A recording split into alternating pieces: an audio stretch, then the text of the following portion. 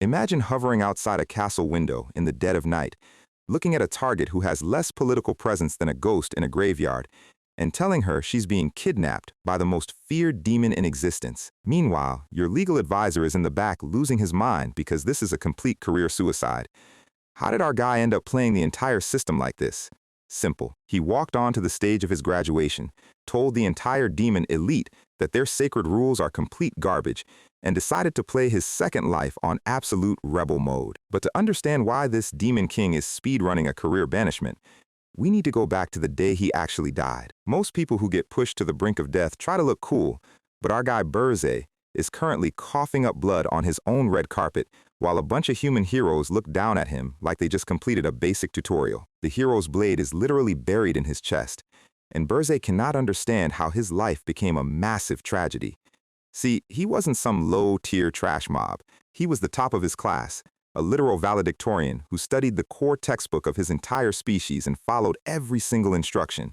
He built the towers, he kidnapped the royal girls, and he treated the human heroes like a fine dining experience, fattening them up with weak challenges just like the manual told him to do. He absorbed their sorrow and rage, growing more powerful than any demon before him. So why is he currently pinned to his own throne looking like a discarded wet paper towel? He glares at the human champion, demanding to know how this is even possible. The hero just smiles with the sheer audacity of a modern gamer who found a game-breaking exploit. He tells Burz that the demons are actually hilarious because they set up their own doom and get shocked by the outcome. Burz is stunned as the hero points out that kidnapping famous princesses is basically just sending humans a signal saying, "Hey, come kill me!" The hero grabs him by the hair laughing and asks if he's stupid. If they just killed the human kings, it would cause a civil war, and the human rage wouldn't be focused on the demons anymore. The Sacred Book of Rules is actually a guide on how to be a perfect target. By sending low-level monsters to the villages, the demons were literally helping the humans train diligently.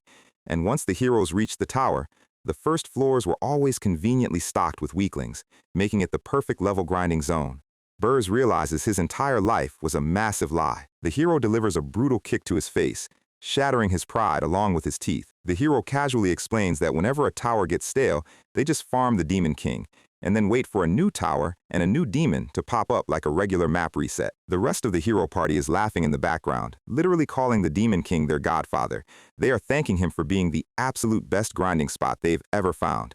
His entire existence, his majestic tower, his dark magic, it was all just a seasonal event for these humans. The hero admits Burze was a decent challenge, but ultimately, his death is just going to make them more famous.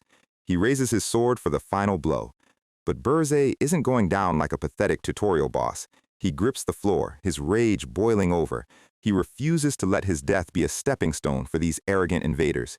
He channels every single ounce of his remaining life force, unloading a massive wave of destructive magical power. The sheer pressure of his dark energy splits the very air, and the smug smiles on the heroes' faces instantly vanish as the room begins to detonate.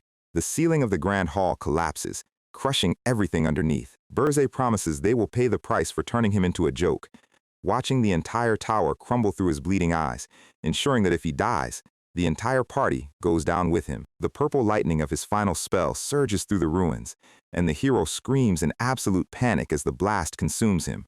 Burz offers his very soul to fuel the explosion, and the hero realizes this isn't a standard boss phase.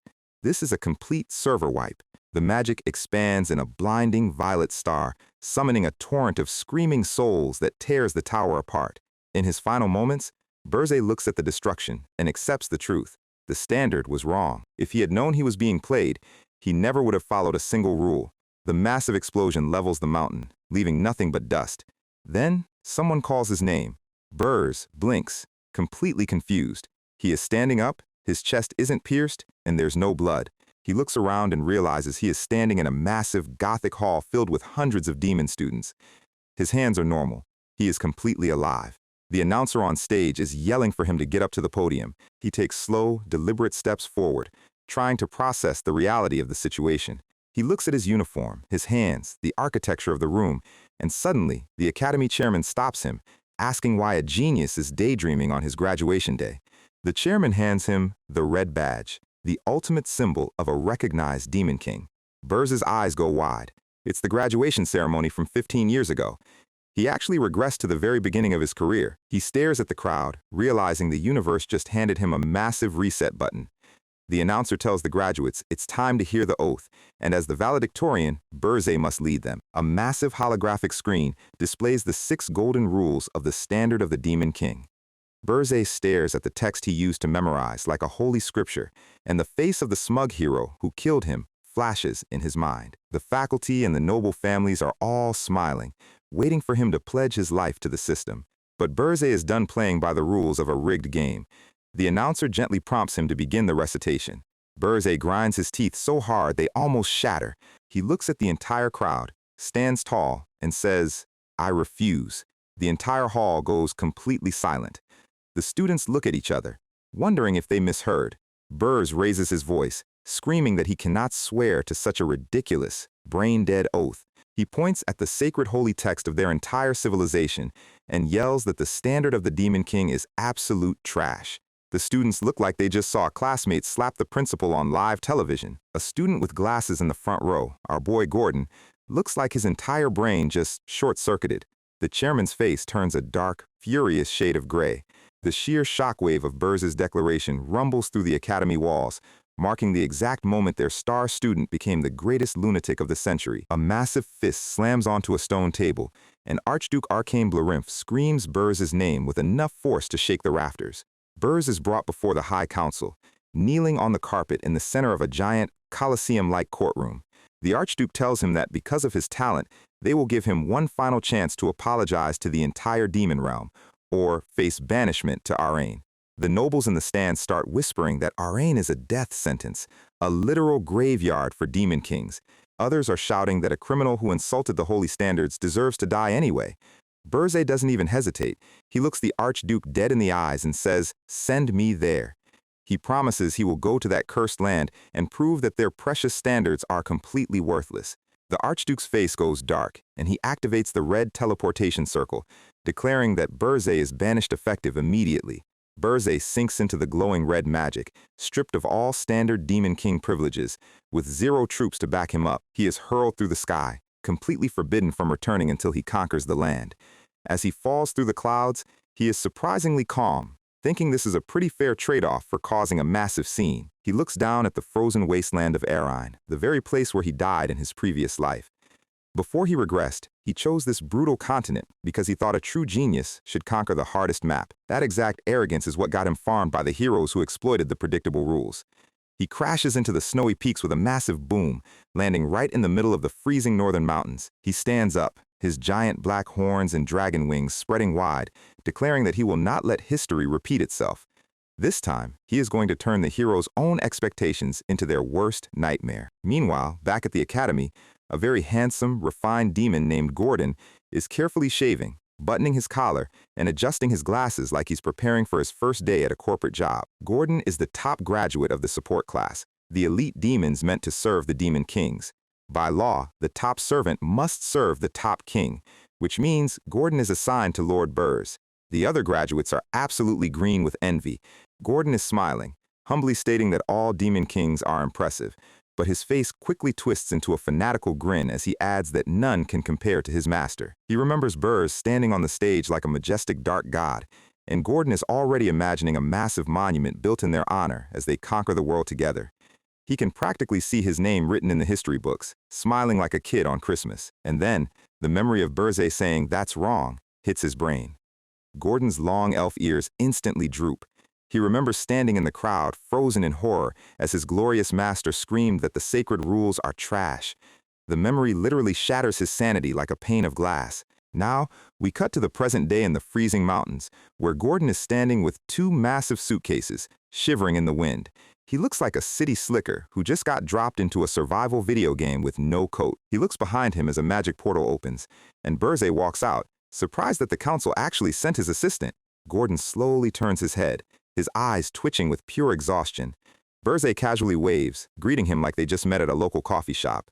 Gordon stands there in the snow and asks, with a voice cracking from panic, why on earth Burzay had to commit career suicide. He grabs his head and starts screaming about the sacred standards, yelling that they are in the most dangerous zone on Earth and they are both going to die. Burz tells him to calm down before he rips his own hair out, but Gordon screams back that his hair is not the priority right now. Burrs looks at him, sweating, wondering if Gordon was always this dramatic. In his past life, Gordon was always so composed and confident. Gordon suddenly snaps back into a proud corporate pose, claiming that actually, a hard environment is the perfect motivator. Burrs decides it's probably best not to mention the whole regression thing, because Gordon would definitely think he's completely lost his mind. Gordon immediately collapses into a coughing fit, completely out of breath from holding 2 heavy bags in a high-altitude blizzard. He bows, apologizing for his shameful display, and promises to do his duty. Rule 1 of the standards states that a demon king must build a tower, but it must be easily visible and accessible to humans. The human heroes need to be able to find it easily so they can come and challenge it. Gordon points out that this mountain is way too dangerous and hidden, making it impossible for humans to reach, so they should pack up and move. Burrs just grins, kneels in the snow, and says, "No, we are building the tower right here." He stabs a red, crystalline straight into the freezing snow. Gordon is practically hyperventilating, pointing out that this is a direct violation of Rule 1 and asking if Burrs has thrown away his pride. Burrs looks at him, understanding his fear.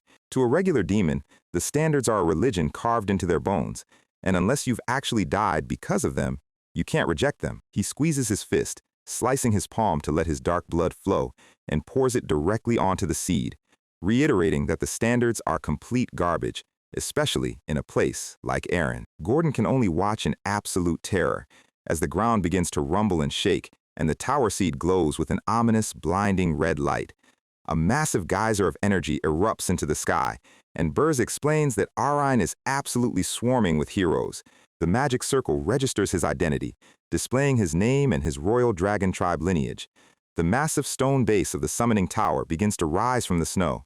Burrs explains that the humans here figured out the tower's predictable mechanisms long ago, using the demon's own rules to farm them like resources. Gordon looks completely lost, asking what he means by the hero's standards. A towering dark stone fortress now stands tall against the freezing blizzard, completely hidden by the jagged peaks. Gordon looks up at the massive structure, utterly speechless. Burrs just shrugs and invites him inside. They walk into floor 1, which is a massive, completely empty hall. Gordon notes that a normal tower should be filled with traps or defensive monsters, but there is absolutely nothing here. This is a bare-bones tower with 0 perks. They reach floor 5, the Demon King's private chamber. The room has a single chandelier, a long red carpet, and a lonely throne at the end, completely empty. Gordon sighs, accepting that the tower is built, but pleads that they must at least follow Rule 2. Rule 2 states that a Demon King must kidnap a high-ranking princess, preferably one close to the throne, because their kingdom's rage and sorrow will generate massive amounts of demonic energy to power the tower. Gordon pulls out a map, suggesting they target the kingdom of Corzin nearby, pointing out their highly ranked princess. Burrs surprisingly agrees, saying they will go ahead with a kidnapping. Gordon looks shocked by the sudden cooperation. Burrs tells him he already has a perfect target in mind, and orders Gordon to stay behind and guard the tower. Gordon looks absolutely thrilled, thinking his master was just stressed from graduation and is finally acting like a proper, evil demon king. He happily asks which glorious, high-ranking princess they are going to capture. Burrs looks back with a smug, knowing grin, and says they are going to the country farthest from the tower, at the southernmost tip of the map, the kingdom of Hildurin. We cut to a peaceful, elegant balcony under the moonlight, as Burrs hovers silently in the air with his massive dragon wings. He looks inside to see the 13th princess of Hildurin, a quiet blonde girl who has absolutely 0 political power or presence in her own family. Burrs lands on the balcony, looks her dead in the eye, and says, "I've come to take you, princess."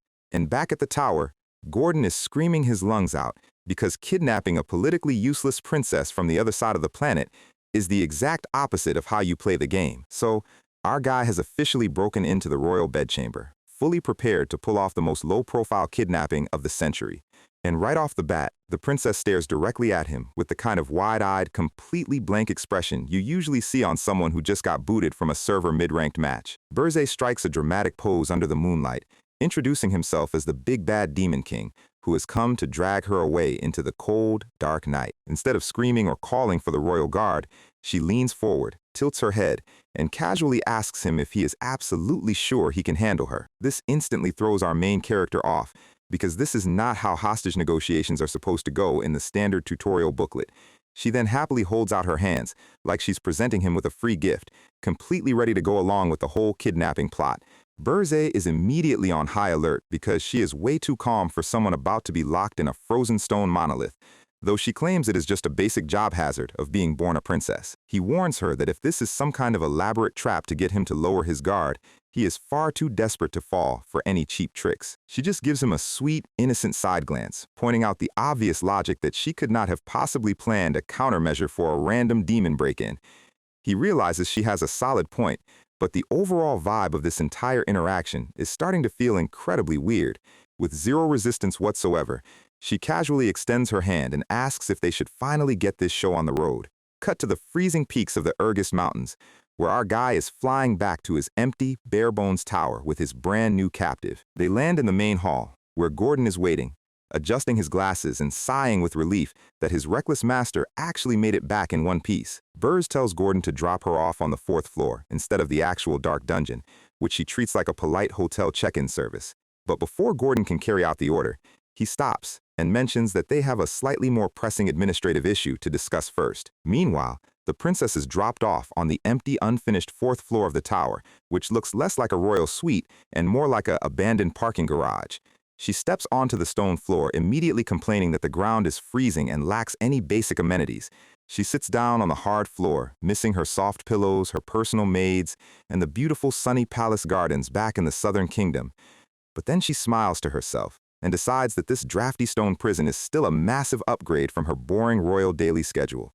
Downstairs, Gordon presents Burrs with a formal invitation to a welcome party hosted by the neighboring Tower of Beasts, which Burrs immediately flags as a classic hazing ritual designed to bully the new guy. Under normal circumstances, demon kings are far too prideful to ever form alliances, but the sheer difficulty of the Aryan dimension has forced them to actually cooperate just to survive. Burrs decides that even though he usually ignores these weak-minded traditionalists, it might be worth his time to go drop in and make a statement. We cut to the Tower of Beasts, which is a massive stone structure completely overgrown with vines and located in the middle of a dense, tropical jungle. Enter Draxen, the demon king of beasts, who is currently tearing into a massive leg of meat while looking like a giant wolf boss fight. He proudly boasts that he has been running this high-difficulty sector for 70 long years, and he is highly unimpressed by the tiny, human-sized newcomer who had the audacity to talk trash about the sacred rules of the academy. Burrs, who has absolutely zero patience for classic villain monologues,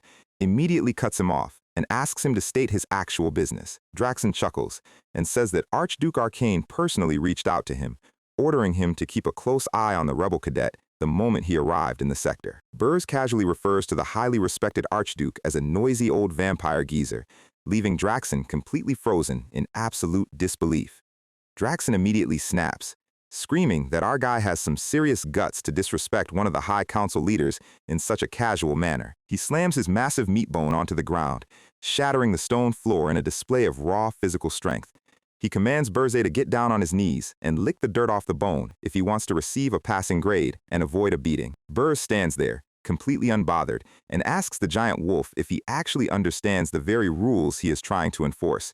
He points out that according to the traditional orthodoxy, demon kings are legally forbidden from murdering each other. But then, Burzay lifts his foot, takes a slow step forward, and completely crushes the meat bone beneath his heel, releasing a sudden, massive shockwave of dark, suffocating energy. He looks up at the giant beast with a cold, terrifying gaze, asking him if he honestly thinks a guy who regressed specifically to break the system cares about a basic code of conduct. Draxen is instantly drenched in cold sweat, his instincts screaming at him that the person standing in front of him is not a standard rookie cadet, but a genuine apex predator. He immediately backs down, nervously explaining that the Archduke only wanted him to verify if the princess was properly kidnapped, warning him that he will lose his official title if he doesn't file a report within a month. Burrs turns his back and starts walking away, casually letting him know that the kidnapping is already fully completed. Draxen can only stare in silent terror as our guy exits the throne room, realizing that the entire power dynamic of this dimension is about to get completely turned upside down. Back at his personal fortress, the winter winds continue to howl around the empty, drafty stone walls. Gordon is absolutely thrilled, praising his master for excellently showing the proper majesty of a high-class ruler during his first diplomatic exchange. Burzay tells him it was nothing special, but orders him to go double-check on their princess hostage to see how they can best utilize her.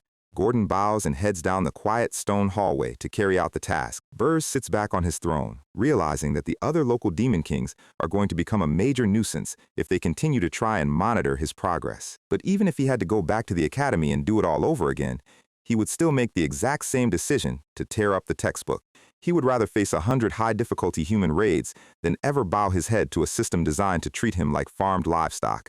He opens his system interface to check his current resource balance, expecting to only see a few hundred basic points since he targeted a low-ranking princess. But when the blue screen pops up, his eyes go wide as he stares at a massive total of 13,000 points.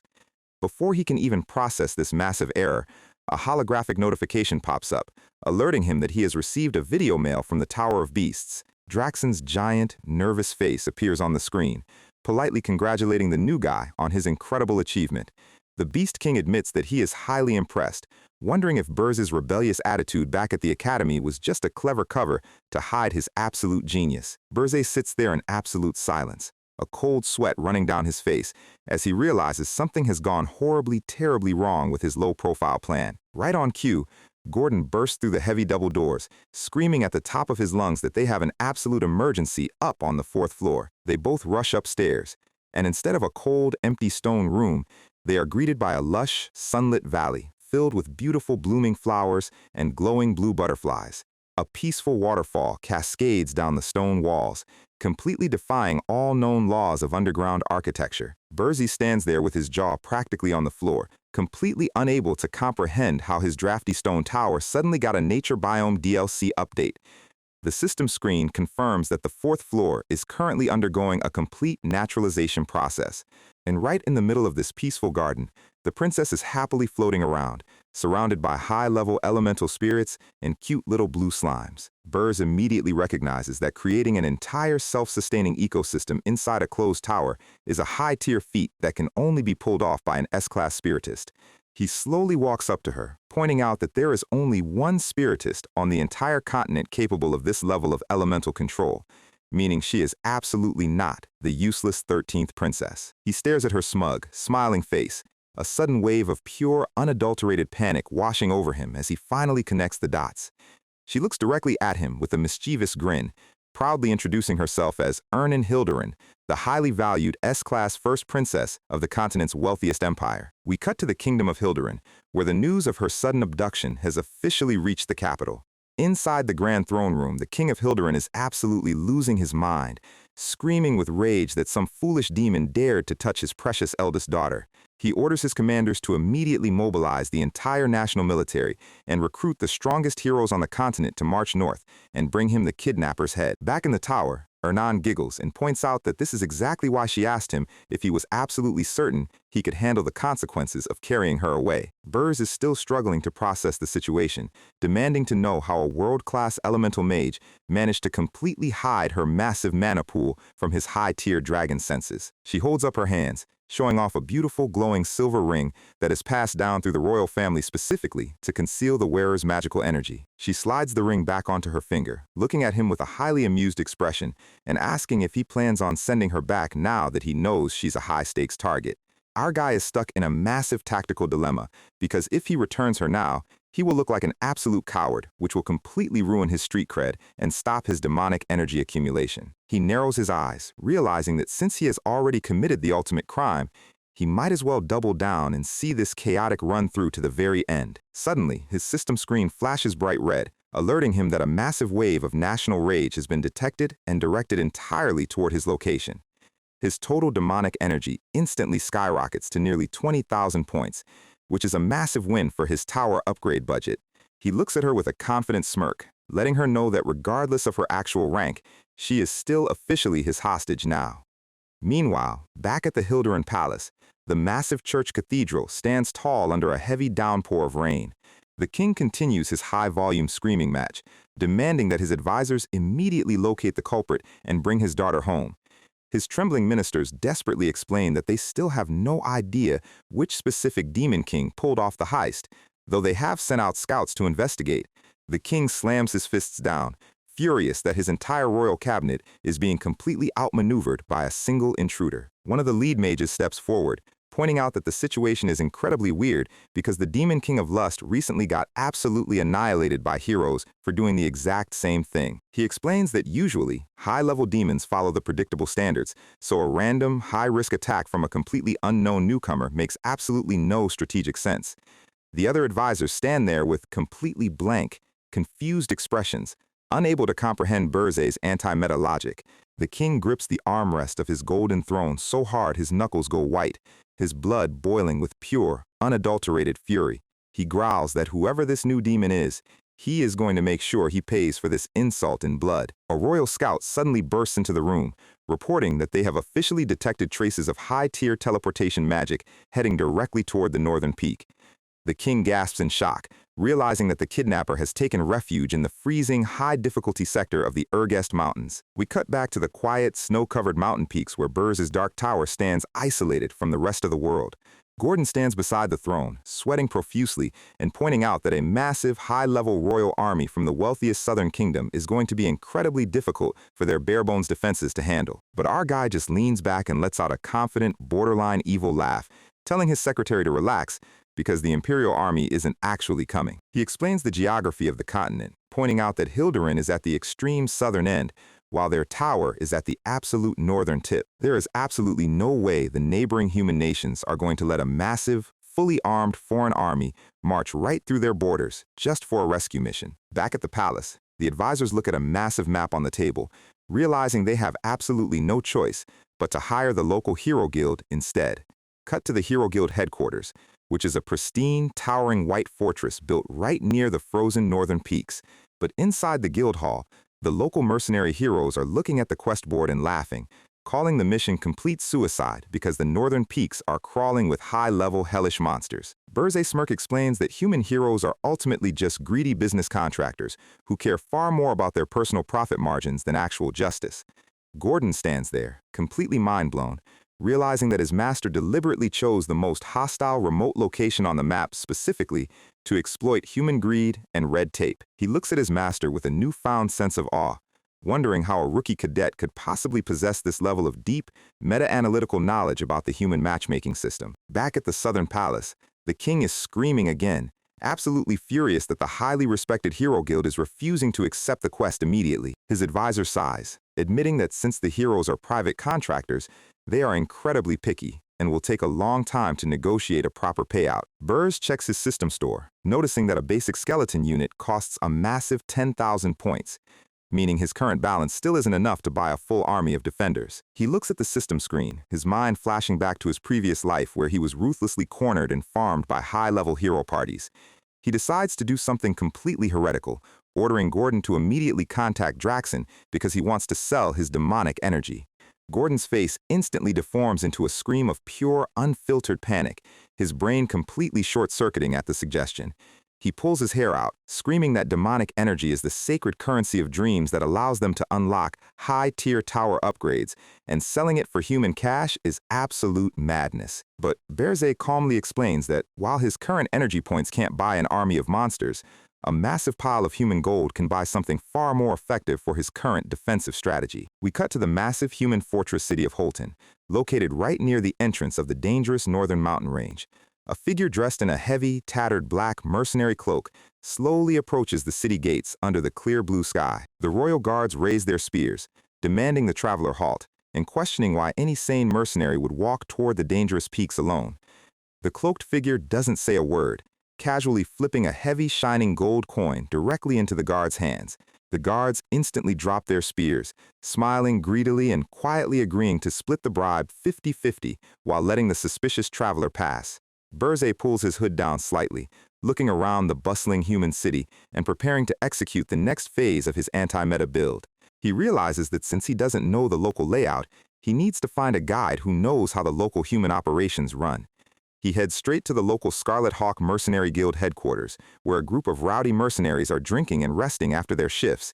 The mercenary captain is lying on a table, laughing and boasting about how nice it is to let the regular army soldiers do all the hard work while they just collect the spoils. One of the younger recruits asks about the rumor of a new demon king setting up a tower nearby, but the captain dismisses it as fake news. He laughs, pointing out that according to the standard rules, no demon would ever be stupid enough to kidnap a princess from the other end of the continent and drag her to a frozen wasteland. Another veteran mercenary mentions that the prestigious Hero Guild actually turned down the rescue mission after hearing about the extreme difficulty of the terrain.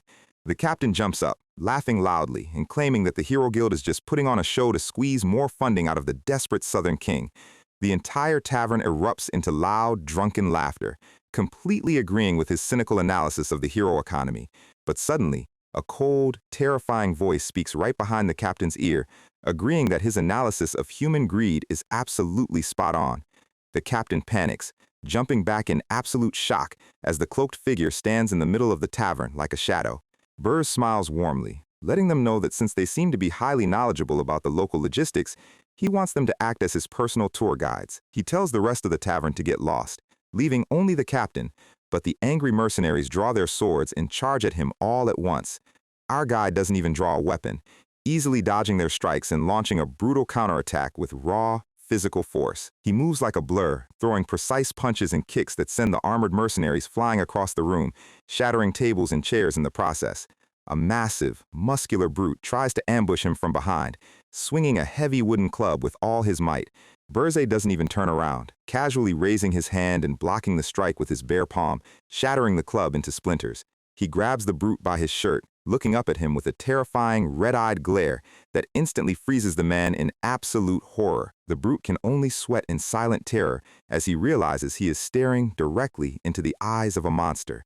A group of mercenary archers on the balcony quickly load their crossbows, aiming down at the intruder. But before they can even pull the triggers, Burrs swings his arm, launching a massive shockwave of air that completely collapses the balcony, sending the archers crashing down into the wreckage. The mercenary captain stands in the corner, his eyes wide with horror as he realizes his entire elite squad was completely decimated in less than 30 seconds.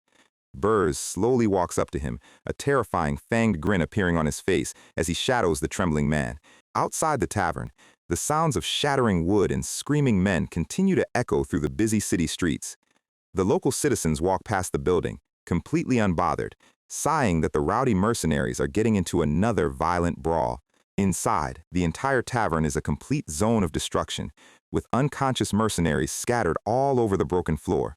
Burrs holds the captain by his hair, letting him know that he will spare his life on one condition, and asks him to point the way to the local slave market. We cut to a massive, luxurious estate hidden behind heavy iron gates, which serves as the local hub for illegal human trade. The trembling captain guides our cloaked main character through the pristine, quiet courtyard of the mansion. The captain nervous explains that they only have standard human labor available today, wondering if the wealthy client is looking for something more exotic. Burrs doesn't answer, casually tossing another massive sack of gold coins directly into the captain's hands. The captain's eyes instantly turn into dollar signs, his fear completely vanishing as his greedy smile returns. Burrs watches him, realizing that when it comes to greed, human desire for gold is absolutely no different from a demon's hunger for energy points. They walk down a dark flight of stone stairs, heading deep into the underground holding cells of the mansion. The captain politely guides him through the dimly lit corridor, eager to show off his most premium, high-value inventory. We flash back to the tower, where Burrs is explaining his plan to a highly confused Gordon, revealing that his goal is to buy captured otherworldly species. Specifically, he wants to buy a captured elf, a species known for their high integrity, magical capability, and deep hatred for human oppressors. His plan is to use the captured elf as a deep-cover double agent, sending them back to infiltrate the human territory and stir up absolute chaos among the local hero factions. Back in the Southern Kingdom, a proud, high-ranking hero named Hillen Cargill kneels before the furious king. He places his hand over his heart, solemnly swearing to the royal court that he will lead the rescue mission himself, promising to traverse the freezing northern peaks and personally deliver the Demon King's head in the name of absolute justice. Our guy is currently standing in a dark, underground dungeon, pitching a high-stakes corporate recruitment offer to a captured elf. The plan is simple. Use this green-haired captive as a deep-cover spy to completely disrupt the human matchmaking queue. But before Burrs can even finish his sentence, the shady slave merchant runs in, asking what kind of merchandise they are looking to buy today. Burrs doesn't even look at him, pointing directly at the elf and telling the merchant that his companion, the greedy mercenary captain, will be footing the bill. Before the captain can protest, Burzy demands that both of them immediately leave the room so he can conduct a private job interview. The captain is visibly displeased about being treated like an automated ATM, but one look at our guy's glowing red eyes makes him shut his mouth.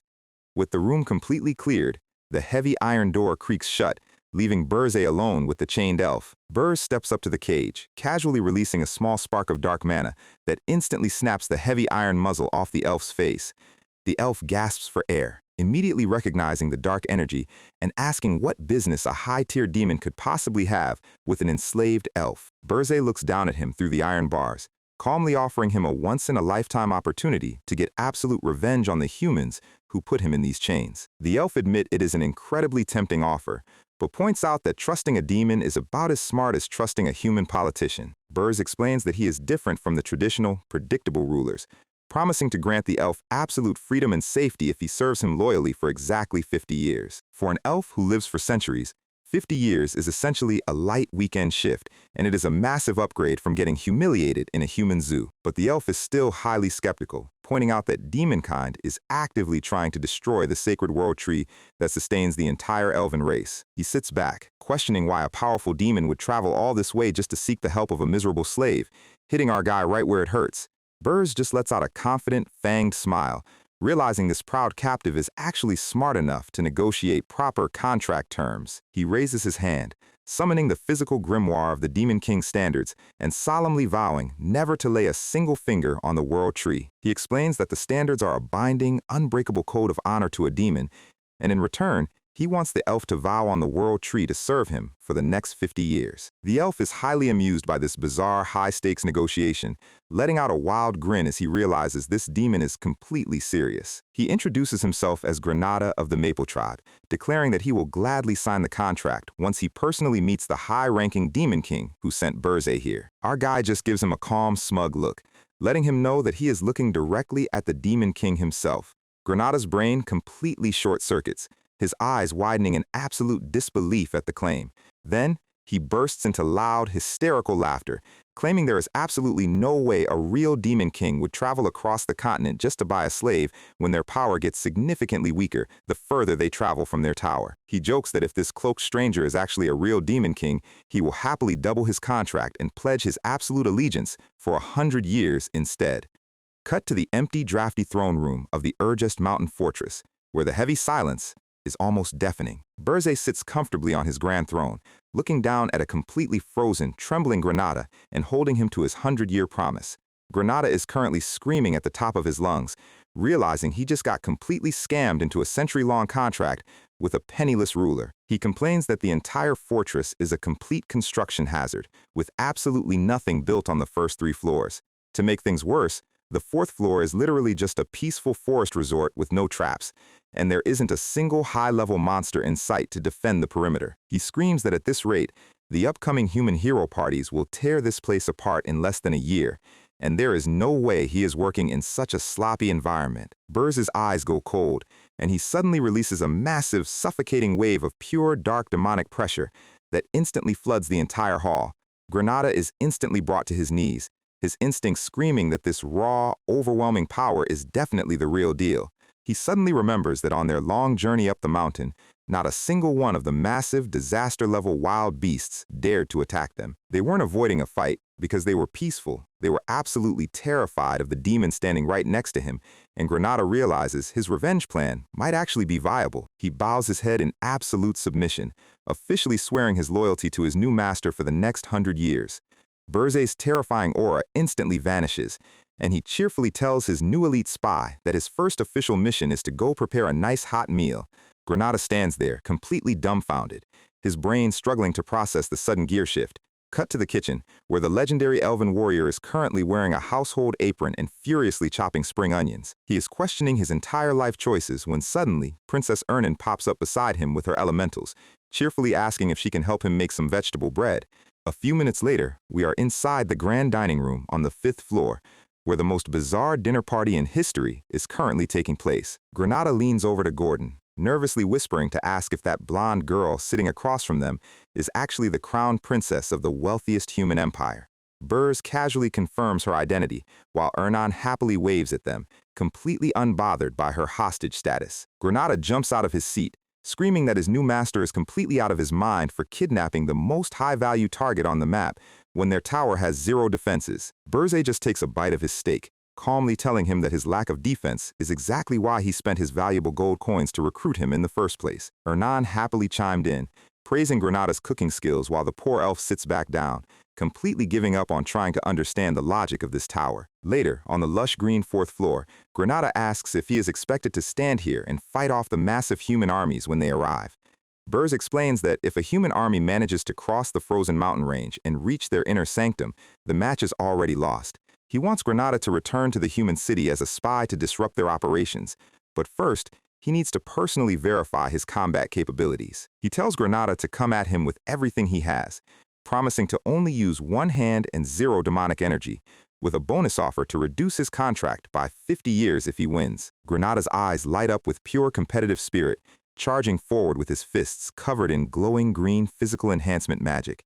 He launches himself across the grassy field, moving at absolute top speed. He throws a powerful punch, but Burzay easily blocks the strike with his single free hand, his expression completely relaxed.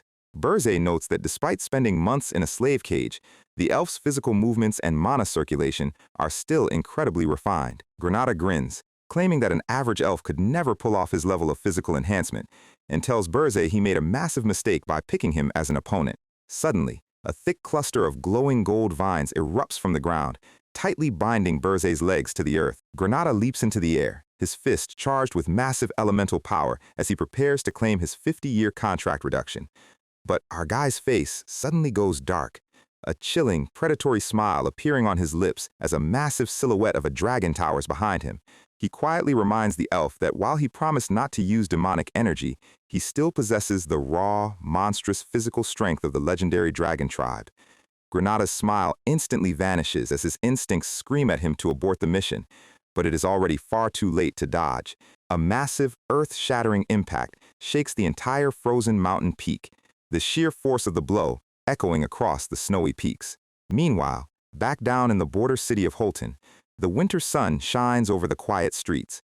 Inside the mercenary headquarters, the greedy captain welcomes the cloaked Burzay back with a highly energetic, gold-fueled salute. Burzay tells him he wants to hire the entire squad for a full year, while the other mercenaries mumble in the background about how embarrassing it is to watch their boss suck up to the guy who beat them up. But their complaints are instantly silenced when Burz drops a massive, overflowing sack of heavy gold coins onto the table.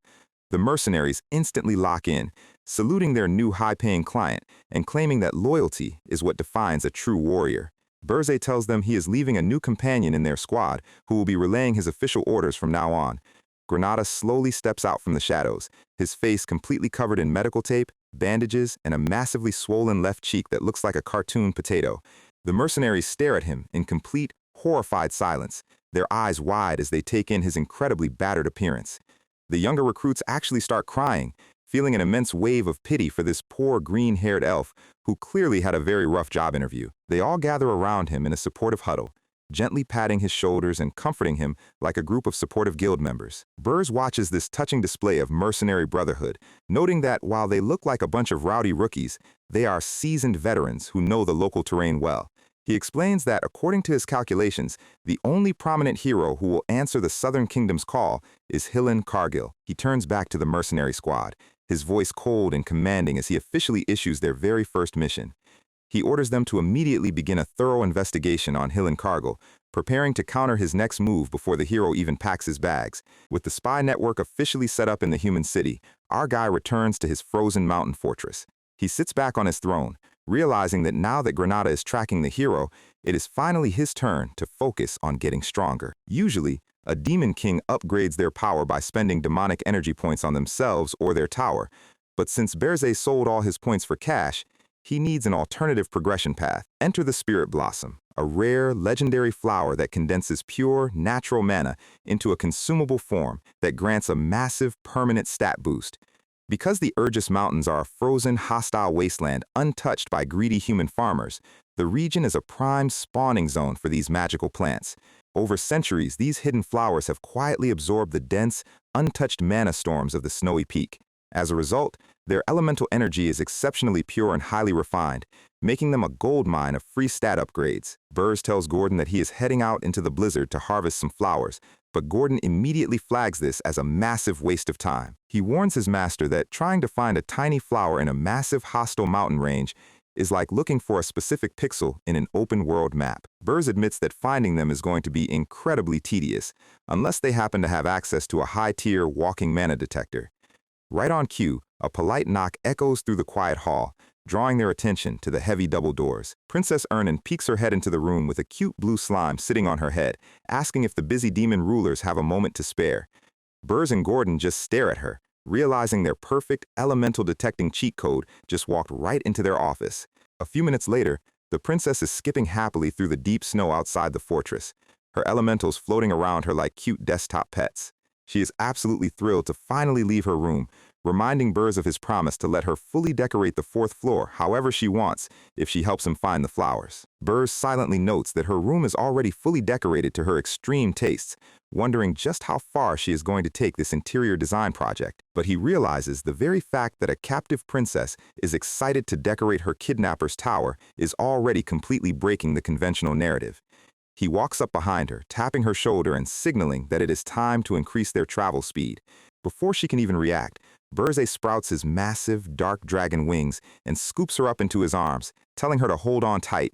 He launches himself into the sky with a massive burst of wind, soaring high above the snowy mountain range. Ernan tightly closes her eyes, her long golden hair whipping around her face as they blast through the cold winter air. She slowly opens one eye, looking down at the frozen landscape stretching out beneath them. Her eyes go wide with pure, childlike wonder as she takes in the spectacular panoramic view of the vast mountain range.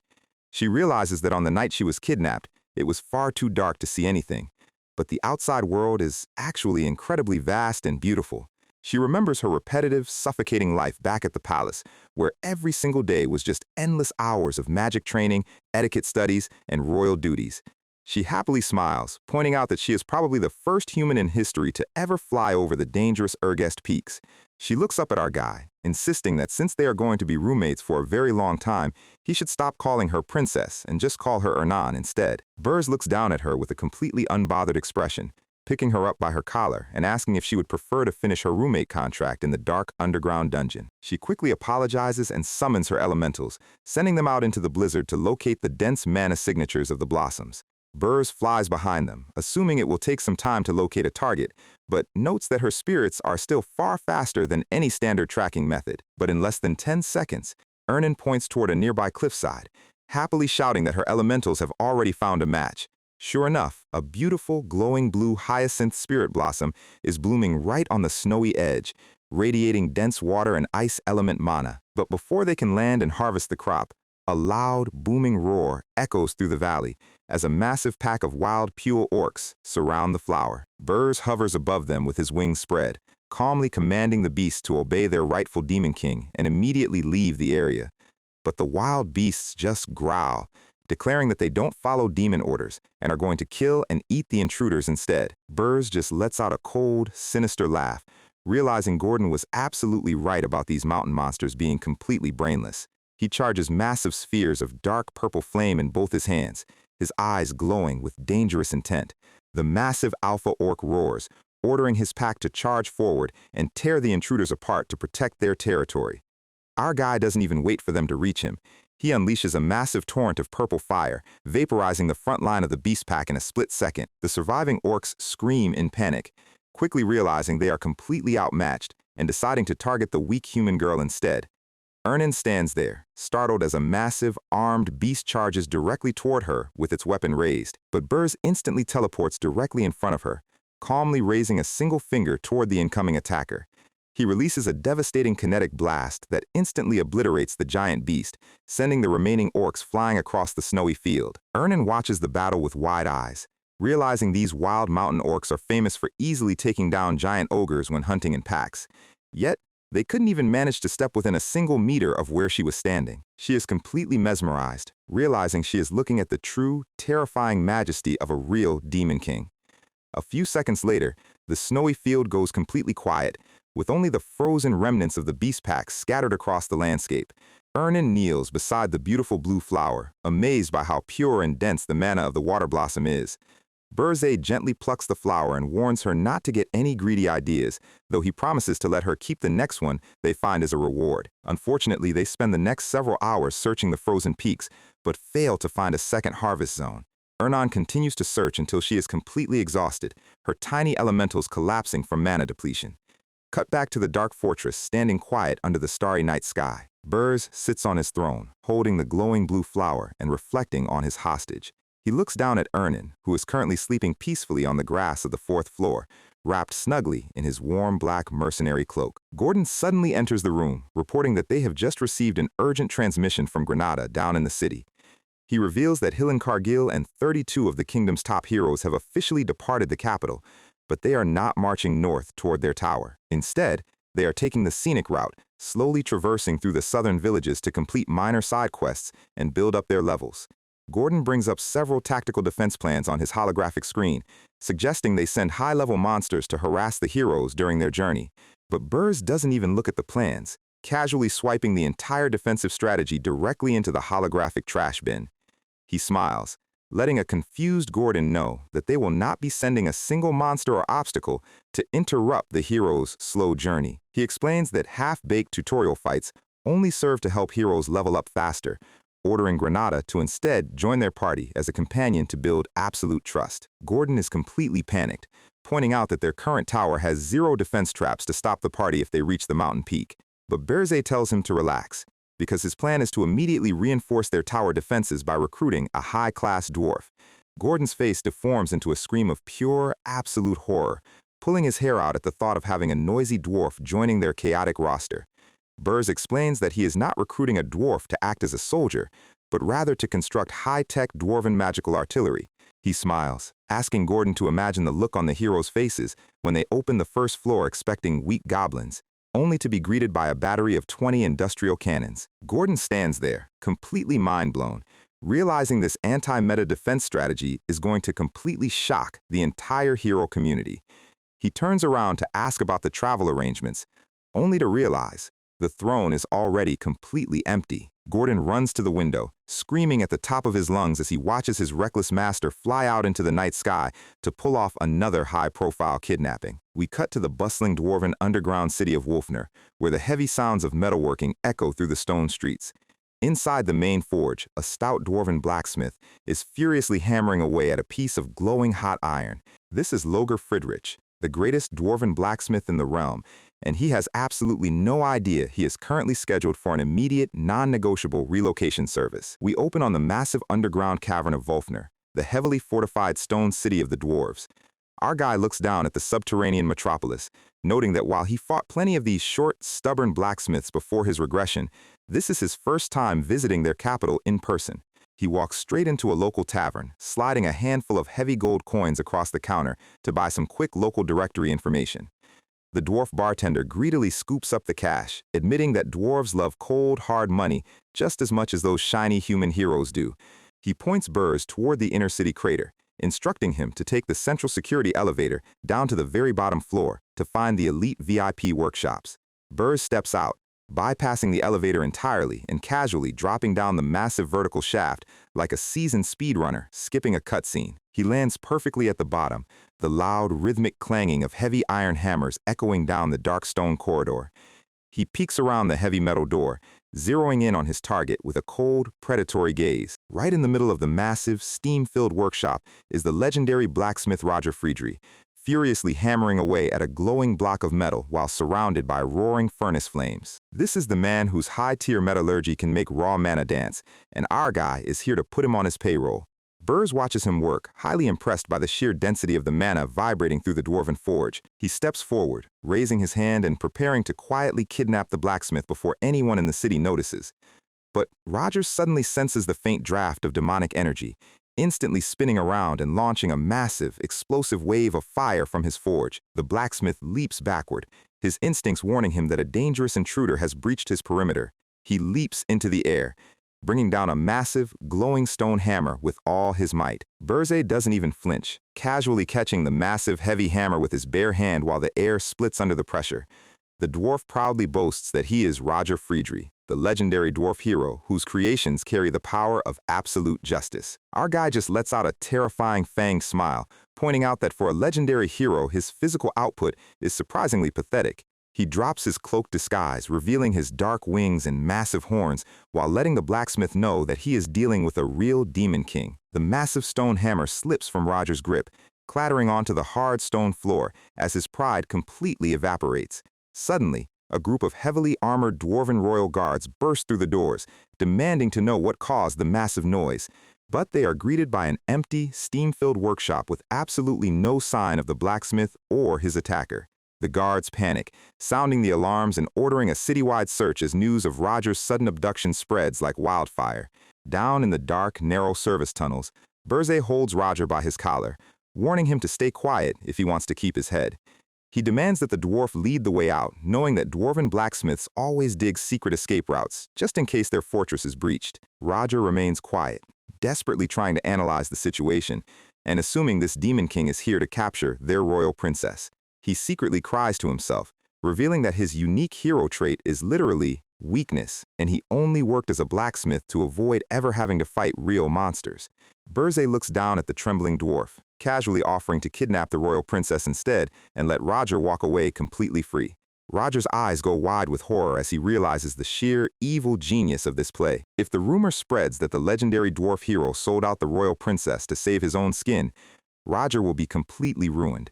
His reputation will be utterly destroyed, and he will face a lifetime of public humiliation and brutal royal torture. Berze grins, telling him to choose his own fate, act as a traitor who sold his country's princess, or willingly follow him to the tower where his safety is guaranteed by a demon king's standard. Roger realizes that to a demon, a vow made on the standards is like a sacred religion that can never be broken. He tightly shuts his eyes, realizing he has been backed into the ultimate tactical corner. He instantly flips his attitude, looking up at Berze with a creepy, sparkling smile and happily begging to head straight to the exit tunnel. Back in the empty, steam-filled workshop, the elite royal guards continue their frantic search. Suddenly, a pink-haired dwarf stands in the doorway, her eyes burning with pure, unadulterated fury. This is Louise Verft, the second princess of the Dwarven Kingdom, who looks like she skipped the tutorial and put every single stat point into raw physical strength. She screams at the guards, furious that her personal blacksmith got abducted right in the middle of forging her custom greatsword. The guard captain nervously explains that Roger's combat power is low, but the princess slams her fist, ordering them to immediately find the kidnapper. She looks directly at them with a terrifying, psychopathic grin, promising to rip their heads off if they don't bring her blacksmith back within 2 weeks. Meanwhile, down in the dark, cramped escape tunnel, Roger is slowly guiding our main character toward the surface. Berze is walking behind him, his expression growing increasingly irritated as he is forced to stare directly at the dwarf's thick, waddling rear end. He summons a spark of purple flame, threatening to cremate him if he doesn't speed up his walking pace. They finally exit the narrow shaft, Roger collapsing onto the cold stone floor in complete exhaustion as they look back at the distant subterranean city. The dwarf happily claims that his contract is officially completed and prepares to run back to safety. But Berze's eyes go dark, his wings spreading wide as he asks him what kind of absolute nonsense he is babbling. He laughs, letting the terrified dwarf know that he doesn't care about the standards, leaving Roger completely speechless at this heretical behavior. He reaches out his clawed hand, asking what he should do with this useless, cowardly dwarf now that they are out of the city. Roger immediately throws himself onto the dirt, begging for his life and promising to use his world-class blacksmithing skills to serve him forever. Berze watches him grovel, realizing a cowardly genius who is terrified of pain is far easier to manage than a proud warrior. Roger continues to ramble, promising to build the most advanced, destructive magical weapons the demon realm has ever seen. But secretly, the dwarf is planning to organize a massive royal pursuit squad the second he manages to escape this madman's grasp. He lets out a silent, evil chuckle, telling the Demon King to enjoy his cheap victory while it lasts. Our guy just gives him a blank, pitying stare, completely aware of what the dwarf is plotting.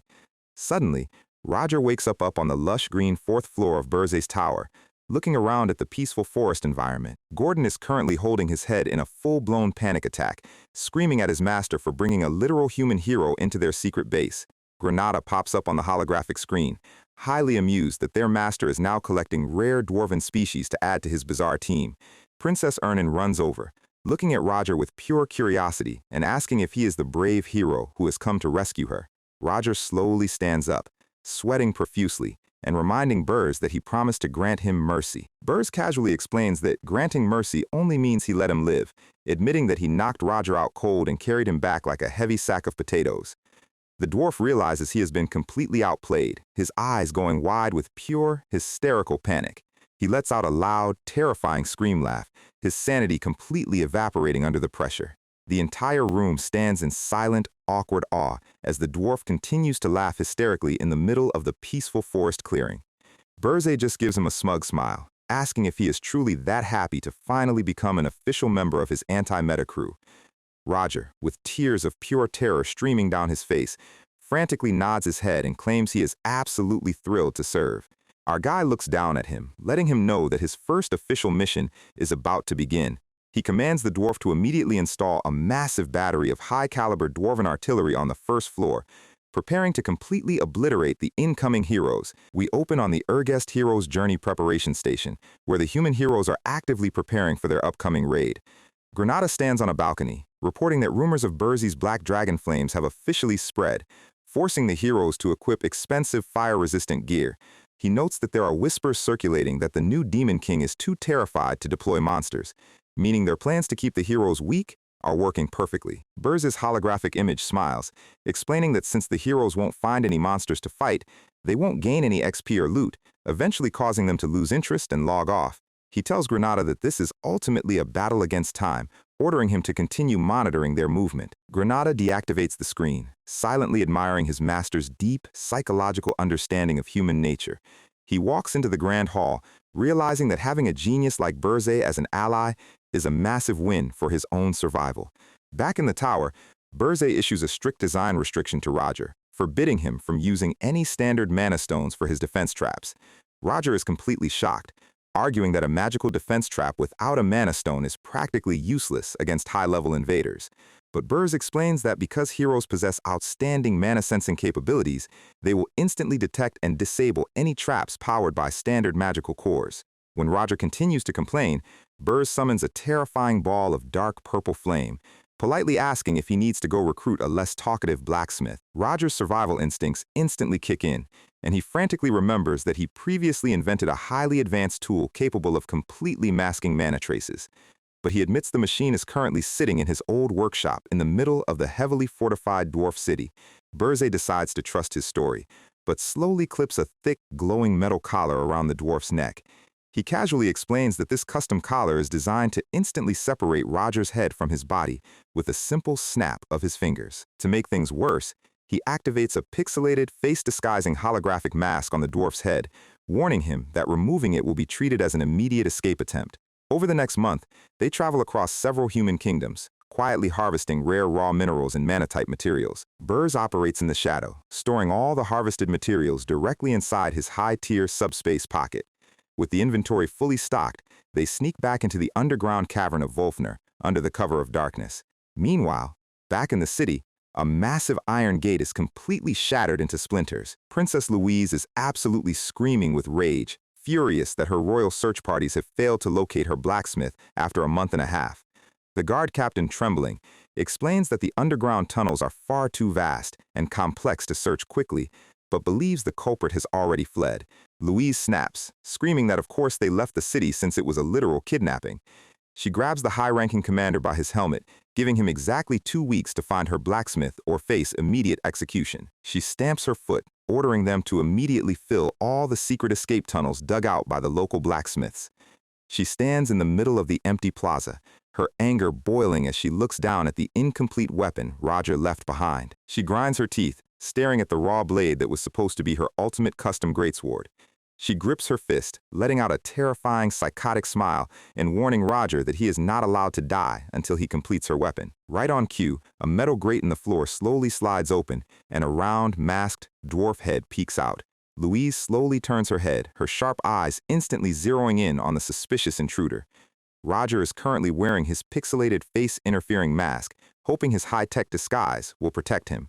But the princess immediately recognizes the secret exit tunnel, realizing only one specific dwarf could possibly know this route. She steps forward, asking if the cloaked intruder is actually Roger Friedrich. The dwarf completely panics, his face mask glitching wildly as his sweat practically shorts out the holographic system. Louise cracks her muscular knuckles, letting out a massive, terrifying burst of lightning element physical energy. She laughs hysterically, assuming the cowardly blacksmith went into hiding simply because he didn't want to work on her sword.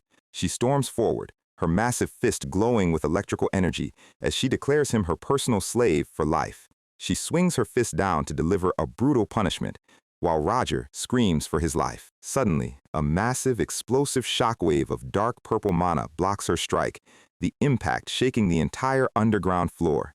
The princess is pushed back, sliding across the stone tiles as she demands to know who dared to block her path. Burrs drops down from the ceiling, landing gracefully between the princess and the trembling blacksmith. He ignores her entirely, calmly commanding Roger to immediately head into the workshop and retrieve the mana-masking machine. Louise Worf's face deforms with pure rage, demanding to know why a random human mercenary is protecting her personal slave. Burrs casually notes that he is actually the new boss of the pitiful blacksmith she was currently extorting. Furious, the muscle princess launches herself forward, unleashing a rapid-fire barrage of heavy, lightning-infused punches that rip through the air. Burrs' eyes narrow as he dodges the incoming strikes, analyzing her aggressive attack patterns. He launches a fast, heavy counterkick directly toward her ribs, but the princess easily catches his leg, her physical strength far exceeding that of a standard human warrior. She lets out a proud laugh, preparing to crush his leg, but Burrs uses his other foot to launch a powerful escape kick. He flips through the air, landing a heavy kick directly onto her head, forcing her to release her grip. The impact sends her crashing through several heavy stone pillars, creating a massive cloud of dust. Burrs stands back, analyzing Louise Worf, the second princess of the Dwarven Kingdom, who possesses monstrous physical output despite not being a hero. He remembers her from his previous life, where she was widely feared as one of the most destructive physical tanks on the continent. He realizes that while he could easily kill her now, before she grows to her full potential, doing so would require him to expend all his demonic reserves.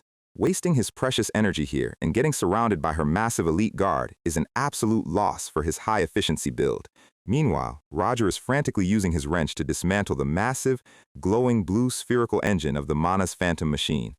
Burrs dashes back, breathing heavily and demanding to know if the dwarf has successfully secured the package. The massive machine looms behind them, its glowing core radiating dense, hidden mana currents. When Roger complains that the bolts are too tight, Burrs looks at him with a terrifying glare, giving him exactly 60 seconds to finish the job. Suddenly, Louise charges out of the rubble, her body covered in massive electrical currents as she prepares to crush them both.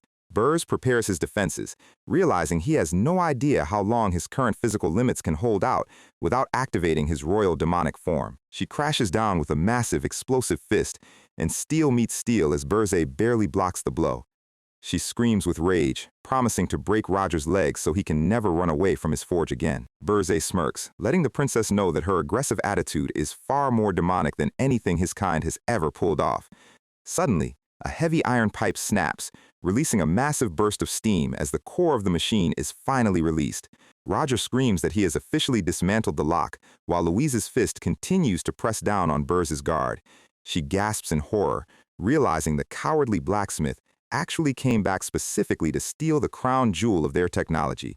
Burrs spots a tiny opening in her stance, his eyes glowing as he prepares his counterattack. He launches a powerful, direct kick straight into her stomach, sending her flying back into the stone wall. The impact shatters the solid stone pillars, burying her under tons of heavy rubble. Our guy instantly opens his subspace pocket, ordering the terrified Roger to quickly get out of the way. Louise charges out of the dust, screaming that their attacks are useless against her heavy steel plate armor. But she lands in an empty crater, the massive, multi-ton machine completely vanished into thin air.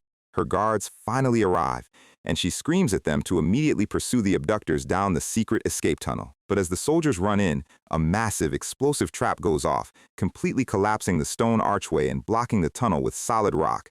Louise Worf stands in front of the collapsed exit, realizing Roger actually blocked his own secret tunnel just to get away from her. Instead of screaming, she slowly lets out a chilling, highly intrigued smile that is completely psychopathic. She bursts into a loud, hysterical laugh, promising to scour the entire continent and make Roger deeply regret the day he ran away. She stares at the rubble with wide, bloodshot eyes, her obsession with her missing blacksmith reaching an absolute terrifying peak. Chains clank and scrape against the cold stone floor as Logger drags his absolute masterpiece into the very center of the first floor. Gordon is standing there in his cleaning apron looking completely stressed out, while Ernan is staring at this massive blue metal sphere like she just found a shiny new toy. Logger wipes his brow, proudly letting our guy know that the physical installation of the Mana's Phantom engine is officially completed. Burrs towers over him with a dark, threatening aura, making it very clear that after all the insane dwarf security they had to bypass to steal this sphere, it better perform exactly as advertised. The dwarf frantically nods, turning the heavy metal valves and starting up the internal gears. A blinding, sapphire blue light floods the entire room, forcing everyone to shield their eyes as the massive machine begins its boot-up sequence. Suddenly, a blue holographic notification pops up in front of Burze, revealing that the tower has detected the dwarven engine and is offering to perform a complete system synchronization for 10,000 points. Our guy is highly intrigued by this hidden feature, clicking yes without a second thought and watching his hard-earned demonic energy balance drop all the way down to 1,000 points. A massive wave of dark purple lightning crackles around the metal sphere, and the system confirms that the machine has officially recognized Burrs as its master, converting its power core entirely from mana to demonic energy. Logger is practically foaming at the mouth with scientific excitement, screaming that merging a dwarven engine directly with a dark tower is a historic breakthrough, while Burrs is just standing there thinking it is highly concerning that the actual creator had absolutely no idea this was possible. To test out the new dampening features, Burrs turns to Ernan and tells her to cast her most flashy, high-tier spell right now. She happily complies, summoning a massive elemental cyclone of fire, water, and earth, while Gordon lets out a tragic scream because he literally just finished mopping the floors. Normally, letting a high-level spiritist cast a spell of that caliber inside a low-level fortress would leak massive traces of mana to every sensor on the continent, but our guy casually walks out of the heavy front doors, stepping onto the quiet, snow-covered mountain path. He stands before the massive fortress gates and closes his eyes, realizing he cannot detect a single trace of magical output or presence coming from the inside. He crouches down, pressing his gloved hand directly against the freezing snow to test out the advanced structural manipulation features of the synchronized engine. With a sudden crackle of dark purple energy, the massive, towering stone fortress completely vanishes from the landscape. This is absolute, toxic, Q-evading behavior. He lifts his hand, and the dark stone monolith flashes back into reality with a heavy thud. It is the ultimate cloaking device, but the system warning alerts him that his energy balance has been completely drained down to just 137 points. It is far too expensive to keep active 24/7 right now, but having a pocket cloaking shield is going to be incredibly useful going forward. Logger runs out of the gates, panting heavily with his eyes sparkling behind his goggles. He frantically begs to tear the machine apart to study this historic conversion, looking so unhinged that Burze literally compares his expression to a bloodthirsty demon itching for a brawl. Burze tells him that if his custom defensive traps manage to completely wipe out the incoming heroes on the first floor, he will let him do whatever he wants with the engine. While the dwarf celebrates in the background, Burze approaches Ernan to pitch her a brand new corporate proposal. She is completely startled, pointing out that she is a royal princess, but Burze reminds her that she is also an S-Class elemental mage who has absolutely no desire to return to her boring palace prison. He internally pauses, wondering if it is a bit unreasonable to ask an innocent royal girl to actively betray her own kingdom's rescue squad. But Ernan is already holding out her hand, seriously debating whether she should blast them with fire, water, or just drop a massive rock on their heads, causing our guy to instantly throw his worries in the trash. He tells her she doesn't even need to kill them, just completely fluster and demoralize the party by revealing she is actively working for the enemy, promising to grant her another custom reward if she succeeds. She agrees to the terms but raises her finger to state her one non-negotiable condition. She demands that when the heroes arrive, they must introduce her as the Demon King's elite subordinate, rather than a pathetic captive hostage. She happily strikes a highly dramatic pose, asking if she should use her beautiful looks to seduce and distract them, but Burze just deadpans and tells her to stick to the actual script. Later, our guy sits comfortably back on his throne, with Gordon standing loyally by his side.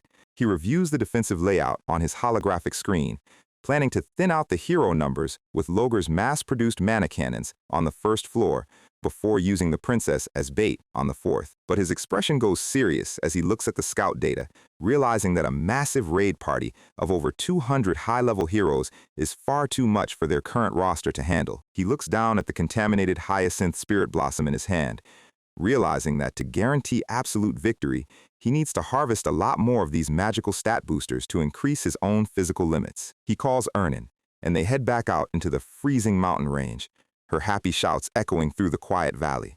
They spend hours trekking through the deep snow, but her elemental spirits continue to float around with completely blank, confused expressions.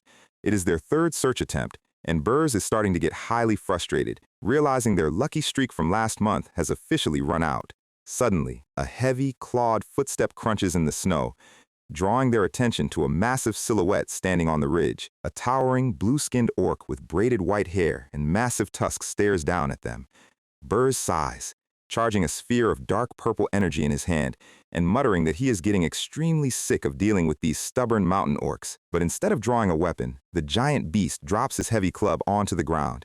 He drops to one knee, bowing his head and introducing himself as Krutu, chieftain of the Blue Frostpule Orc tribe, begging the Demon King to accept his people as his loyal kin. Dozens of massive frost orcs emerge from the snowy trees, all dropping to their knees in absolute submission. Our guy is completely caught off guard, asking why a wild, independent mountain tribe is suddenly seeking a demonic contract. Krutu explains that their ancestors were ancient demons who betrayed the realm, and to survive the brutal northern blizzards, their tribe had to value wisdom and strategy over raw physical strength. Burrs tells him to save the sweet talk, pointing out that they only came here because they want to receive a demonic bloodline upgrade to make themselves stronger. The chieftain bows, highly impressed that the Demon King immediately saw through his strategic negotiation. He signals his subordinate, who steps forward and opens a heavy metal chest containing 3 highly potent, glowing spirit blossoms. Burrs is completely stunned, realizing this is exactly why his elementals couldn't locate any flowers in the valley. Krutu explains that they harvested every single flower in the region specifically to use as a high-value bargaining chip for this contract meeting. Burrs hands the chest to a highly excited Ernan, asking the chieftain if his tribe is truly that desperate for raw strength. Krutu nods his head in silent agreement. A wide, fanged grin spreads across Burrs' face, highly admiring their calculated, high IQ approach to survival. He activates a massive red magical circle on the ground, channeling his dark draconic energy directly into the chieftain's chest. He commands Krutu to roam the freezing snowfields and expand his tribe for his sake, promising to reward them with power that far exceeds raw physical strength. The pure dragon blood completely deforms the chieftain's body, transforming him into a colossal, horn-sprouted demon orc carrying the glowing red crest of the dragon tribe. Krutu stands up, looking down at his massive, dark-furred hands in absolute awe. The entire Frost tribe lets out a deafening roar, solemnly swearing their eternal loyalty to their new dark ruler. With the preparations fully completed, the Dark Tower stands tall against the howling blizzard. Outside the gates, a massive, fully armed legion of demonized frost orcs patrols the perimeter. On the first floor, Logger stands confidently in front of a terrifying battery of 60 high-caliber dwarven mana cannons. Up on the 4th floor, Ernan strikes a dramatic, villainous pose, her elemental spirits roaring with power. Burrs sits comfortably back on his throne, swiping through his live security feeds with a satisfied expression. His eyes glow with dangerous intent, ready to show the incoming human hero party the absolute worst matchmaking experience of their lives. Meanwhile, down on the snowy mountain trail, Hillen Cargill leads the march with a bright, confident smile on his face. The massive frozen peaks of the Urgest mountain range finally loom in the distance, and behind them, a massive army of over 200 fully armored heroes and mercenaries slowly marches into the trap. We cut to the massive, highly fortified human border city of Horton Walk, standing quiet under the night sky. Inside the Grand Palace banquet hall, the wealthy local nobles and elite mercenary captains are throwing a massive celebration feast. The elderly Castellan raises his glass, warmly thanking Hillen Cargill for answering their call and leading this glorious expedition. Hillen acts like the perfect, humble shonen protagonist, but the Castellan insists that he stand up and deliver a speech to boost the morale of the nervous troops.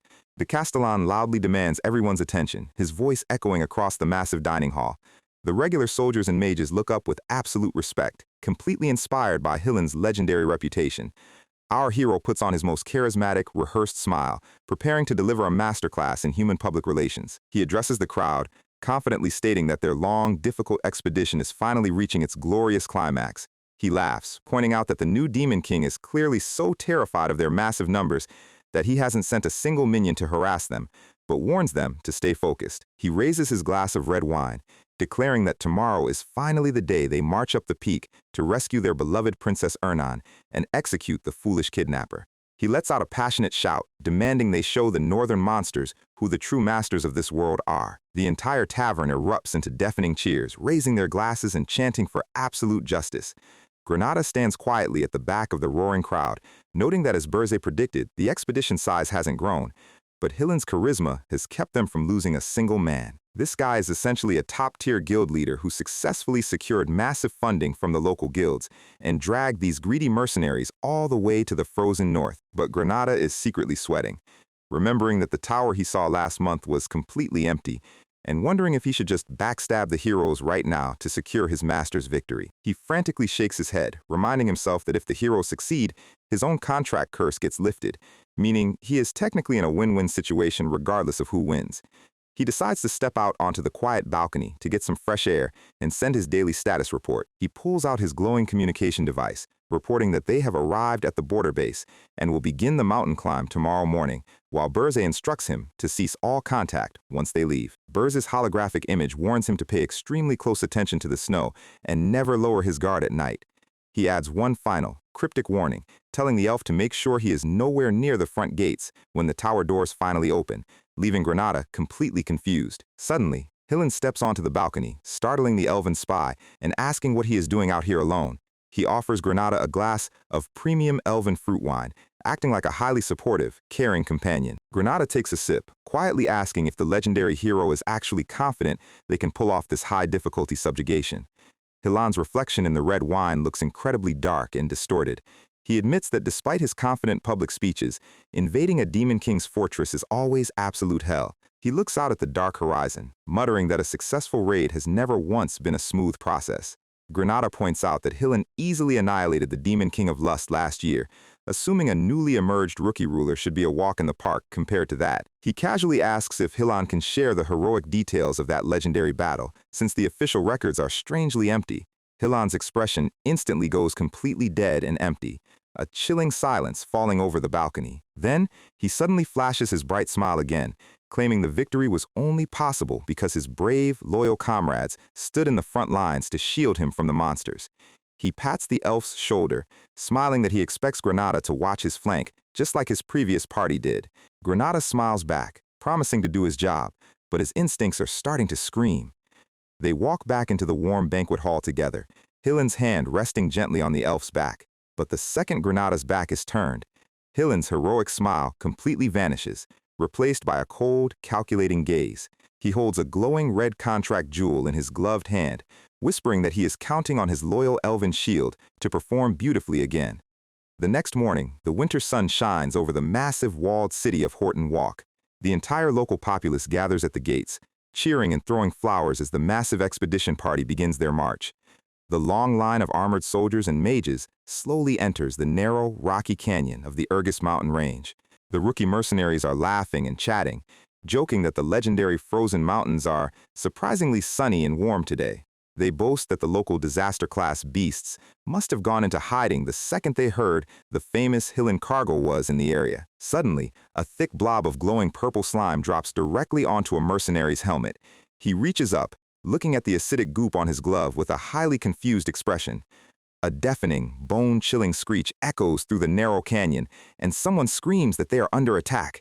Dozens of massive, mutated ghouls with glowing red eyes begin crawling down the vertical stone cliffs like giant skeletal spiders. Hillen instantly draws his glowing blue sword, commanding all forces to lock in and prepare for immediate combat. The ghouls rain down from above, and the knights quickly form a defensive perimeter to shield the mages as they try to break through the narrow gorge. Suddenly, a massive, towering shadow blocks the path ahead, and a scout screams in panic that a colossal monster has emerged. A massive skeletal frost giant armed with giant ice horns stands in the middle of the canyon, completely sealing their escape route. Hillen orders the commander to lead the main army out of the gorge while he handles the giant completely solo. Before anyone can protest, our hero leaps into the air, launching himself forward with a massive burst of blue electrical energy. He flies directly toward the giant skull of the beast. The frost giant lets out a massive roar, its red eyes locking on to the incoming human. Hillen lets out a confident, arrogant laugh, thinking to himself that a wild mountain giant is absolutely nothing compared to a high-tier demon king. the giant swings its massive, skeletal arm to swat him out of the sky. Hillen easily dodges the slow strike, landing gracefully on the giant's arm and running up his limb like a runway. The massive beast smashes his other hand into the cliffside, shattering the rock and sending a shower of heavy boulders raining down. Hillen leaps off the shattering arm, spinning through the air as his sword charges with massive blue lightning currents. He lines up his shot, his eyes narrowing as he locks onto the core of the giant's skull. He releases the strike, his blade slicing through the solid bone skull with a brilliant, explosive flash of lightning energy. He screams at his troops to immediately run through the opening, while the giant's colossal, lifeless body crashes down, completely collapsing the stone archway and sealing the rest of the ghouls behind a massive wall of solid rock. The giant's head dissolves in a blast of bright magical energy, and the massive explosion completely closes off the narrow gorge. The mercenaries collapse onto the snow, panting heavily and trying to catch their breath after the intense ambush. They look back at the rubble, completely mind-blown that they managed to bypass a massive ghoul swarm and a colossal frost giant with almost zero casualties. They cheer, praising Hillen Cargill and muttering that a hero who absorbed a demon king's power is practically a god on the battlefield. Granada stands in the background, sweating profusely as he watches the cheering troops and realizes Hillen's flashy combat performance is the real deal. Hillen stands proudly in the center, enjoying the absolute worship of his followers with a smug, satisfying smile. Suddenly, a loud, deep horn echoes from the top of the snowy ridge, instantly silencing the celebration. Hillen looks up, spotting a massive squad of demonized orcs standing on the cliffside, realizing they are dealing with the Demon King's actual minions. Krutu steps to the edge, his massive horns and dark armor radiating dense, terrifying demonic pressure as he welcomes the foolish heroes to their graveyard. Hillen sneers, preparing to charge up the slope to execute the beast, but Granada suddenly stops him, his ears picking up a deep, low-frequency vibration. The elf's face instantly goes completely pale as he remembers Burzé's cryptic warning on the communicator. He trembles in absolute horror, finally realizing exactly what his master meant when he told him to beware of the snow. Krutu glares down at the massive army, letting them know with a cold, fanged smile that not a single one of them is ever going to reach the gates of their tower. The entire mountain peak begins to shake violently, and a deafening, thunderous rumble echoes through the valley. Granada is internally screaming at the top of his lungs, completely unable to comprehend how they are supposed to dodge a literal natural disaster. He curses his unhinged master's absolute lack of honor as a massive, towering wall of millions of tons of snow begins rushing down the slope. He screams at the top of his lungs for everyone to run, but there is absolutely nowhere to hide in the open valley. Back inside the quiet, luxurious throne room, Burzé sits comfortably with his legs crossed, listening to the high-volume screams of dying and panicking heroes echoing through his speakers. He swisps his holographic screens away, letting out a highly satisfied, downright villainous laugh. His eyes glow with pure draconic fury, ready to personally hunt down every single survivor who managed to crawl out from under the snow. Our guy is sitting on his throne, looking like an absolute boss, who has already won the game before his opponents even loaded into the server. Before he sent his double agent back to the human base, he gave him 3 very specific warnings. The first warning was simple: beware of the snow. And look at that. We cut to the mountains where the hero army is currently getting absolutely wrecked by millions of tons of falling ice. The Frost Orcs avalanche worked perfectly, scattering the troops across the freezing mountain slopes like cheap plastic toys. Hillen Cargill is screaming at his surviving men to set up camp and search for the missing units, while Granada just stands in the background trying to look like he has absolutely nothing to do with this complete disaster. The second warning was even more important. Do not let your guard down at night, because right when the exhausted human soldiers think they can finally sit down and catch their breath, a massive, horned skeletal frost giant and a horde of mutated ghouls crash the camp to make sure nobody gets any sleep. Granada is doing some top-tier acting in the middle of the chaos, throwing green elven magic around and screaming curses at the Demon King like he is auditioning for a lead role in a high-budget fantasy drama. Meanwhile, back in the comfort of his warm throne room, our guy is enjoying the live feed of the slaughter.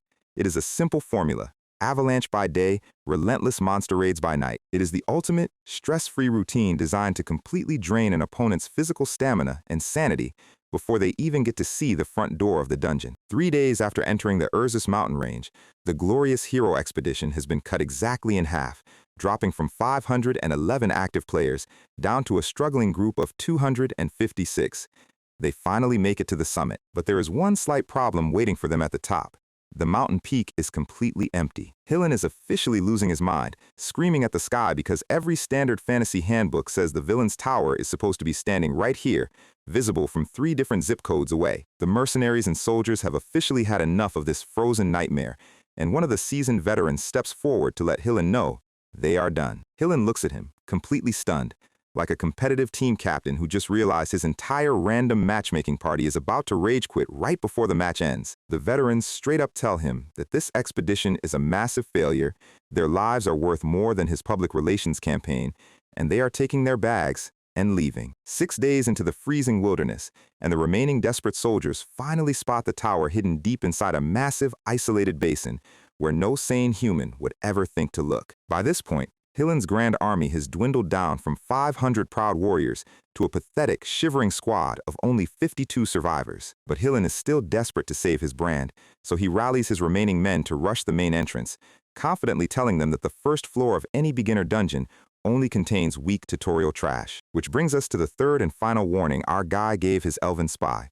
When the front door of the tower finally opens, make sure you are not standing anywhere near it, because instead of finding a couple of low-level green goblins waiting to be farmed for starter experience points, Hillen and his squad are greeted by a wall of glowing blue light. It is the legendary dwarven mana cannons that Loger spent all that time calibrating, unleashing a massive, continuous laser beam that tears through the snowy air and vaporizes everything in its path. The dust clears, and our guy casually checks his system screen. The player count has dropped from 52 down to exactly 1. He smiles, noting that Hillen is still alive. Hillan is left kneeling on the scorched stone floor of the entrance hall, surrounded by smoking pieces of broken armor and the ruined chassis of dwarven artillery, completely traumatized by the sheer scale of the damage. He is screaming at the empty ceiling, demanding to know what kind of freak of nature this new demon king is, because absolutely nothing is going according to the sacred handbook. Granada slowly limps into the room, covered in soot and pretending he barely survived the massive laser blast by some miracle of elven reaction speed. Hillan looks at his only remaining party member and decides they are still going to clear the dungeon. Just the 2 of them. He starts coping out loud, reminding Granada that he is the legendary hero who defeated the previous Demon King of Lust and absorbed his powers, so a rookie boss should be a walk in the park. He tells Granada that as long as they stick together, they have more than enough elemental power to finish the job and save the day. They climb up the heavy stone stairs to the 2nd floor and find absolutely nothing. Just quiet, empty floor tiles stretching into the darkness. They push forward to the 3rd floor, and once again it is completely empty. Not a single minion is waiting to ambush them. Hillen's paranoia is reaching a fever pitch, and he is convinced that the boss must be preparing some incredibly complex trap on the next level. Then they open the doors to the 4th floor and find themselves standing in a beautiful, sunny forest filled with blooming flowers and flying butterflies. Hillen is standing there with a blank expression, completely unable to process why there is a tropical holiday resort built inside a dark stone fortress in the middle of a blizzard. He is genuinely questioning if they took a wrong turn and accidentally walked out of the building through some weird side door. Suddenly, a high-heeled black boot steps onto a rock, accompanied by a very loud, dramatic, and incredibly rehearsed villain laugh. It is Princess Ernan, wearing a tiny black domino mask and a matching witch hat, proudly declaring herself to be one of the legendary 4 heavenly kings of the demon realm. She strikes a classic anime villain pose, introducing herself as the supreme dark elementalist who has been tasked with ending their pathetic journey right here. Granada is standing in the back, silently wishing the floor would collapse under him so he wouldn't have to watch this live-action school play performance. Hillen stares at her, completely flabbergasted, and immediately recognizes her as the first princess of Hildurin, whom he was sent to rescue from captivity. Ernan immediately breaks character, sweating profusely as she tries to convince him that she is absolutely not a princess and is definitely a real, evil dark mage. To prove her point, she raises her arms and summons a massive swirling sphere of condensed fire, water, wind, and earth spirits that lights up the entire forest floor. Hillen is stunned, realizing that this level of advanced elemental control is completely impossible to cast if she was actually being mind-controlled or drugged by her captor. And then, his traumatized brain finally starts putting all the ridiculous pieces of this entire expedition together. The perfectly calculated avalanches, the sleepless night raids, the hidden basin, the massive artillery strike at the front door, the empty tutorial floors, and now, a kidnapped hostage princess who is actively trying to murder her rescue party while wearing a budget superhero mask. The complete lack of logic is too much for his mind to handle, and his sanity officially leaves the building as he draws his sword and decides to destroy everything in sight. But before he can even take a single step forward, a massive fist coated in dense purple demonic energy descends from the sky like a falling meteor. The impact splits the artificial forest floor, sending dirt, flowers, and rock flying in every direction as a shockwave travels through the basin. Our guy steps out of the rising dust cloud, his dark wings flared and horns glowing with dark mana, calling Hillen Cargill by his full name. Hillen braces himself, cursing the Demon King for cowardice, and realizes his current mana pool is not going to be enough to survive this fight. He slowly turns his head toward Granada, a dark, desperate grin spreading across his face as he makes a decision. Our guy walks forward with calm, measured steps, watching the human hero reach for a glowing red stone on his finger. Hillen grabs Granada by the shoulder, screaming a classic line about combining their strength to defeat the evil demon of the mountain. But Granada's eyes go wide with horror as he feels his entire elven life force and magical energy being violently extracted from his body. Hillen drops the dry, withered body of the elf onto the grass, his own physical form overflowing with a massive, raging aura of stolen green mana. Our guy stops walking, his expression turning cold and unimpressed as he looks at the artifact Hillen is wearing. He immediately recognizes the forbidden ring called the Elf Eater, which functions by converting an elf's lifespan directly into raw magical power. Hillen steps on Granada's head, laughing about how a true hero must be prepared to make sacrifices for the greater good of the world. Granada lies face down in the dirt, whispering curses at the absolute hypocrite who was supposed to be his savior. Our guy actually starts smirking, genuinely amused by how cartoonishly evil and pathetic this supposed hero of justice is in private. He casually points out that if he just takes off that ring, all that stolen power instantly disappears, leaving him weak again. Hillen laughs maniacally, bragging that even the previous Demon King of Lust was unable to touch him while he had his defense active. Our guy doesn't even blink. He just raises his hand and calls out for Gordon, and Hillen's laughter is instantly cut short as his brain registers a sudden lack of weight.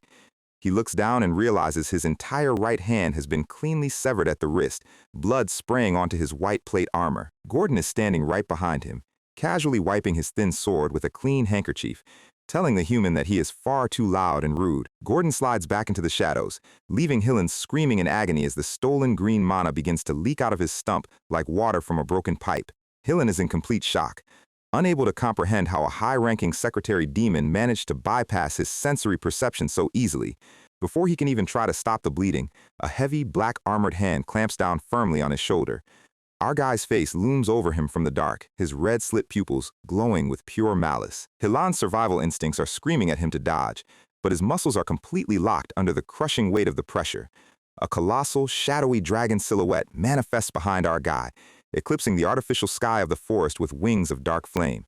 Hillen looks up at the towering beast, realizing with absolute certainty that there is no escape left for him. Our guy smiles, his fist charging with a highly concentrated sphere of dark energy that crackles with electricity. He tells Hillen to stop moving and just take a single hit first to see how it feels, and the entire fourth floor of the tower is consumed by a blinding flash of dark purple light. The smoke slowly clears, and Hillen Cargill is lying face down on the scorched earth, looking like a burnt piece of toast after a terrible kitchen fire. Our guy stands over the fallen hero, letting out a quiet sigh as his demonic dragon wings slowly dissolve into thin air. He admits that it is actually pretty impressive that Hillen is still breathing after taking a direct hit from a royal dragon's breath blast. He orders Gordon and Ernan to bind his hands with heavy mana-sealing chains, throw him in the deepest cell, and lock up any survivors outside. Meanwhile, Granada is lying nearby on the grass, looking like a completely dried-up mummy, convinced that he is about to cross the final border. Our guy walks over to him, tells him he did a good job as a spy, and pulls out a glowing, crystal-like spirit blossom from his inventory pocket. Granada stares at the priceless, glowing mana flower, unable to believe that his boss is actually holding it out to him. The second our guy crushes the flower and lets the pure mana enter his mouth, his withered skin instantly plumps back up, fully restoring him. He sits up in absolute disbelief, wondering why a ruthless demon king would waste such a rare treasure on a simple mercenary subordinate. Suddenly, Logger's face pops up on a system screen, screaming in absolute joy because our guy granted him permission to dismantle the human weapons. Our guy ignores the screaming dwarf, telling everyone to clean up their respective floors and maintain their defense structures. Ernan and Granada watch him walk back toward the elevator, whispering to each other about how cool and completely fine their leader looks. But Ernan tilts her head, squinting as she notices something slightly unnatural about his majestic, steady stride. And her intuition is absolutely correct. The very second the elevator doors close and our guy enters his private quarters, his knees completely buckle. He collapses onto the red carpet, panting and sweating like he just ran a full marathon in heavy armor. He admits that he had to put on a massive show because a Demon King can never afford to reveal a single second of physical weakness to his subordinates. He thinks about the 10 stars, the absolute strongest heroes on the continent, and notes that Hillen Cargill was merely the weakest of the 10. He knows that if Hillen had been in perfect physical condition, his current low-level stats would have resulted in a quick defeat. The only reason his plan worked is because he used every trick in the book to exhaust Hillen's physical stamina first, trigger his massive, fragile ego to make him make emotional mistakes, throw his entire command structure into absolute panic with the cannons, narrow his field of vision until he couldn't see the traps, and then hit him with everything he had the moment his guard dropped. He smiles, realizing that he has successfully achieved a perfect, absolute victory without following a single rule from the traditional standards.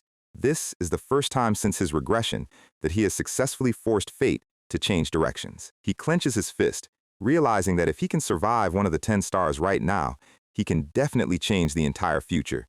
And more importantly, he can get sweet, satisfying revenge on every single hero who farmed him in his previous life. He smirks, his eyes dark with anticipation, as he plans his next moves against the human kingdoms. Meanwhile, back at the border fortress of Holton Walk, a massive, angry mob is currently shouting at the local press conference hall. The investors and merchant guilds are absolutely furious, demanding to know how an entire elite expedition force simply vanished. Wharton is sweating buckets behind the podium, trying to reassure the crowd that Hillen Cargill hasn't given up and is still searching. But the news of the mysterious, overpowered new Demon King spreads like wildfire across every single province on the continent.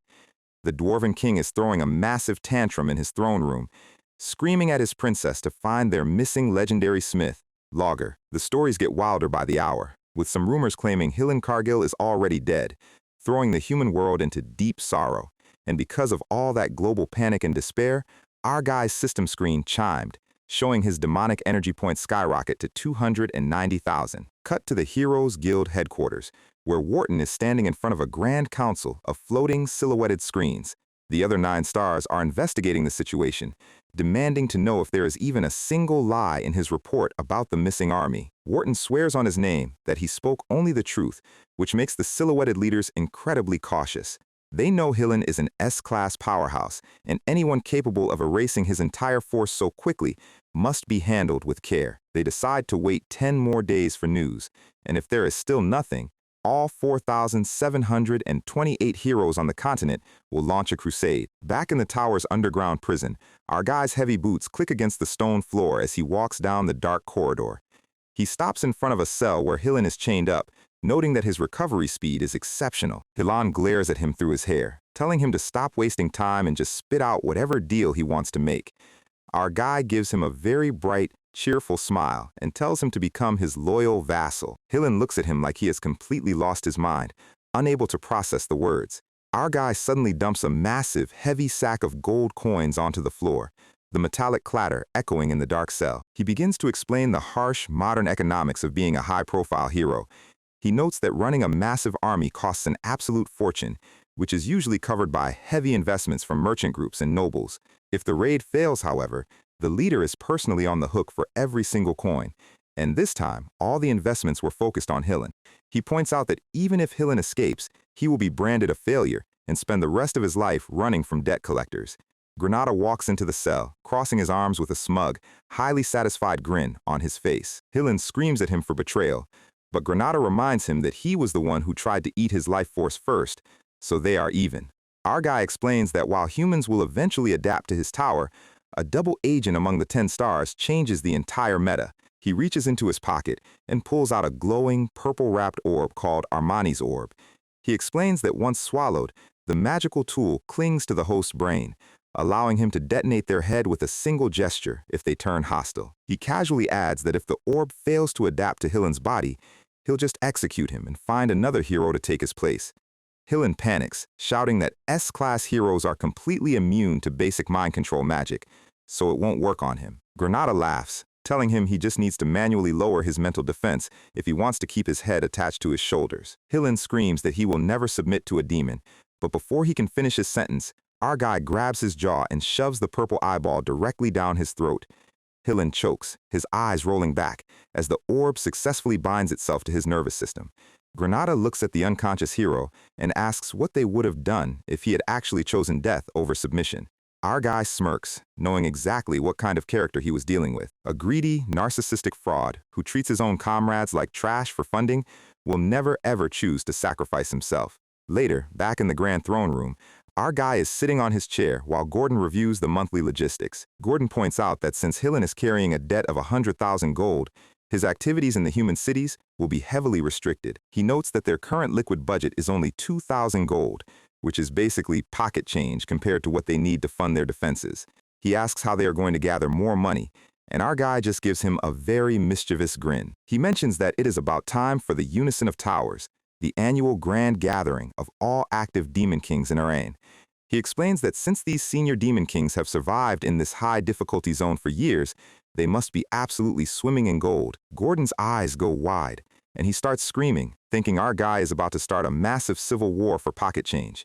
But then a bright blue holographic invitation to the Unison of Towers pops up right in front of his face. Our guy stands up, tells Gordon to pack his bags, and happily announces they are going to swindle the senior demon kings. We start off at the Tower of Lies, a massive, sleek black structure floating right in the middle of a peaceful lake. Inside the 13th floor chamber, the veteran demon kings of Erin are already seated around a massive golden table. Our guy Burze walks into the room, looking like he owns the place, casually mocking them for starting the party early without him.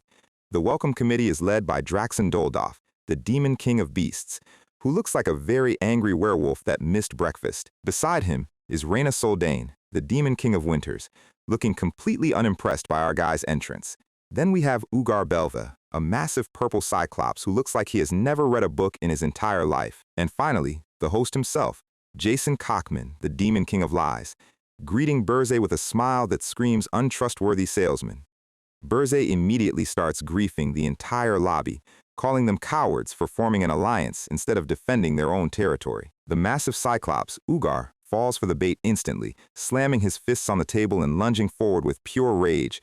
Ugar threatens to end our guy's run right here, but Burze just smirks and tells him to try it. Before they can even lock eyes, Jason casually claps his hands together. And just like that, the entire room's hostile pressure disappears, leaving Ugar and Burze standing there in silence. Burze immediately notices that this was not a magical spell, wondering how Jason neutralized their killing intent so easily. He sits down, keeping his guard up as he tries to analyze the host's power system. He wonders if the room is running on a localized, mana-nullifying system similar to his own phantom engine. Jason clears his throat, warmly inviting everyone to share their thoughts on the current hero threat, but the friendly atmosphere lasts about 3 seconds before the werewolf speaks up. Draxen leans across the table, demanding to know where the S-Class hero, Hillen Cargill, is hiding. Our guy keeps his poker face perfectly intact, letting the silence hang in the air for a moment. He prepares to deliver his lie, keeping his tone completely dry. Meanwhile, down in the aides reception room, we see the support staff looking highly stressed. Gordon is sweating bullets under his glasses, telling the other aides that Hillen never even reached their mountain range. The other aides are highly skeptical, pointing out that an elite hero squad should have easily located the tower. Gordon sticks to the script perfectly, insisting that they simply have no idea where the expedition went. He remembers our guy's strict instructions before the meeting: keep the vassalization of the hero completely secret. Gordon plays his role flawlessly, but internally, his blood pressure is rising. He screams in his own head about how his boss is a stubborn brat who refuses to follow a single safety standard. But then he blushes, realizing that venting about his employer's terrible management style is strangely therapeutic. The other aides immediately commiserate with him, sighing about how every demon king in this dimension is a complete weirdo. It is a beautiful bonding moment built entirely on shared workplace trauma. Back at the main table, Draxen is flat out refusing to believe our guy's story. He screams at Burze, but our guy just leans back and tells him that dungeon placement is a personal choice. Jason smiles, pointing out that leaving a tower completely hidden and undefended during a raid is highly irregular. He smugly references Burze's status as the top graduate of the academy, trying to trigger a reaction. Our guy doesn't fall for it, coolly stating that he has his own methods of keeping his assets secure. But internally, Burzay is filing Jason's face under the highly annoying category. Jason laughs it off, raising his hands and promising not to pry into his secrets any further. Draxon tries to bring up the high authority of the council, but Burz just calls the Archduke a useless old geezer. Our guy's inner thoughts reveal his true game plan. As long as they can't verify his lies, he is safe. His only objective in this room is to secure the 100,000 gold needed to fund his operations. As the meeting drags on, the other Demon Kings continue their pointless political bickering. Burzay stays quiet, observing the group dynamics to identify his next target. He notices that Reyna Soldane seems completely detached from the Alliance's agenda. She catches his eye, standing up and heading toward the door. Our guy follows her out onto the grand balcony overlooking the lake. Reyna turns to him, admitting that she has been wanting to speak to him without the other idiots listening in. She shocks him by stating that she actually agrees with his perspective on the current meta. Burz is surprised, trying to remember if she was this reasonable in his previous timeline. She explains that while she still follows the basic standards, she isn't stupid. She knows that surviving in Arian requires actual tactical flexibility, unlike the ancient council methods.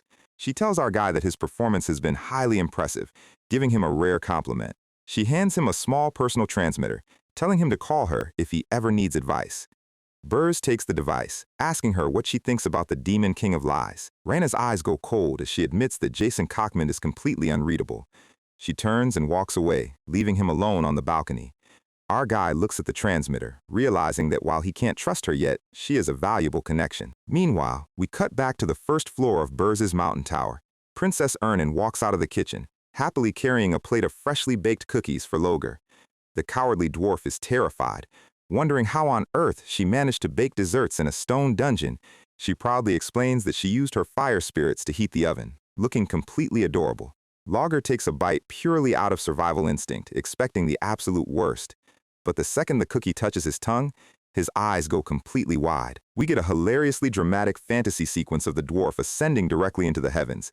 He is crying tears of pure joy, screaming that this is the best thing he has ever tasted. Ernan giggles, casually revealing that she mixed some of our guy's rare spirit blossoms into the dough. Logar is horrified, realizing she just put a legendary, priceless progression item into a chocolate chip cookie. She happily takes her plate to search for Granada, wanting to share the high mana snacks. She blushes, wondering if the Demon King would also enjoy her elementally enhanced baking.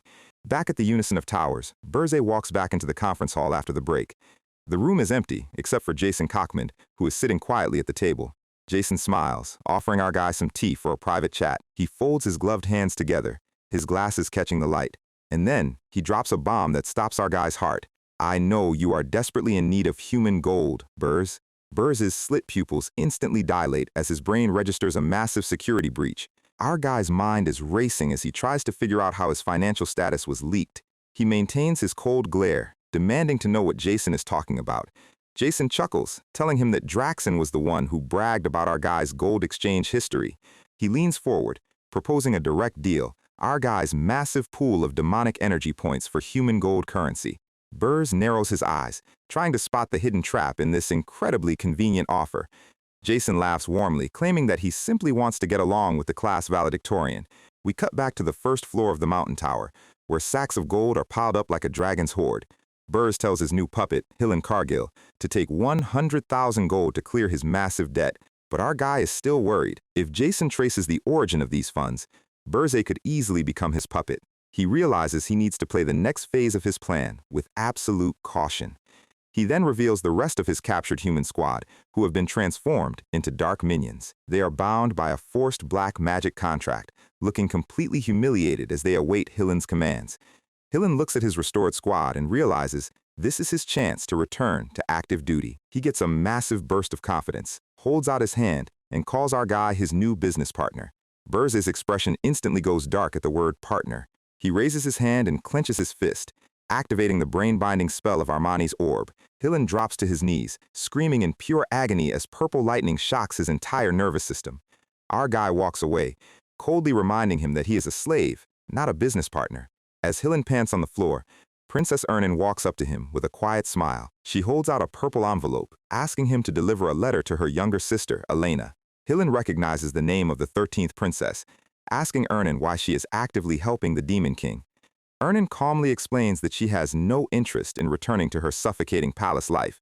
She mentions the royal family's secret, and Hillen immediately understands her motivation. We get a view of the quiet mountain fortress as Hillen accepts the delivery quest. Later, Gordon expresses his concern about whether the human hero will actually follow their orders. Burrs explains that Hillen isn't motivated by pure, simple greed like standard corrupt humans. He didn't have that typical crassness when facing defeat. Instead, what Hillen craves more than anything else is public attention and fame. He is a public relations hero who lives entirely for the flashing cameras and the crowd's applause. And as long as they control him with the brain orb, his desire to stand out makes him the perfect double agent. Gordon is amazed by our guy's deep understanding of human psychology, feeling inspired to work harder. Burrs smirks, noting that watching a famous hero destroy human society from the inside is going to be spectacular. Suddenly, a polite knock on the door interrupts their evil planning session. It is Ernan, popping her head into the room to offer them her newly baked element cookies. Our guy warns her that if they taste terrible, he is locking her in the dungeon for a month. He takes a cookie, examining the dark, chocolate chip surface with extreme suspicion. He takes a bite, and his eyes instantly widen as a massive tidal wave of pure, concentrated mana hits his system. Ernan watches with a smug, expectant face as our guy grips his throne to keep from passing out. He barely manages to endure the mana overload, coughing out a highly strained compliment. He asks her if she really wasted his precious spirit blossoms on baking ingredients, and she happily confirms it. He realizes she is returning the reward he gave her, wondering what she actually wants from him. Ernan just smiles mischievously, keeping her true motives secret for now. Meanwhile, we learn that Hillen's party safely descended the mountains under Krutu's heavy military escort. Upon arriving at Holton Walk, they immediately used a high-tier teleportation circle to head for Hildurin. But as for Granada, he has his own side quest to attend to inside the city. He walks into the headquarters of the Scarlet Hawk Mercenary Guild to deal with some internal issues. He is absolutely furious, cornering the mid-tier mercenaries who abandoned him during the blizzard. The mercenaries are crying, begging for mercy as they explain they had to flee the mountain to survive. Granada is about to beat them into the floor when a voice suddenly calls out his name. He stops, turning his head toward the entrance of the tavern. A beautiful blonde female hero in polished silver plate armor walks into the room. She introduces herself as Kaede, asking Granada for permission to join their next expedition. The mercenaries quickly explain that she is the generous saint who paid for all their expensive bar tabs. Granada punches them again for being useless, ignoring their attempts to offer him a drink. He looks at Kaede and flatly tells her that the hero's journey is already over because Hillen's party has left. Kaede is shocked, desperately asking him to tell her everything about how the expedition failed. We cut to the quiet city under the sunset. Inside the quiet tavern, Granada shares the authorized version of the story, keeping the Demon King's secrets intact. Kaede sighs, leaving a stack of gold coins on the table as a token of gratitude before standing up. She walks out of the tavern, her heavy armor clanking against the floor. The mercenary tries to steal the gold, but Granada immediately tells him to keep his hands off. Outside, Kaede walks down the narrow street, looking completely lost. Granada watches from the doorway as three mysterious figures in full-plate armor begin tailing her. He decides to follow them quietly into the shadows. The trail leads deep into a deserted alleyway of Holton Walk. The armored figures corner the girl, demanding that Her Highness return home immediately to her waiting fiancé. Granada is hiding behind a corner, wearing his face-interfering magic mask. He realizes she is a running-away princess, deciding that this human political drama is none of his business. He turns to leave, but suddenly, a cold, sharp blade is pressed directly against his throat. An elite royal knight has snuck up behind him, demanding to know why he is using illegal magic to spy on them. Granada sweats bullets, realizing his magic mask is a custom tool from the Demon King. The knight's helmet glows red as he declares Granada to be a hostile foreign spy who must be eliminated. Granada is left standing in the dark alley, desperately calling out to our guy in his head as the blade draws closer. We start off in the middle of a dark, narrow alleyway where a massive explosion of purple fire suddenly tears through the stone walls. Kaede's elite royal guards are thrown backward by the shockwave as Granada struggles to keep his balance in the smoke. The guards raise their heavy steel shields, screaming at the princess to stay back as a dark shadow descends from above. Granada is sweating, internally debating if he should use his elven wind magic to escape, knowing it will instantly blow his cover. But before he can make a decision, a massive burst of dark energy shatters the stone floor right in front of them. A familiar, dry voice echoes through the rising dust, complaining about someone being late for work. A gigantic black sword coated in royal dragon flames crashes into the ground, splitting the street in half. Our guy Burrs steps out of the purple smoke, wings flared and red eyes glowing, looking completely annoyed. He floatingly hovers down, landing right between Granada and the heavily armored Royal Guard squad. Granada is completely stunned, but Burzay just tells him off for slacking in an alleyway instead of running his errands. The Royal Guards instantly panic, screaming that the Demon King of Urgest has personally arrived to kidnap their princess. Burzay looks over at Kaede, casually admitting that he had absolutely no idea she was a royal asset. He claims he was just passing through Holton Walk to buy some baking ingredients, which the guards do not believe for a second. And look at that. We get a quick flashback to the tower where Burzay is sitting on his throne, looking highly skeptical. He is talking to Princess Ernan, who is standing in front of him with an empty plate. She asks him for a very specific favor, requesting a rare alchemical supplement known as Seniel powder. Here is how this world's spirit magic system actually works. Hundreds of years ago, a legendary elf named Seniel defected to the human kingdom. The king ordered her to use her natural elven mana to develop a compound that would allow humans to form contracts with high-tier spirits easily. The result of her research was this highly concentrated green powder, which acts like a cheat code for rookie summoners. Burrs points out that with her insane S-Class natural talent, she shouldn't need any artificial spirit supplements. But Ernan pouts, explaining that our guy's Hidden Stone Tower has almost zero natural mana flow, making her elemental spirits highly sluggish. Our guy realizes what she is actually planning, remembering that in his previous life, Ernan contracted with a legendary high spirit at age 27. But now, because she is living in his tower away from the stressful palace routine, she wants to contract with it 7 years earlier. Burzay just sighs and takes another bite of her cookie, deciding that a stronger boss on the 4th floor is good for business. Which brings us back to the present, where our guy is standing in the middle of a burning human street, ready to finish his errand.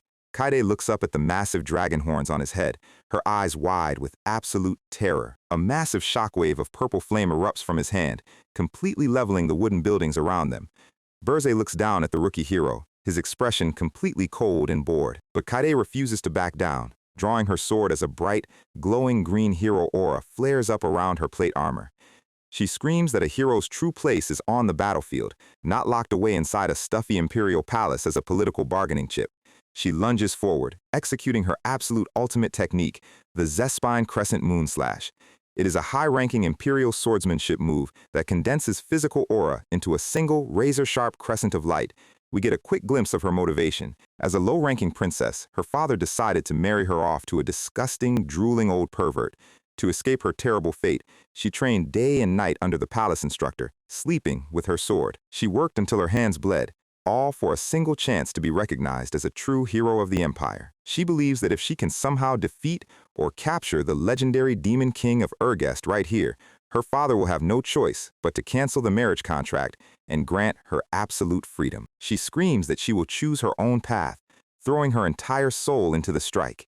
And then, our guy casually reaches out and grabs her supreme crescent sword, slash with his bare, black-gloved hand. The absolute continent-shaking ultimate move of the Zespine family is shattered into tiny glowing pieces like cheap glass.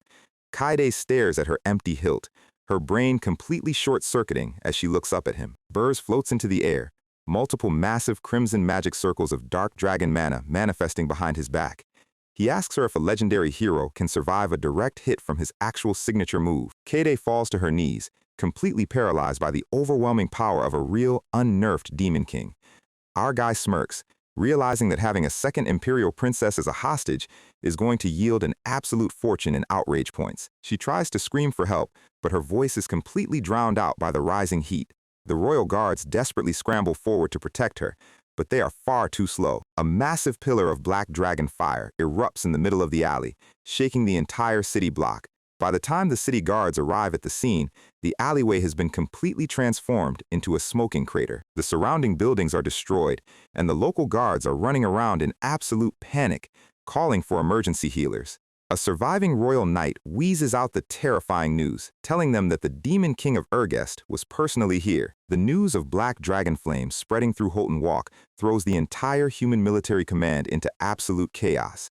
Meanwhile, we cut back to the safety of Burz's stone tower, standing quiet in the northern snow. Kaede is lying unconscious on a pile of soft straw inside the cozy underground prison cell. Princess Ernan walks in, carrying her floating water slime spirit, and immediately recognizes the new captive's armor. Our guy tells her to patch up the new guest and move her to the 4th floor, noting that she will make a fine combat asset. He begins to explain his strategic game plan out loud, detailing how he needs to periodically kidnap high-profile royals to farm magi points. And then, his brain finally registers what he is doing, and his eyes go completely wide in panic. He realizes he just spilled highly classified, top-secret developer information to his S-Class prisoner. He sweats, telling himself to get a grip because she is supposed to be a captive, not a friendly co-worker.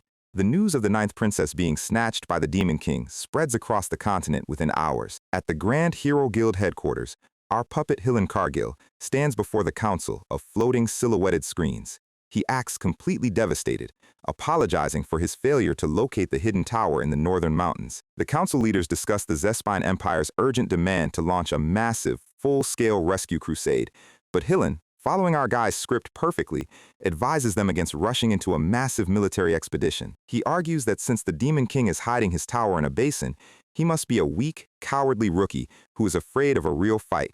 The other silhouetted stars immediately agree with his logical-sounding explanation. They nod, concluding that a weakling coward who hides in the snow poses absolutely zero immediate threat to the Empire. They discuss how a small, cheap reconnaissance squad is more than enough to monitor the situation for now. The Grand Leader of the Stars officially rules that the massive, continent-spanning hero war is temporarily postponed. Hillen walks out of the Grand Hall, a highly satisfied smirk spreading across his face in the shadows. He immediately reports the success to Gordon via his magic communication screen, letting them know he bought them time.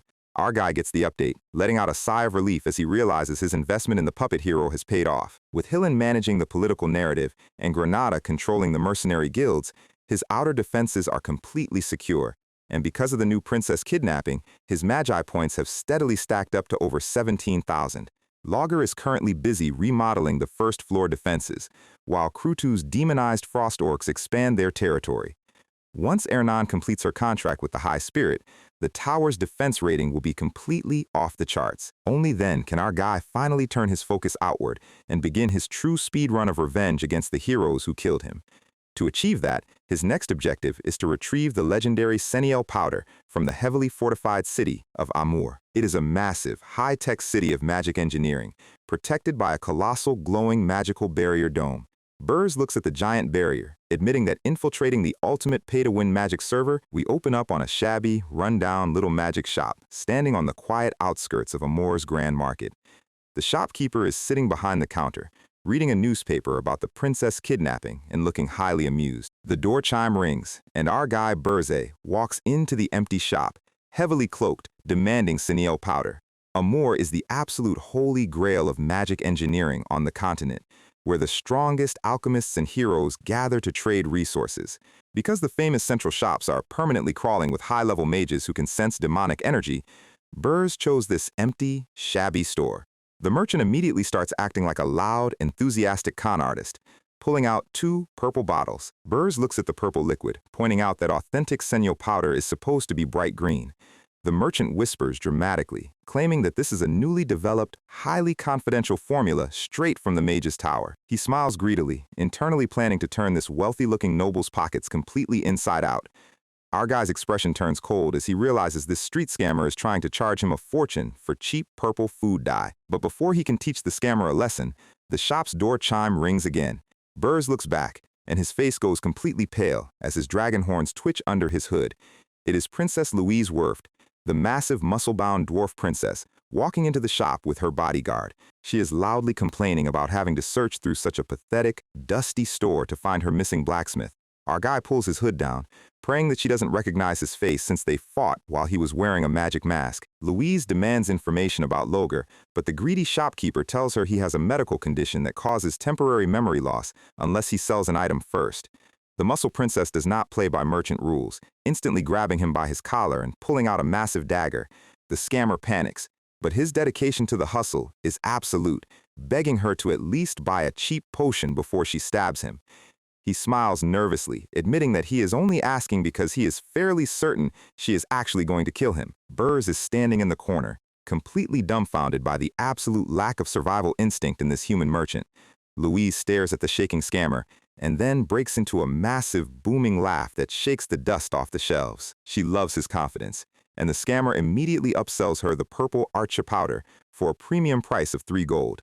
She tosses the gold coins onto the wooden counter, asking if any dwarf blacksmiths have visited his shop recently. The shopkeeper pockets the money, claiming he has never heard of Loger, but directs her to a famous central smithy called Rodeer's Leaf.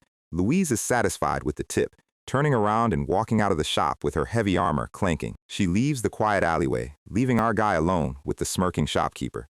Burrs is actually impressed, congratulating the merchant for successfully selling 3 gold worth of purple trash to a high-tier royal boss. The scammer flips his gold coin, offering to teach our guy his secret business techniques for a small fee of 10 gold. Our guy decides he likes his style, telling him to pack his bags and head to the Golden Moon Merchant Guild. The scammer laughs, pointing out that the Golden Moon Guild is currently on the absolute verge of complete bankruptcy. Burze just smirks, asking him if he knows the true identity of the angry customer he just scammed. He coldly reveals the name of the muscle dwarf princess, Louise Werft, also known as the Imperial Crazy Hound. The scammer's smile instantly vanishes, his entire body shaking in terror as his purple bottles drop to the floor and shatter. Our guy tosses a single gold coin onto the desk, offering him a steady job at his guild as an alternative to getting hunted by dwarf executioners. The scammer falls to his knees, begging him to protect his life from the pink-haired monster. But then, his shady merchant instincts kick back in, and his face turns green with a creepy, smug grin. He screams that a royal princess would never personally return to a shabby alleyway to beat up a common merchant, telling Burze to get lost. Our guy just shrugs, turning around and walking out of the shop without saying another word. And then, the entire front door of the magic shop is instantly vaporized by a massive explosion of physical dwarf aura. Louise Werft stands in the doorway, surrounded by bright red flames, looking like she just discovered the purple powder was a scam. The scammer's scream of absolute terror can be heard from 3 blocks away as the building shakes. Burrs walks down the street, holding a green bottle of genuine Senio powder that he swiped during the chaos. The bruised, bandaged shopkeeper runs out of the ruined store behind him, bowing and crying tears of pure gratitude. Louise walks up to Burrs, thanking him for still being in the area as she clenches her massive fists. Our guy asks her what happened to the store owner, trying to act like a casual observer. Louise vein-poppingly grunts that she only gave him a light beating because of city laws, wishing she could have ripped his heart out.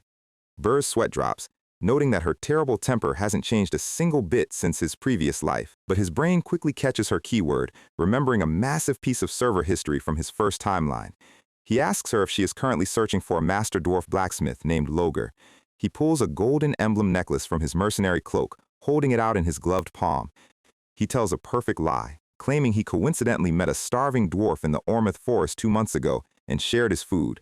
Louise is completely hooked, shaking in excitement as she realizes her target is currently hiding in the southern woods. She hands him a solid gold dwarven badge of exchange as a reward, telling him it is worth the best plate armor in her kingdom.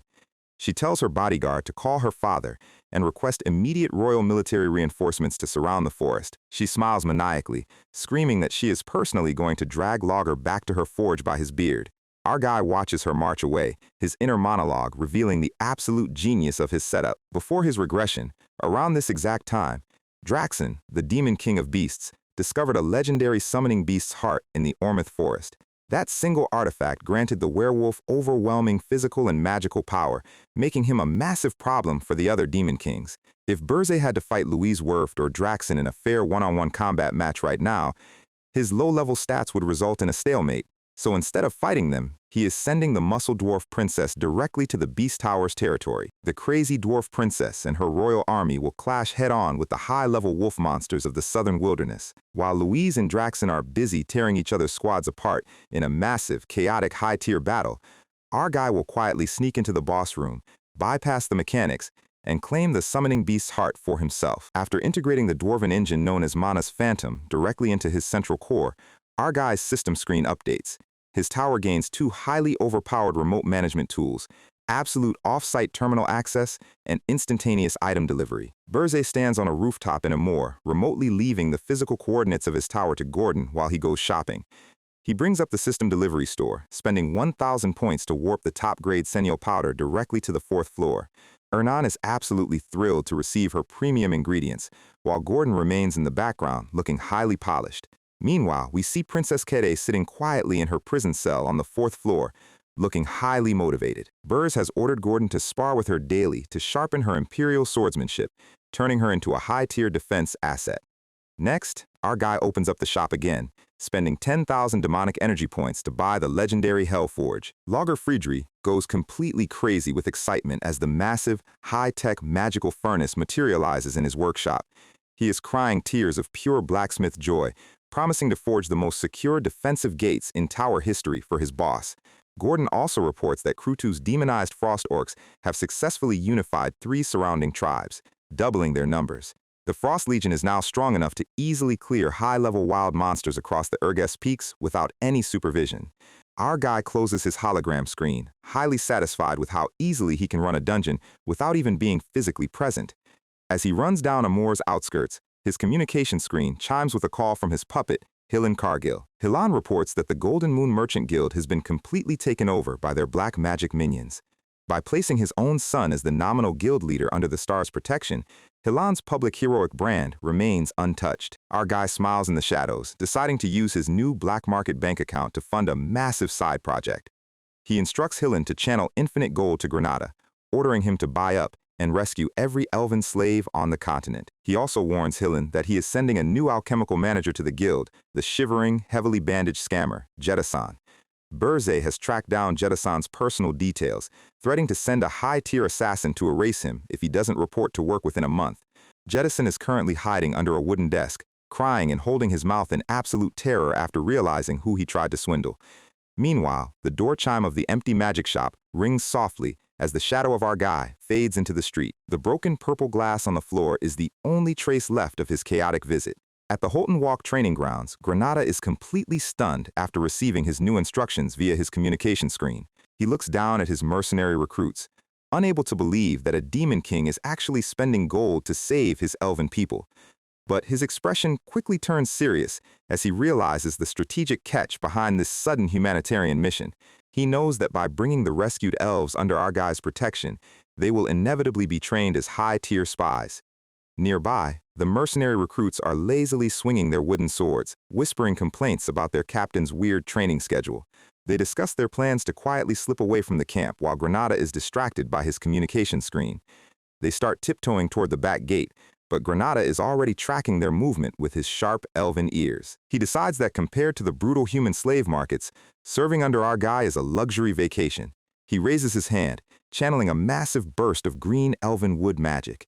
The deserting mercenaries freeze in terror as the ground beneath them begins to shake violently. Dozens of thorny green vines shoot out from the tiles, binding the screaming vice captain like a mummy. The other runners are instantly pinned to the stone floor, begging their captain for mercy.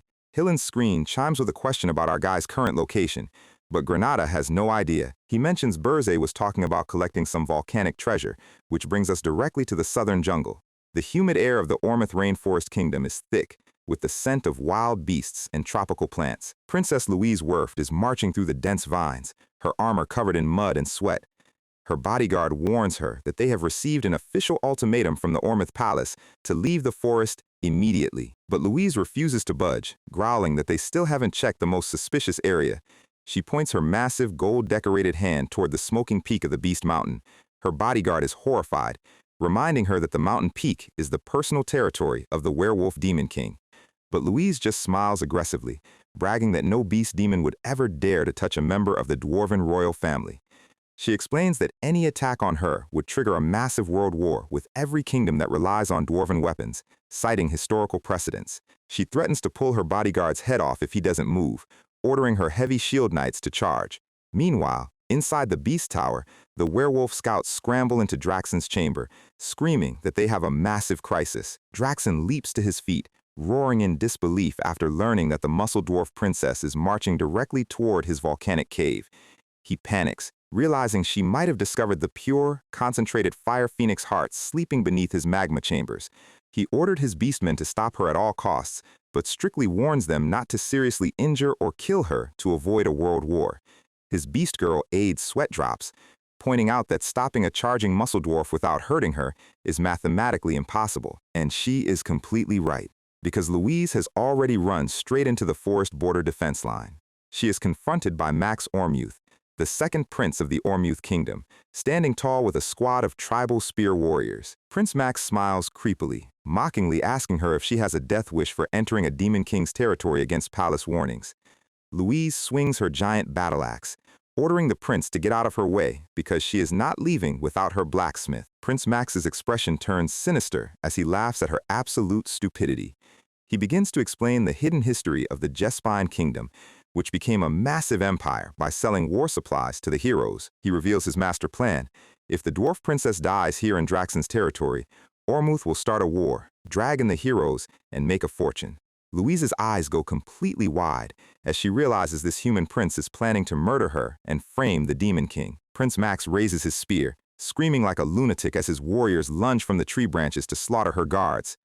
The Ormuth army closes in on all sides, completely surrounding Louise's small royal escort in a dense shield wall. Louise swings her flaming axe with fury, calling the ambushers a bunch of cowardly jungle monkeys.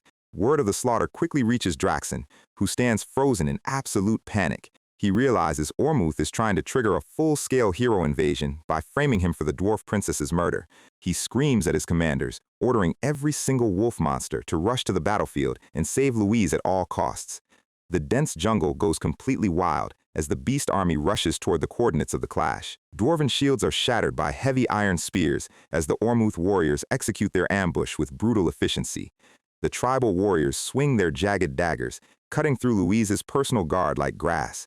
A shower of arrows hits Louise's heavy golden shield, cracking her defensive aura. Her bodyguard screams through the smoke, begging her to escape while they hold the line. Louise is absolutely furious, her red twin tails whipping through the air as she vents her frustration behind her shield wall. She is completely cornered, her teeth bared as she looks at the surrounding spear lines.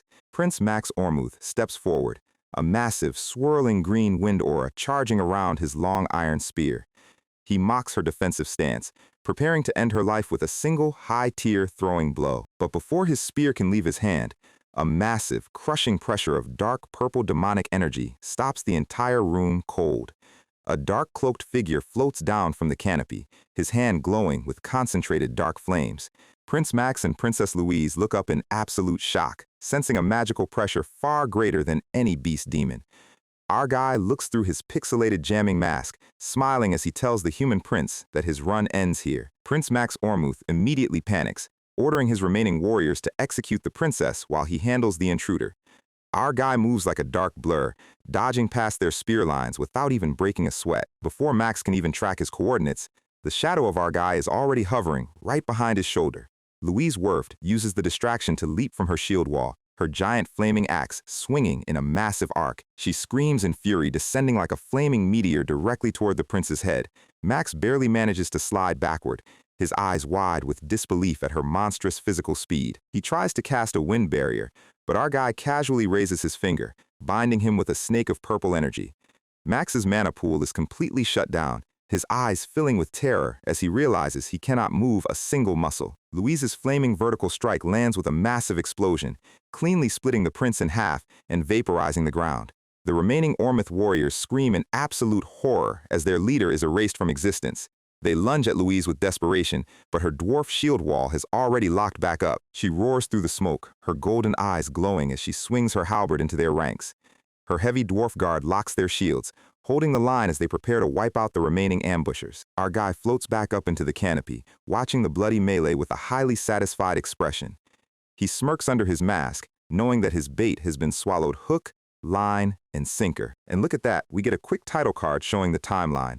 5 minutes earlier, at the Tower of Beasts, the massive stone monolith of the Beast King is vibrating with a sudden wave of dark energy. Draxon's eyes go wide with shock as he senses the massive elite-tier demonic pressure nearby. His cat-eared beast aide is sweating, confirming that the energy level is too high to be a wild monster. Draxon realizes that another Demon King has personally invaded his territory during the dwarven diplomatic crisis.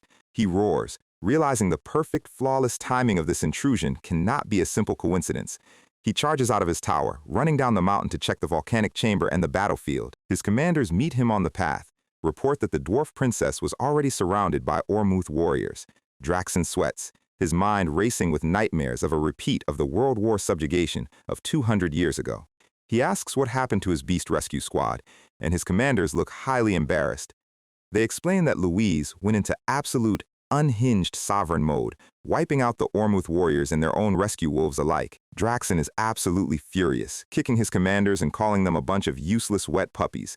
They report that Louise has successfully executed the second Prince of Ormuth, leaving only a few human survivors. Draxen realizes that if he executes the survivors, Ormuth will use their corpses to frame him for the prince's murder.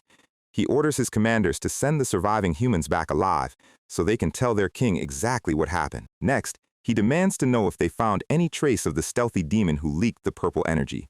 His commanders shake their heads, and Draxen roars at them for having terrible noses despite being wolves. He sighs, deciding to activate his personal cheat skill, supersensory maximization. It is an advanced sensory buff that concentrates pure demonic energy into his nose and eyes, allowing him to track hidden mana trails. His vision shifts to infrared, instantly spotting a faint glowing trail of dark dragon mana leading away from the battlefield. And look at where the trail is heading, straight toward the forbidden magma cave. Draxen's eyes go completely bloodshot as he realizes the horrifying truth.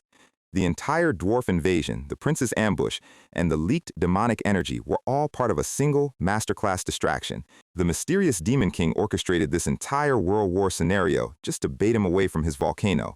He lets out a deafening roar, charging through the jungle canopy with absolute panic in his eyes.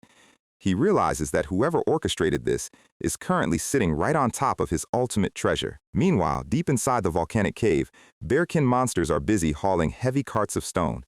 In the center of the cavern, a massive lake of boiling magma is bubbling with the glowing energy of the mystic beast. Our guy Burze drops down from the high cave ceiling, his black wings flared as the heat waves wash over him. He notes that the volcanic energy is too dense for any normal beast demon to enter, without being instantly vaporized. Draxen's bears have been building elaborate stone channels to drain the lava, which would have taken months to complete. Burz just smirks, the black dragon scales across his cheeks glowing under the heat. He has no need for channels, because the scales of the black flame dragon are completely immune to volcanic heat.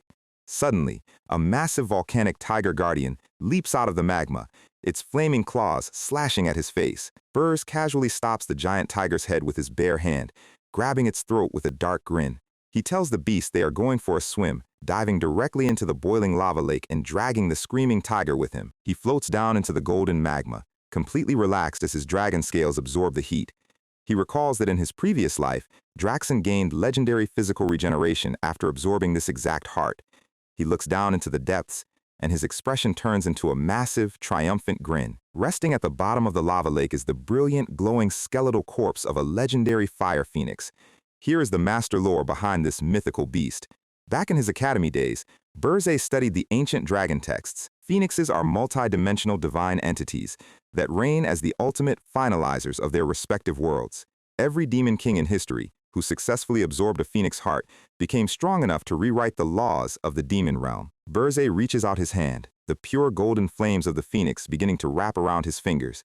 He smiles, declaring that the only power he ever envied in his previous life is finally his. Draxen bursts into the cave, screaming like a madman as he demands to know who stole his treasure. He is sweating, wondering if Burze Deus was the one behind the trap, but dismisses the thought immediately. He knows a rookie demon king could never bypass his elite tracking pack without some senior assistance. He corners his bearkin guards at the volcanic gate, demanding to know if the heart is still safe. The guards are completely confused, pointing out that their volcanic tiger guardian just jumped into the magma for no reason.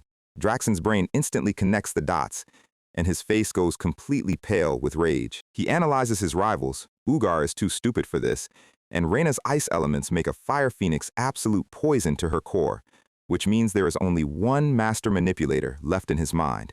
His guards confirm that the tiger dove deep into the center of the lake. Draxen lets out a scream of absolute agony, commanding his bears to jump into the lava and pull the thief out. The entire cave system begins to cave in as a massive pillar of golden flame erupts from the center of the magma lake. Meanwhile, we get a beautiful continental montage. Jettison arrives at the tower with his massive backpack, looking highly nervous. Louise Verft stands victorious over the pile of Ormuth soldiers, holding her bloody halberd. Granada is currently training his new elven recruits at the shared camp. Hillen Cargill is presenting his fraudulent report to the Heroes Guild, smiling in the light. Princess Ernan is looking out her balcony with high expectations for her new spirit contract. And back in the volcano, Draxen's werewolf face screams at the ceiling, cursing the Demon King of Lies with all his might. Down in the deepest core of the volcanic magma, the brilliant fiery wings of the absorbed phoenix unfold as our guy's power rating reaches a whole new level. We start off deep in the dense greenery of a quiet, sunlit forest where birds are chirping peacefully. Our guy is slowly waking up, trying to piece together exactly what happened after he dove into the literal core of a volcano. He remembers trying to stuff the legendary Fire Phoenix's giant corpse into his dimensional subspace pocket so he could take it back to the tower.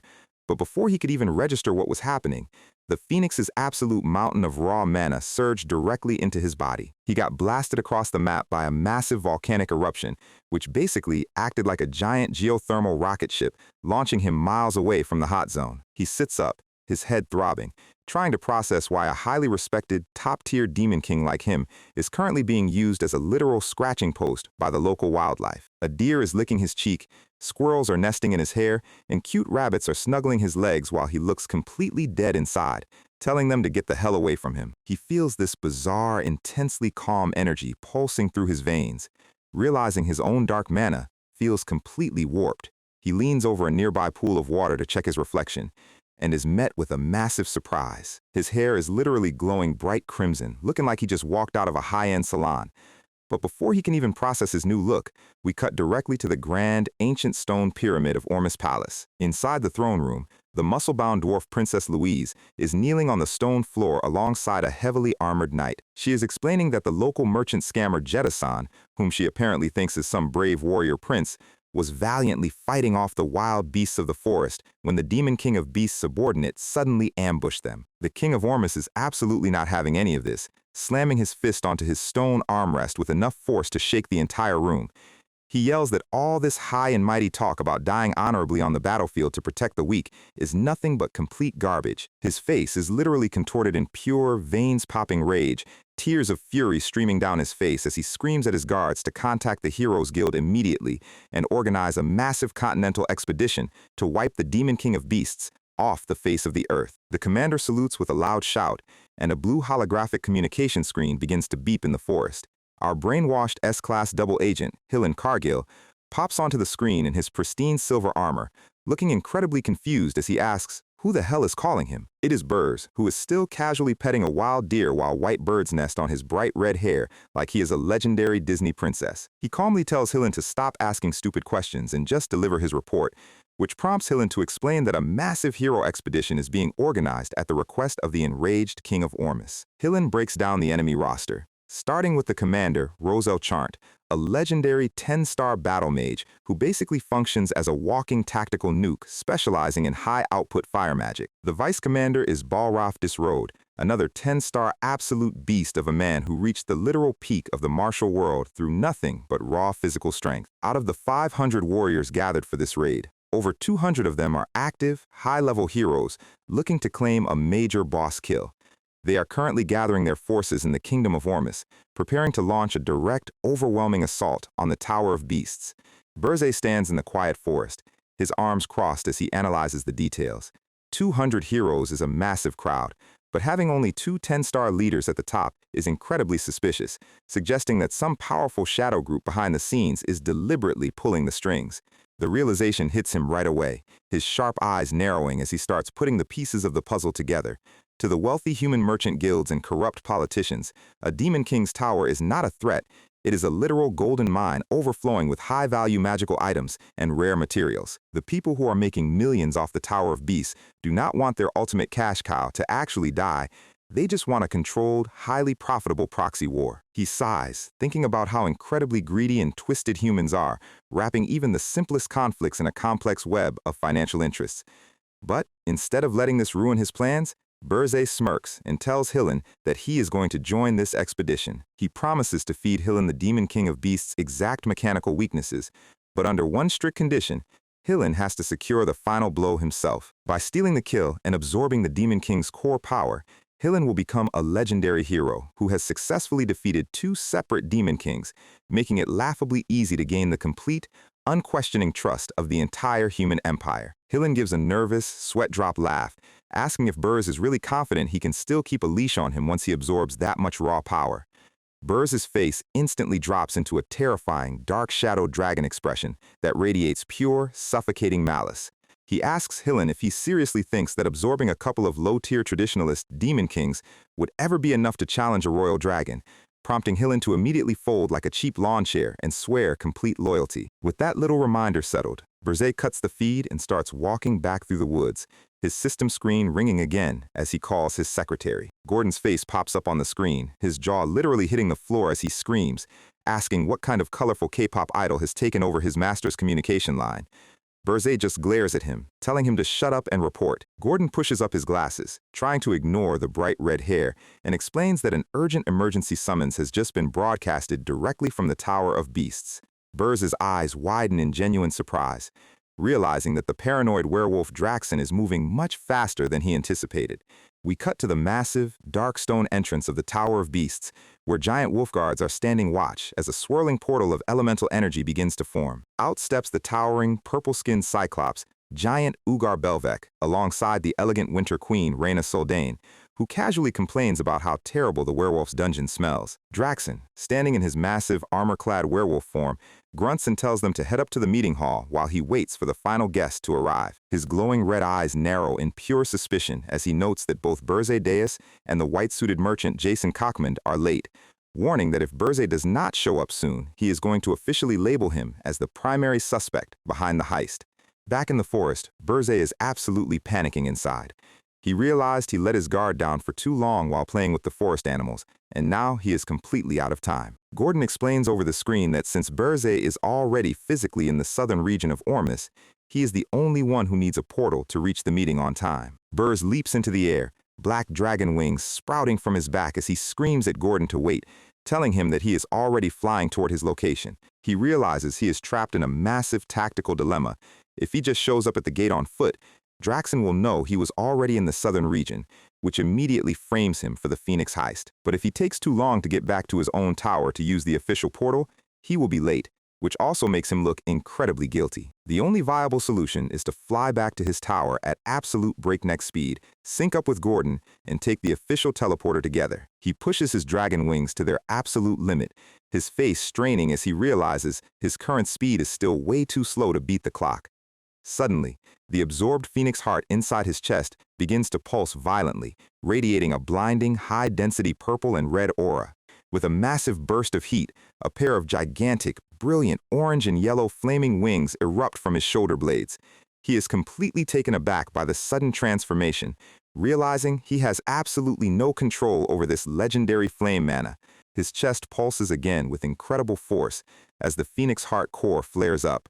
A cute, glowing golden-orange spirit bird literally manifests right over his chest, looking like a tiny, fiery mascot. He realizes the phoenix's residual consciousness is still active inside him, which explains why all the gentle forest animals were treating him like a peaceful forest god earlier. Before he can even process the thought, the wings flare up with a massive sonic boom, launching him through the clouds like a literal jet fighter. He screams in sheer panic as the landscape below becomes a complete blur. The sheer acceleration is so violently fast that his face is literally being pulled back by the wind resistance. A massive, blazing meteor of orange fire cuts through the sky, crashing directly toward the snowy peaks of the Urgest Mountains. A massive cloud of black smoke billows into the freezing air. Our guy literally crashed face first into the upper floors of his own dark stone fortress, leaving a giant, glowing red scorch mark on the side of the building while he lies face down in the deep snow outside the entrance. He grabs his aching head, groaning in pain as he realizes that, while he technically made it back on time, he desperately needs to learn how to tame this wild phoenix power before he accidentally vaporizes his own home. His fiery wings dissolve back into his standard black dragon wings as he calls Gordon, asking if the portal is ready now that the hyperactive phoenix has finally run out of juice and fallen asleep. With his messy black hair and regular high-collar uniform restored, Berzé gives a cold, serious glare, declaring that they are stepping through the portal to the Tower of Beasts immediately. Meanwhile, back in the lush, sunlit kingdom of Ormus, a massive crowd of adventurers has gathered in the town square. The local heroes are whispering in sheer awe, gossiping about the famous Roselle Chant, who allegedly mastered all major magical circles at the ripe old age of 5, with some simps even debating if they should ask for her autograph. A group of low-level warriors approaches a quiet clearing where Roselle is resting, bowing deeply and claiming that fighting alongside her is the greatest honor of their lives. Roselle, who is lazily lounging on a large stone with her giant crescent moon staff, simply rolls her eyes and tells the simps to take their pathetic loser energy and get the hell out of her sight. Her high-strung squad lieutenant immediately starts screaming at her to watch her mouth, crying about how their guild's public reputation is dropping every single day, while a creepy simp in the background is literally blushing, claiming he will never wash his ears again after being insulted by her. Roselle just scowls, muttering about how she is supposed to clear a dangerous high-tier tower with nothing but absolute trash. Suddenly, she senses a powerful presence approaching, her eyes narrowing as she looks up. Hillen Cargill walks into the clearing, his gleaming silver plate armor reflecting the sunlight as the crowd gasps, recognizing him as the legendary 10-star hero who supposedly defeated the Demon King of Lust single-handedly. Hillen extends his hand with a flawless, media-trained heroic smile, casually greeting Roselle and claiming he is here to offer his elite assistance for the upcoming raid. Roselle smirks maliciously, leaning forward as she loudly mocks him, asking if he left his dirty, illegal elf-eating ring at home because there are no high elf lifespans left for him to harvest in this region. Hillen's heroic smile instantly freezes, cold sweat dripping down his face as he desperately tries to laugh it off, realizing this crazy woman knows the exact, horrific truth behind how he actually secured his famous victory over the Demon King of Lust.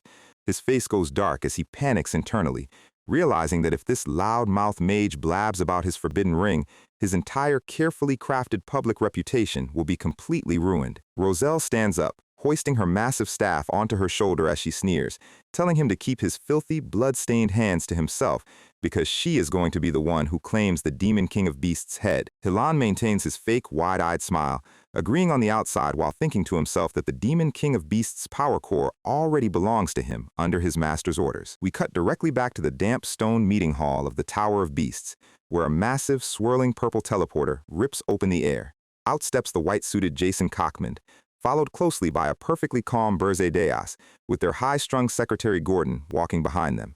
The giant, bone-crowned werewolf Draxon stands before them, grunting that the two latecomers have finally decided to show up, telling them to get inside so they can start the emergency meeting.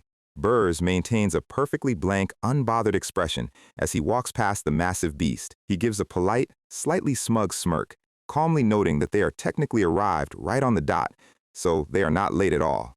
Inside the top-floor cavern, the gathered Demon Kings stand in a tense circle under the dripping stalactites. The massive, single-eyed Cyclops, giant Ugar Belvec, crosses his massive stone-plated arms, demanding to know what kind of crisis is important enough to warrant pulling them all away from their dungeons. Jason Cockmond adjusted his spectacles with a polite smile, asking if this sudden emergency is related to the massive human hero expedition currently gathering in the neighboring kingdom of Ormuth. Draxon grinds his massive fangs, his voice dropping into a low, rumbling growl as he decides to drop all pleasantries and be completely honest with them. He slams his massive claws together, declaring that one of the powerful Demon Kings standing in this very room sent a high-ranking spy into his private territory and stole the massive volcanic corpse of the Phoenix that he was preparing to absorb. He adds that this exact same traitor also orchestrated the brutal death of the second prince of Ormuth, which is the sole reason a massive 500-man human punitive expedition is currently marching toward his front gates. Burrs stands quietly in the background, acting completely surprised while processing that Draxon had indeed been hoarding a legendary phoenix.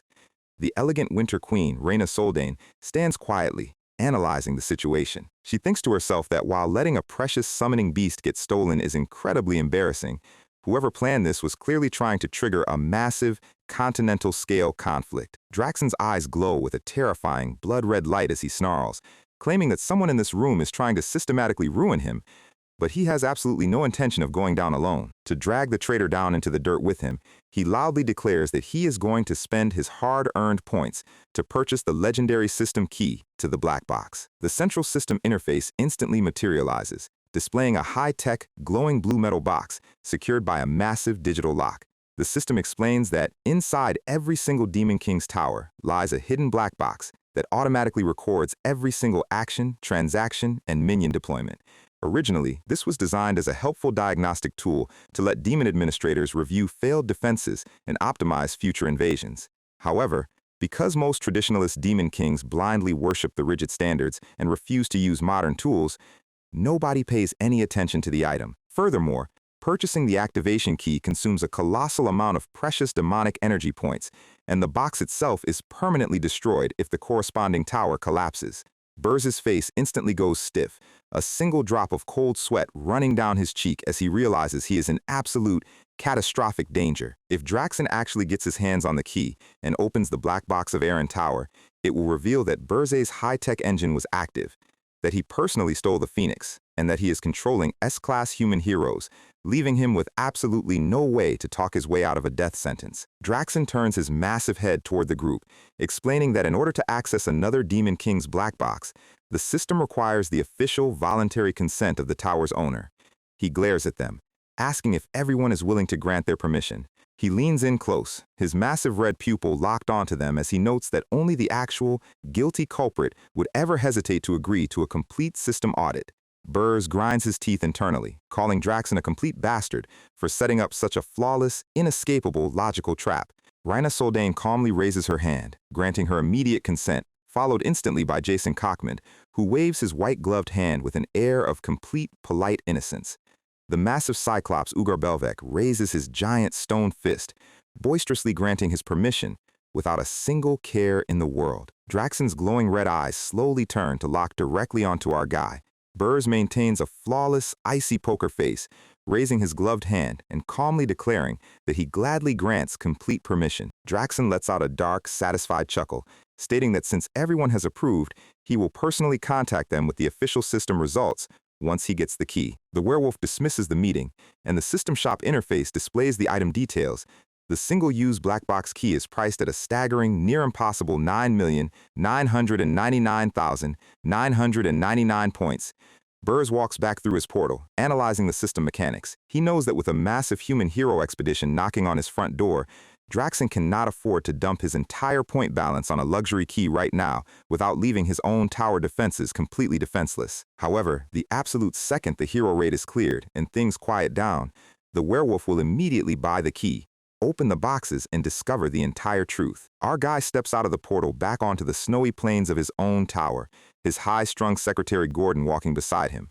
Burz's eyes flash with a cold, murderous intent, realizing that to preserve his secrets, he has to ensure Draxen dies during the upcoming human raid. He tells Gordon that he is going to do a quick security audit of their own tower defenses before he heads out to handle the werewolf, starting directly with the first floor. He steps onto the first floor and is met with a massive, high-tech silver mechanical monstrosity. Logar Fridry is standing proudly on top of a giant, glowing, blue-accented mana cannon barrel with his arms raised to the sky like a manic cult leader. The dwarf laughs hysterically, screaming that this is his ultimate, pride and joy masterpiece born from the literal depths of the Forge of Hell, the Inferno Catapult Mark I. The system display introduces him as the official first-floor boss. Logar's eyes are literally replaced by sparkling stars as he screams about the absolute majestic beauty of his high-tech creation, claiming he has never built something so incredibly perfect in his entire life. His mouth is open in a wide, manic laugh as he begins to rapidly rattle off the weapon's absurd, pay-to-win specifications.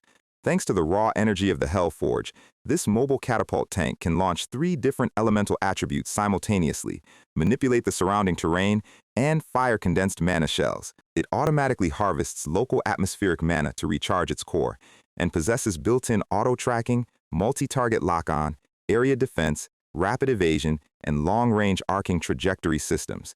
It is basically a broken, custom-built cheat item that completely ruins the game's balance.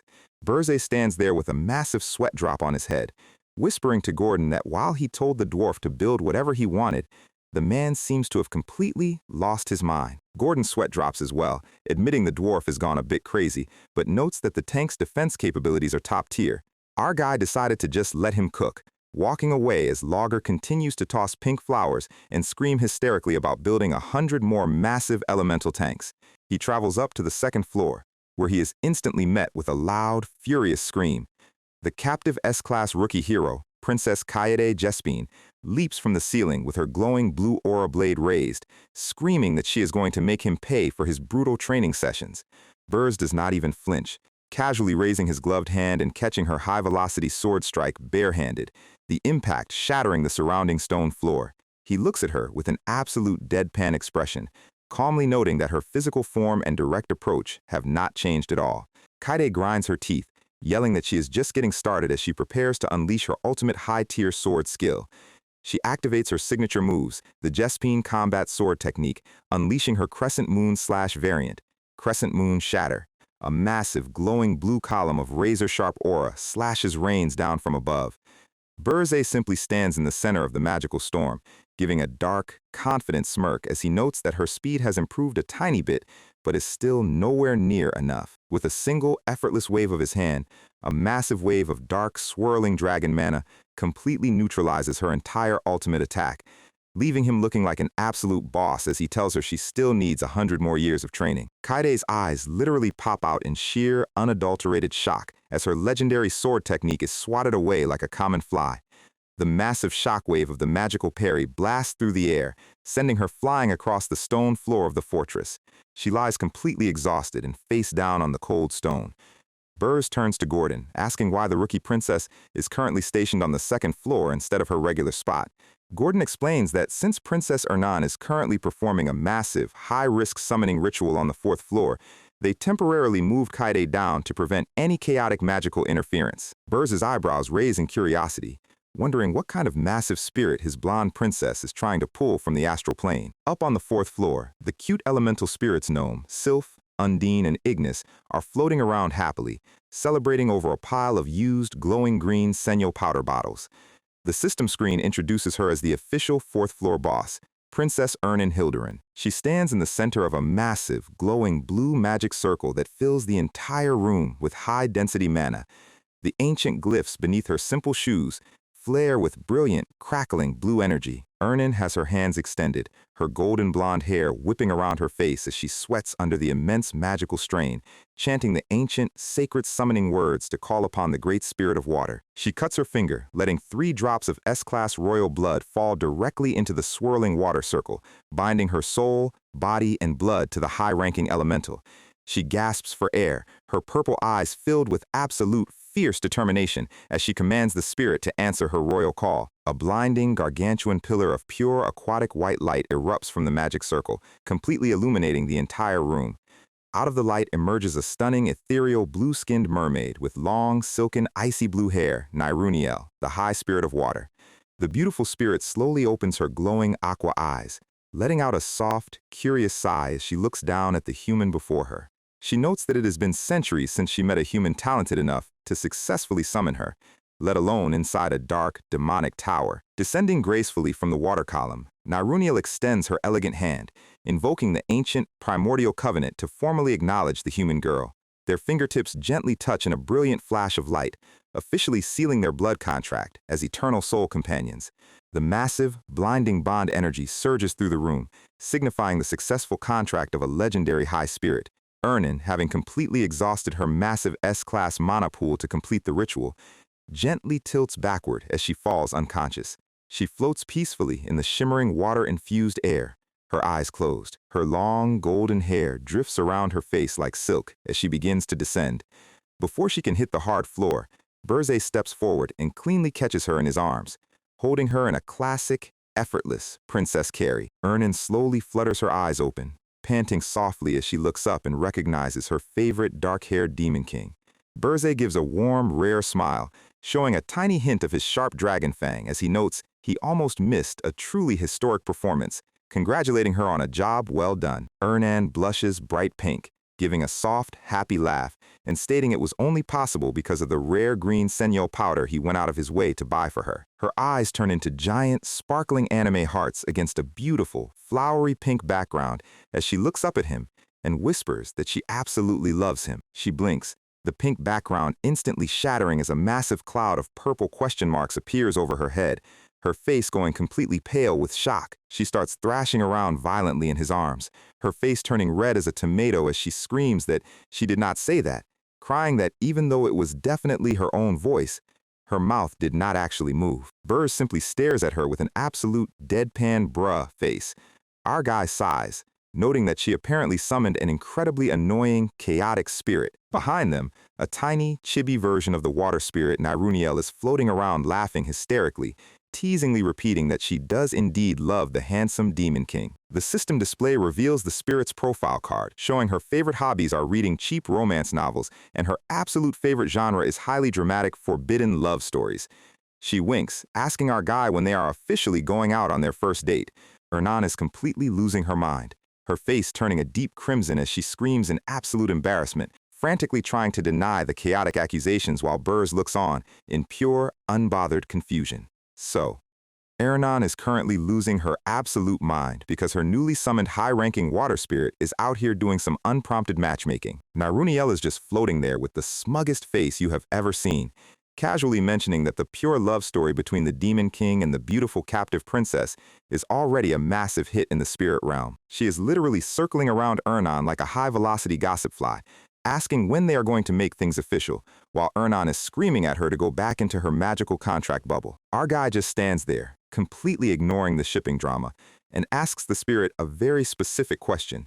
How does he look to her right now? Niruniel, still fully committed to the bit, his hair turning a bright, glowing crimson as a brilliant aura of golden fire surges around him. He asks her how he looks to her eyes now. Niruniel goes completely wide-eyed, realizing his dark, demonic energy has completely vanished. Both the princess and the high spirit are staring at him in complete, breathless awe, wondering how a demon king is suddenly radiating such pure, heavenly energy. Niruniel realized that instead of a demon king, he looks exactly like a high-tier human spirit master, which makes Burze smirk, because if his disguise can fool the sensory abilities of a high spirit, then the other demon kings and the human heroes will never be able to notice his true identity either. His eyes go sharp as he gives a classic menacing smirk, realizing that with this perfect cover, he might actually be able to infiltrate the human army and take out Draxon himself. Ernan just stands there, completely stunned, trying to process the absolute insanity of a demon king going undercover to assassinate another demon king.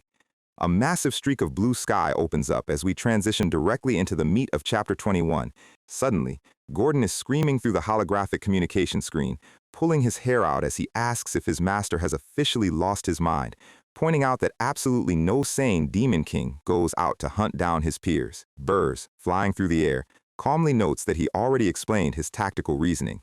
Flashback to 5 minutes earlier, where Burrs casually walked out of the tower doors, telling Gordon he is heading out to kill Draxon. Gordon politely tells him to have a safe trip before his brain actually processes the sentence, resulting in him screaming in pure, veins-popping terror because he literally does not understand the plan at all. Burrs points out that Gordon swore to stop questioning his tactical choices, but Gordon screams back that this is a complete structural emergency, warning that if the other Demon Kings find out what he is doing, their entire operation is completely done for. Flying at high speed, Burrs explains the cold, hard math of the situation. If he does not permanently eliminate Draxon before the werewolf can activate that black box key, then his own secrets will be exposed, and he will be the first one on the chopping block anyway. Gordon grits his teeth, admitting the logic makes sense, but points out a massive game-ending flaw.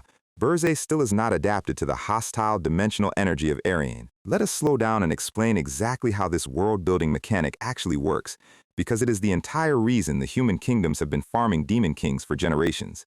A massive, glowing blue spectral giant represents the dimensional consciousness, reaching down to crush a tiny, helpless traveler. A dimension will fiercely reject foreign intruders, actively crushing their physical stats and magical output with raw dimensional energy. This is why a level 666 boss demon from the demon realm, represented by a massive armored horned monster, gets severely nerfed down to a level 1 gray monkey monster the second they step foot into the human dimension of Arian. A human hero is shown easily executing the weakened gray monkey monster with a simple sword strike.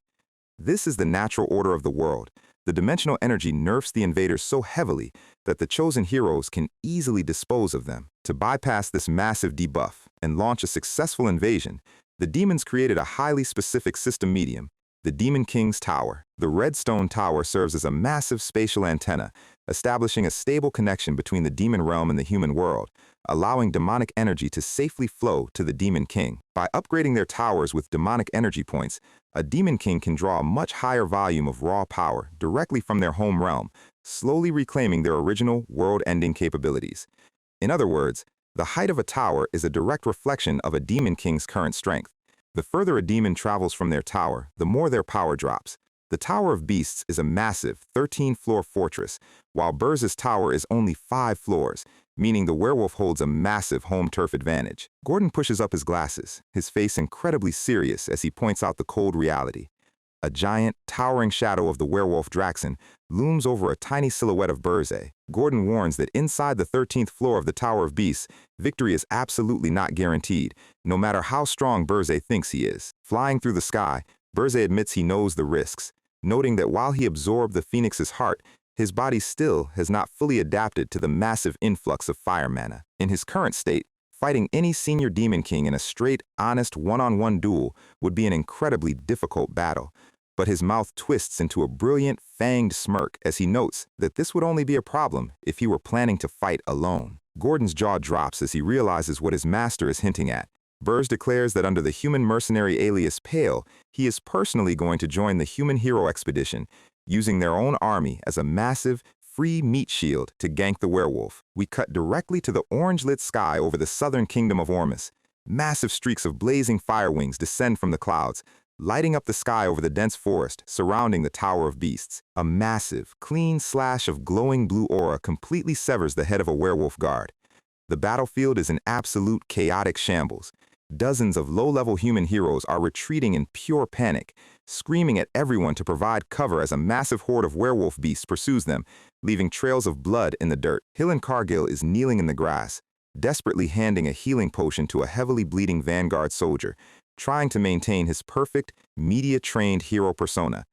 Suddenly, slow footsteps approach through the grass. A figure in a heavy black cloak asks what happened here and why everyone looks so completely exhausted.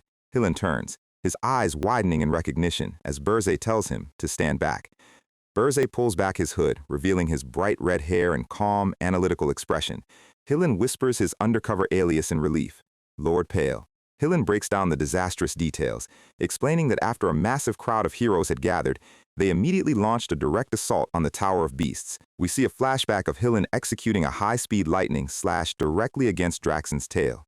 He explains that they targeted the werewolf's exact physical weakness just as Burz instructed, successfully weakening the boss. But then, everything went horribly wrong. In the memory, Hillan screams for Roselle Chant to unleash her ultimate fire spell to finish the boss off.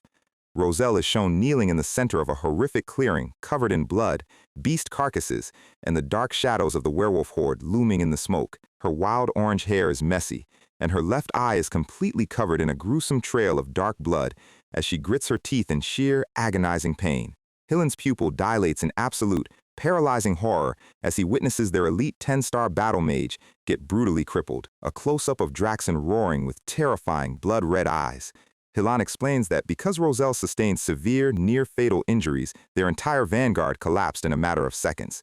The massive, spiked werewolf charges forward like a freight train, crushing the ground beneath his claws. Hillen is shown carrying the bleeding, unconscious Roselle on his shoulder as they desperately retreat from the mountain, the low-level soldiers fleeing for their lives behind them. Back in the present, Hillen looks down at the grass, admitting that their entire grand hero expedition was a complete and utter failure. Burz's mouth curves into a wide, pleasant smile as he claims he completely understands the situation. Then we get a hilarious, comical gear shift as Burz's face goes completely pale, sweating profusely as he realizes he is in absolute, catastrophic trouble. If the expedition failed, Draxen is still alive, meaning the werewolf is going to open his black box any minute now. Hillan quickly tries to cope, pointing out that even though they lost, they managed to deal massive physical damage to the boss, meaning Draxen will be forced to spend a long time healing his wounds. Burz's eyes narrow as he starts calculating the timeline. If the werewolf is severely weakened, there is still a tiny window of opportunity left. They just need to rally the troops and launch a second raid before Draxen can repair his tower defenses. He asks Hillen how the hell their 10-star battle mage got crippled in the first place, demanding to know what their legendary tank, Balraf Disroad, was doing while the squishy mage was getting mauled. Hillen groans, muttering about how useless that bastard was. A shadow falls over them as Roselle Chant walks up, her long orange braids resting against a dark leather eye patch. She spits that Balraf Disroad completely bailed on them right before the final boss fight. She grinds her teeth, explaining that Balraf's wealthy noble sponsors are the corrupt elites who profit from the tower's continued existence, calling them a bunch of money-crazed bastards who deliberately ordered their tank to sabotage the raid. Hillen introduces her, and Roselle looks at Burzay, noting that while he arrived late to the expedition, the entire camp is currently an absolute, unmitigated mess. Burzay looks her dead in the eye, asking if she is actually willing to go back in there and try again. Roselle snaps, clenching her fist as she screams that she absolutely refuses to back down after what that wolf did to her eye, swearing to slaughter him. Hillen's sweat drops, pointing out that half their army is currently lying in the dirt bleeding out, and they completely ran out of healing potions, meaning a second raid is physically impossible. Burrs calmly notes that this is a laughably simple problem to solve. With a confident smirk, he reaches into his dark cloak and pulls out a massive glowing pile of high-grade red and blue potions. He claims he brought plenty of supplies in case of an emergency, noting that while they cannot regenerate lost body parts, they will easily get everyone back on their feet. Roselle stares at him in sheer, absolute shock, holding her staff as she demands to know who the hell he is and why a random mercenary is spending a small fortune on high-grade potions to fund their war. She steps closer, her eye widening as she asks about the faint, incredibly dense warmth she has been feeling since he arrived, claiming she has never felt such pure, holy heat in her entire career as a battle mage. Burrs casually places his hand over his chest, acting slightly surprised as the phoenix heart inside him continues to pulse. We see a row of heavily wounded, depressed soldiers sitting in the grass, their armor dented, and their spirits completely broken. Even the veteran heroes are staring at the ground, looking like players who just got spawn camped for 3 hours straight and are about to uninstall the game. Burrs looks at them, realizing that a broken army's morale cannot be fixed by simple healing potions. Since he needs these meat shields to help him eliminate Draxen anyway, he decides it would not hurt to show them a tiny glimpse of his legendary power. He pulls his hand back, and the cute golden-orange phoenix spirit bird manifests over his palm, chirping happily as a massive wave of golden fire erupts around him. The wounded soldiers on the ground suddenly look up, their faces illuminated by a warm, radiant golden glow that fills the entire forest clearing. The depressed heroes stare in absolute, breathless wonder as the freezing, tense air is instantly replaced by a cozy, life-giving heat. Roselle and Hillen walk forward, their eyes locked on to the glowing silhouette of the mercenary master. Roselle is sweating in sheer awe, her eye wide as Burrs casually asks if they really want to know his true identity. His mouth twists into a calm, confident line as he delivers his fabricated legend. A massive, screen-filling silhouette of a legendary golden phoenix flares up behind him, casting giant, fiery wings across the sky. He declares that he is the sole master and owner of the legendary phoenix, the ancient mercenary master known simply as Pale. He looks down at them with glowing golden eyes, calmly announcing that he has arrived to personally execute the Demon King of Beasts. Roselle's mouth hangs open in pure disbelief, wondering if this man actually tamed a legendary continent-tier beast. She remembers the massive volcanic eruption and the overwhelming energy that covered the southern sky a few days ago.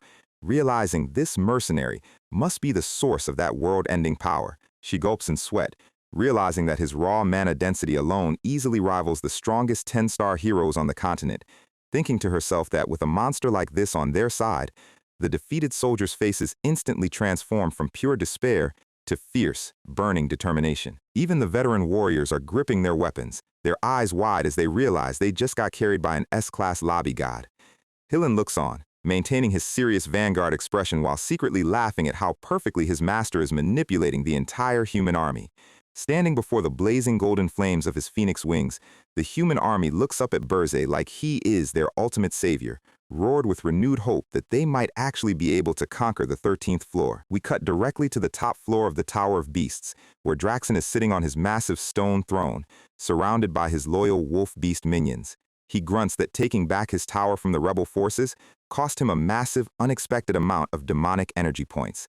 He raises his armored claw, holding a single glowing red black box key, admitting that because of his tight budget, he could only afford to buy one single key from the system shop. He snarls, muttering that he will audit the other towers later, but right now, he is going to start by opening the box of the primary suspect.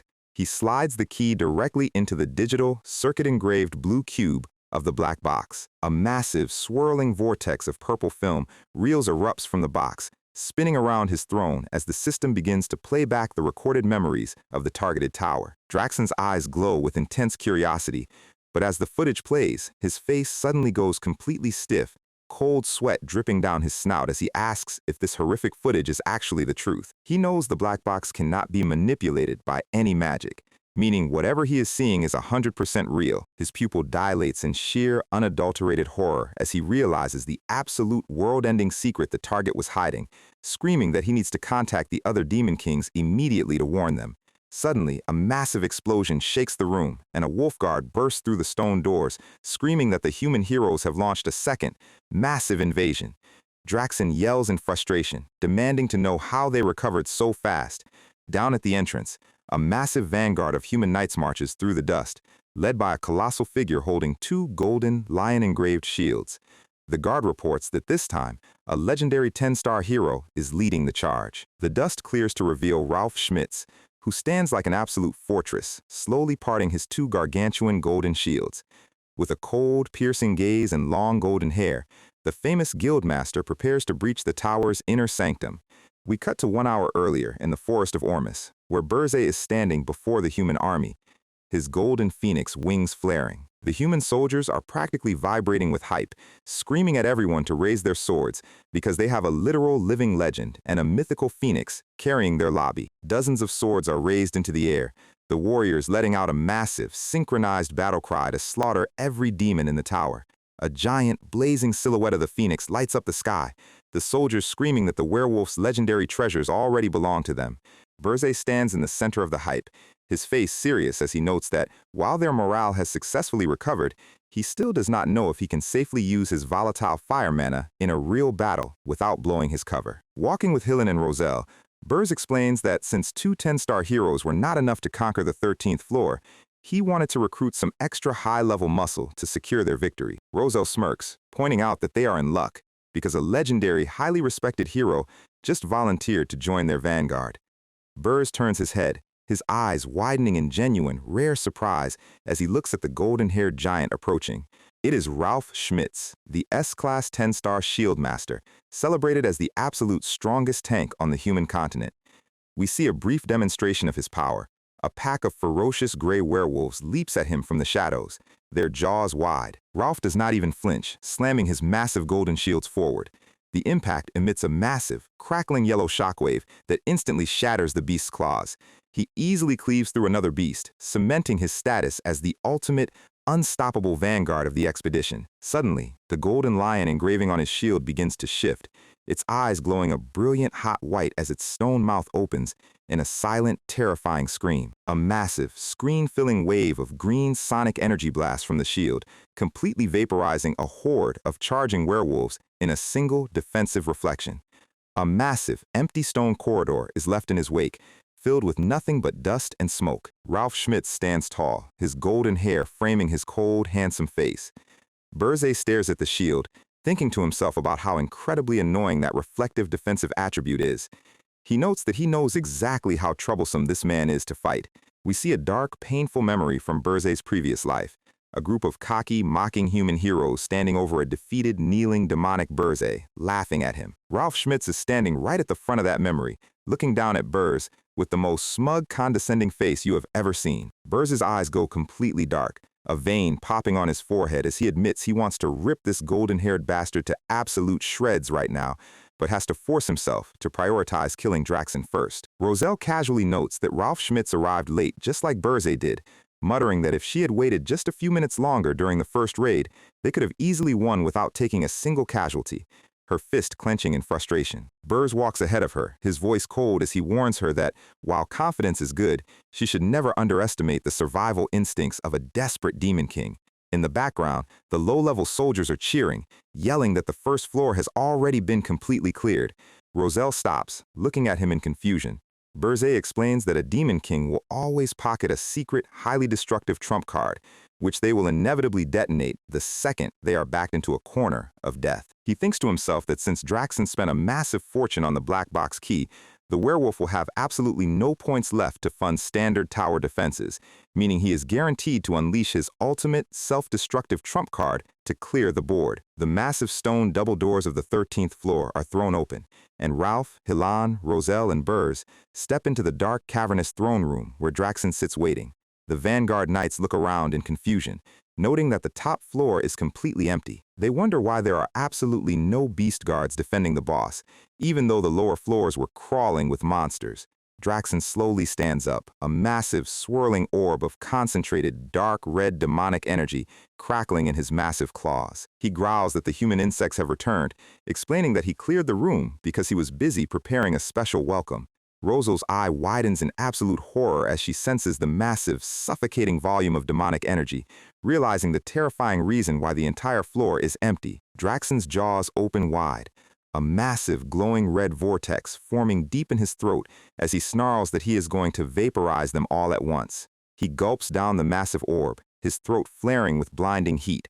Burz's eyes narrow as he realizes the werewolf's trick. The standard rules say a demon king must place their strongest monsters on the top floor, so Draxon exploited a massive loophole by physically consuming all of his own elite subordinates to combine their stats into one massive final nuke. Draxon's eyes glow with pure, bloodthirsty madness as he promises to erase every single trace of their existence. Ralph, Hilan, Roselle, and Burz stand in a tight line, Burz bracing himself as he realizes the attack is coming. With a deafening, sky-splitting roar, Draxon unleashes a massive, gargantuan torrent of blood-red energy that fills the entire 13th floor. Ralph Schmitz plants his golden shields, bracing his massive shoulders as the red energy slams into his defense. Behind him, the low-level heroes are panicking, some screaming to retreat while other overconfident idiots yell that the Demon King is vulnerable and they need to charge him right now. Two stupid, lower-tier heroes ignore the warnings and leap directly over Ralph's shield, charging straight into the red energy stream. With a massive, room-shaking explosion, the two idiots are instantly vaporized, their weapons shattered as the red energy blasts the remaining knights backwards. Ralph's golden hair whips around his face as his boots slide across the stone floor, his massive muscles straining under the colossal, crushing pressure of the blast. He lets out a pained grunt as his light blue eyes widen in shock, realizing his defense limits are being reached.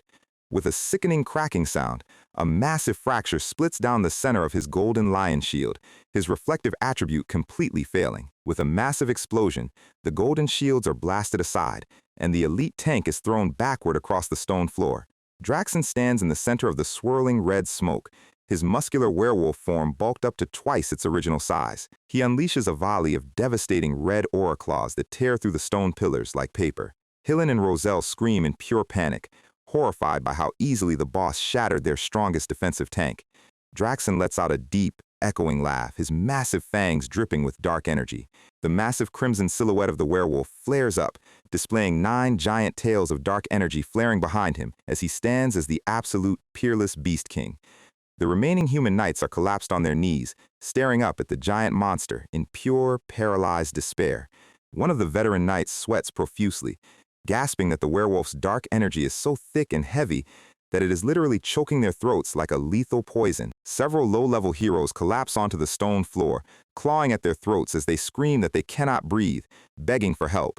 Suddenly, a brilliant golden-orange wing of fire flares up in the center of the dark throne room. Burz activates his Phoenix mana, unleashing his high-rank defense magic, creating a massive, glowing golden dome of fire that completely blocks the suffocating dark energy. The collapsing heroes look up, tears of relief streaming down their faces as they laugh in joy, screaming that their savior Pale has saved them with his legendary trump card. Burze stands tall, his red hair glowing as he analyzes the boss, realizing he cannot let Draxon absorb any more energy. He looks back at the crying knights, coldly telling them that from this point forward, they are just going to be in his way. His massive flaming wings flare up behind him as he commands them to stay inside his protective golden dome if they want to live.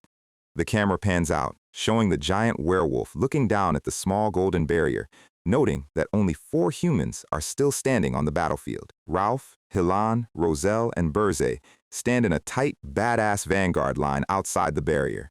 Draxon's red eye locks directly onto Burze, noting that his specific, pure fire mana feels incredibly troublesome. A striking close-up of Burze's face, his calm amber eyes staring back at the boss with absolute, cold-blooded confidence. Draxon's eye goes wide in pure, sudden terror as he recognizes the familiar, terrifying presence, screaming at him to reveal who he actually is. Our guy simply looks up, his lips parting into a menacing, sharp-fanged dragon smirk as he prepares to show the werewolf exactly why you do not mess with a regressed dragon. Our guy looks directly at the massive, slavering werewolf with the smuggest grin you have ever seen. Draxon's red eyes flare with absolute, world-ending hatred as he screams Burze's name, the force of his voice shaking the stone pillars of the throne room. He lunges forward like an absolute freight train, screaming that stealing his phoenix corpse was bad enough, but stepping foot into his private tower is a death sentence. Burz simply raises a single gloved finger to his lips, instantly deploying his customized sound removal magic, transforming the entire 13th floor into a complete void. Draxen is caught mid-air, his massive jaw snapping closed in absolute silence as his leap is cleanly blocked by the glowing blue magical barrier. Roselle's eyes light up behind her leather eye patch, praising Burzy for running a flawless silence exploit. By canceling out the wolf's terrifying battle roar, he prevented the boss from interrupting their casting loops, allowing Roselle to cleanly chant her high-rank binding magic, Sage's Chains. Draxen is instantly slammed into the stone floor, glowing orange chains wrapping around his muscular limbs as he snarls in silent frustration. With a massive burst of raw, mutated magi, he flexes his muscles and shatters the legendary binding spells into thousands of glowing golden fragments. He crashes onto the stone tiles, sending a massive shockwave of dust and rubble flying directly toward our guy. His massive jaws snap, screaming that this is not an even match, but a literal execution, swearing to chew Burzy's bones to dust. Burz simply smiles, casually putting his gloved hand up and telling the boss he cannot hear a single word of his barking over the permanently active, silent status effect. Draxen is practically foaming at the mouth, his red eyes bulging as he tries to scream, but cannot produce a single decibel of sound. Roselle and Hillen watch in complete awe, realizing that Burz has completely neutralized the boss's primary psychological weapon. Our guy flares up his brilliant orange and yellow flaming phoenix wings, diving directly toward the charging beast. Draxen swipes his massive dark claws, the air splitting as his strike narrowly misses Burzy's cloak. The impact of the boss's strike shatters a massive stone pillar, sending tons of burning rock crashing down onto the arena floor. Roselle grinds her teeth, her magic circles flaring around her staff as she complains that the wolf is moving way too fast for her to secure a target lock, while Hillen yells at her to just trust the plan. Draxen lunges again, snarling that he does not care what kind of lunatic plans Burze is running. He swipes down with 5 claws of dark red energy, determined to slice the flaming phoenix wings right off Burze's back. He roars his name in silence, refusing to let him leave the room alive, while Burze looks back with a perfectly calm expression. We see a quick tactical flashback. Burz is explaining to the S-Class heroes that the absolute most important factor in taking down the mutated werewolf is pure speed. He notes that despite his massive, lumbering size, Draxen possesses preternatural reflexes, meaning they have to systematically bind his feet and target his tail weakness. Hillen Cargill sweats slightly, asking if his lightning dash is even fast enough to keep up with the boss, prompting Burz to smile and promise he will give him a perfect, undeniable signal. Back in the present, Draxen screams that he has caught the pesky mercenary, swinging his massive claws directly down onto Burzy's head. A massive explosion of dark red energy and burning orange feathers erupts across the throne room. But instead of retreating, Burze thrusts his hand forward, holding the glowing purple tentacled sphere of Ahriman's orb directly in the wolf's face. Draxen scoffs, leaping back as he asks if Burze is seriously stupid enough to think a low-tier mind control device would ever work on a senior demon king. Burz smirks, clenching his fist around the pulsing purple energy of the orb. He admits that the brainwashing effect will not work on a boss, but points out that the orb acts as a perfect, high-frequency spatial transmitter that instantly pings the master's coordinate directly to his vassals. Suddenly, Hillen Cargill materializes directly above the werewolf's head in a massive, crackling column of brilliant blue lightning. Hillen's eyes are completely wide, tears of agony streaming down his face as he screams that his brain is literally about to detonate, begging Burz to never use the spatial ping ever again. Draxen's jaw completely drops, his eyes bulging in absolute horror as he realizes Burz literally brainwashed a legendary S-Class human hero to act as his personal slave-ganking buddy. Burz gives a pleasant, fanged smile, casually suggesting the werewolf should try running a vassal build sometime, noting it is incredibly convenient, if he survives this lobby, that is. Hillen Cargill plunges his glowing sword down, channeling a massive, blinding bolt of blue lightning directly into the boss's back. The lightning strike pierces straight through the werewolf's thick fur, sending a massive shockwave of blood and electrical energy ripping through the floor. Draxen grinds his fangs, blood dripping from his mouth as he mutters that they are getting cocky over a minor flesh wound. He unleashes a massive wave of red magical seals, determined to blow the entire party to pieces. His red eye narrows as he senses a massive influx of pure, devastating fire mana flaring up from the side of the room. Burz turns to Rosal Chant, telling her that the exact second Hillen creates an opening with his lightning strike, she needs to drop her ultimate nuke. He tells her to pour every single drop of her legendary mana into the attack, channeling all of her burning, furious rage over her lost eye. Roselle hoists her massive staff, her orange hair flaring into a wild corona of fire as she screams at the wolf, cursing him for crippling her beautiful face. She pours her entire 10-star mana reserve into her staff, her eye glowing with absolute, blinding fury as she unleashes her ultimate, top-tier fire magic. A massive orbital pillar of pure white-hot plasma slams down from the ceiling like a literal satellite laser cannon, completely engulfing the werewolf in a towering column of fire. Hillen and Burs watch from a safe distance, the intense golden light of the blast reflecting off their dark cloaks. Ralph Schmitz stands firm at the front, holding his two golden lion shields together to completely block the blinding heat and debris.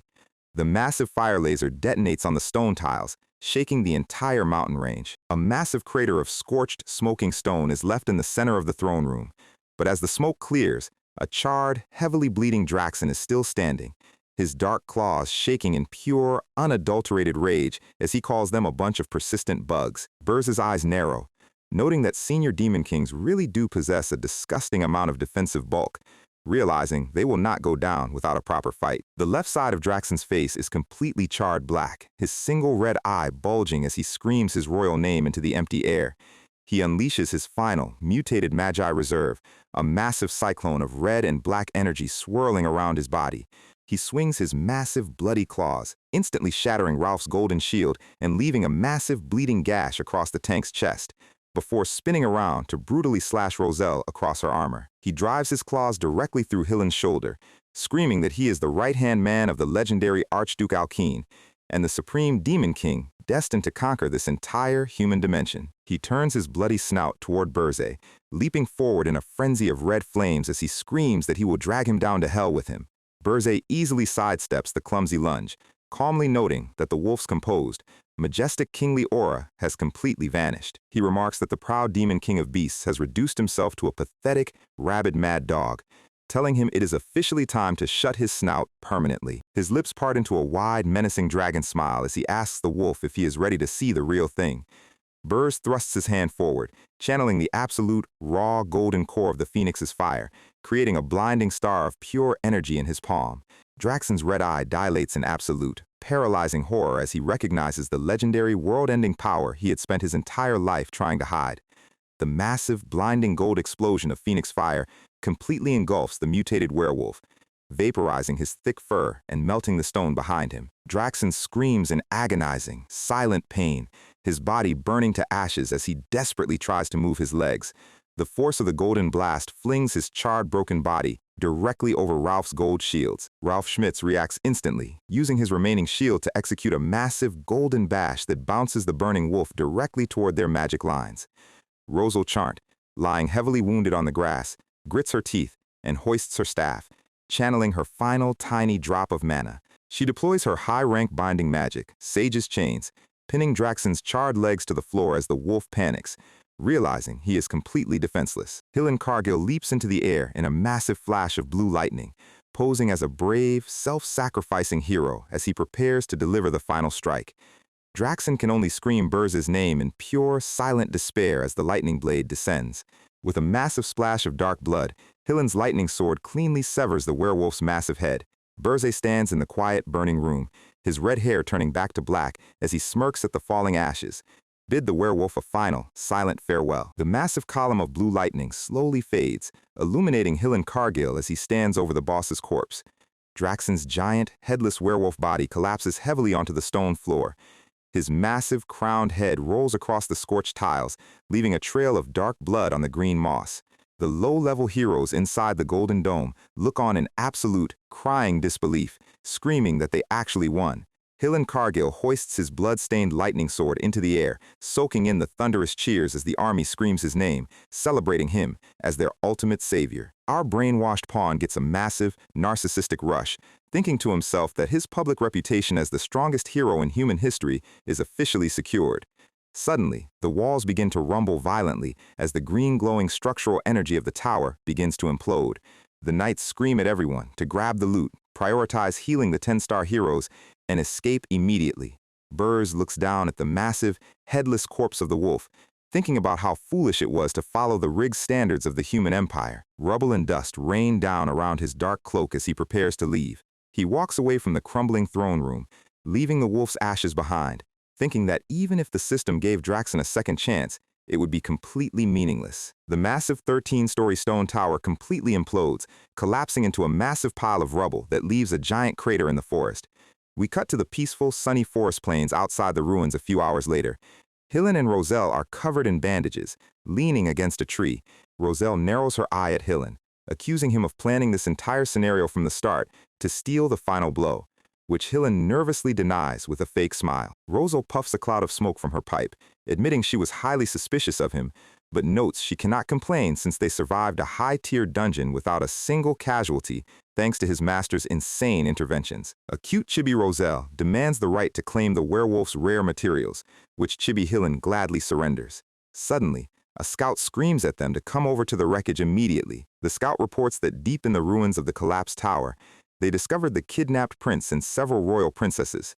Roselle rushes over, her eye widening as she recognizes a sleeping, purple-haired girl wrapped in a heavy navy cloak. The system display introduces her, Princess Lavinia Akan, the third princess of the Akan kingdom, looking completely dead to the world as she peacefully snoozes. Roselle shakes her awake, screaming and asking why on earth a royal princess was inside a high-tier demon king's tower, only for Lavinia to lazily mutter that she was looking for fresh chimera crafting materials. Roselle completely snaps, lecturing her about how dangerous it is to buy monster flesh from demons.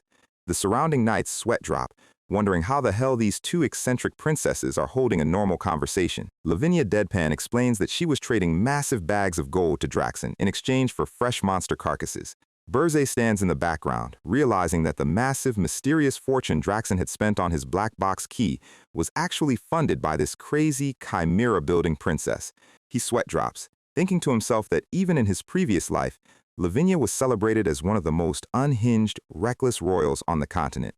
We transition to a massive, grand Gothic hall, where the Hero Guild Elders meeting is currently taking place. Dozens of towering blue holographic screens display the dark silhouettes of the continent's most powerful corrupt politicians, with one complaining that the Tower of Beasts was a highly lucrative cash cow for their guilds. Another shadow spits that they spent millions coordinating with noble sponsors to keep the 10-star heroes from actually clearing the dungeon, only for some rogue mercenary, calling himself the owner of the Phoenix, to lead the raid to a flawless victory. The elders mutter in confusion, realizing this mysterious Phoenix Master is not registered with any official hero guild, making him completely outside of their political control. A massive, broad-shouldered silhouette of an elite officer declares that since Berze's regression, this is the first time a major demon territory has been permanently shut down, warning that it is time to tighten the leash on the independent heroes. The Grand Commander orders a full, continent-wide investigation to uncover the true identity of the mysterious Phoenix owner, which his assistant immediately confirms. We cut directly to the lavish, sparkling Ormus Royal Banquet Hall, where a massive victory celebration is underway. The elderly King of Ormus is literally crying, thanking the gathered heroes for saving his children, telling them to feast and drink to their heart's content before his guards wheel him away to rest. Roselle Chant is sitting elegantly in a gorgeous backless black and gold evening gown, holding a blue cocktail as she sighs about how incredibly boring and gloomy the banquet feels. Hilan walks over in a pristine white formal suit, offering a polite compliment on her dress, and noting that the crazy princess has already been safely shipped back to her kingdom. Roselle simply scoffs, telling him to stop trying to leave a good impression. Her expression goes soft as she looks out the window, wondering where the mysterious red-haired mercenary went, admitting she has a lot of burning questions to ask him about his Phoenix. Suddenly, a crowd of low-level heroes swarms Helen, eagerly asking where they can find Lord Pale so they can personally thank him for saving their lives. The tall, handsome shield master Ralph Schmitz enters the hall in a sleek black tuxedo, his silent, majestic presence causing the surrounding crowd to gasp in awe. Hilan's sweat drops, waving his hands nervously as he announces that the mysterious mercenary has already packed his bags and left the kingdom, causing the crowd to scream in pure disappointment. We cut directly back to the freezing, snow-covered peaks of the Urgist Mountains, where Berze's massive darkstone fortress stands tall. Gordon Dyrick is sweeping the floors, his face turning completely pale as Berze walks in, taking off his black gloves as he casually confirms that he successfully assassinated the werewolf. Gordon's eyes literally bug out, his mouth open in a silent scream as he starts shaking, wondering how on earth his master is planning to survive the massive geopolitical fallout of killing a senior demon king. Berze sits down on his grand Gothic throne, telling his secretary to stop throwing a tantrum. He explains that since Draxon is dead, the senior council is guaranteed to host an emergency summit, noting that if he was late or absent, it would make him look incredibly guilty. Gordon sweats, finally understanding why his master sprinted back to his tower immediately after the boss died. Burrs closes his eyes, reflecting on the lessons of the battle. He thinks to himself that despite his easy victory, his current physical form is still far too weak. He notes that Draxen was already heavily damaged by a previous hero raid before their final duel. He remembers clenching his fist around the Phoenix Flames, realizing the mutated werewolf's ultimate self-destructive nuke should have left him near death, but barely dealt any real damage. He looks down at his chest, where his tiny golden Phoenix mascot heart is glowing. He notes that to survive the upcoming wars, he needs to systematically upgrade his own stats and fully master the Phoenix's mana. Suddenly, his system panel rings with a loud beep, and the polite, white-spectacled Jason Cockman appears on the screen. Jason asks to host an immediate emergency council at his tower today, which Burze acts surprised by, asking if there is still a few days left before their next scheduled meeting. Jason sighs, placing his hand over his chest as his voice drops into a low, grave tone.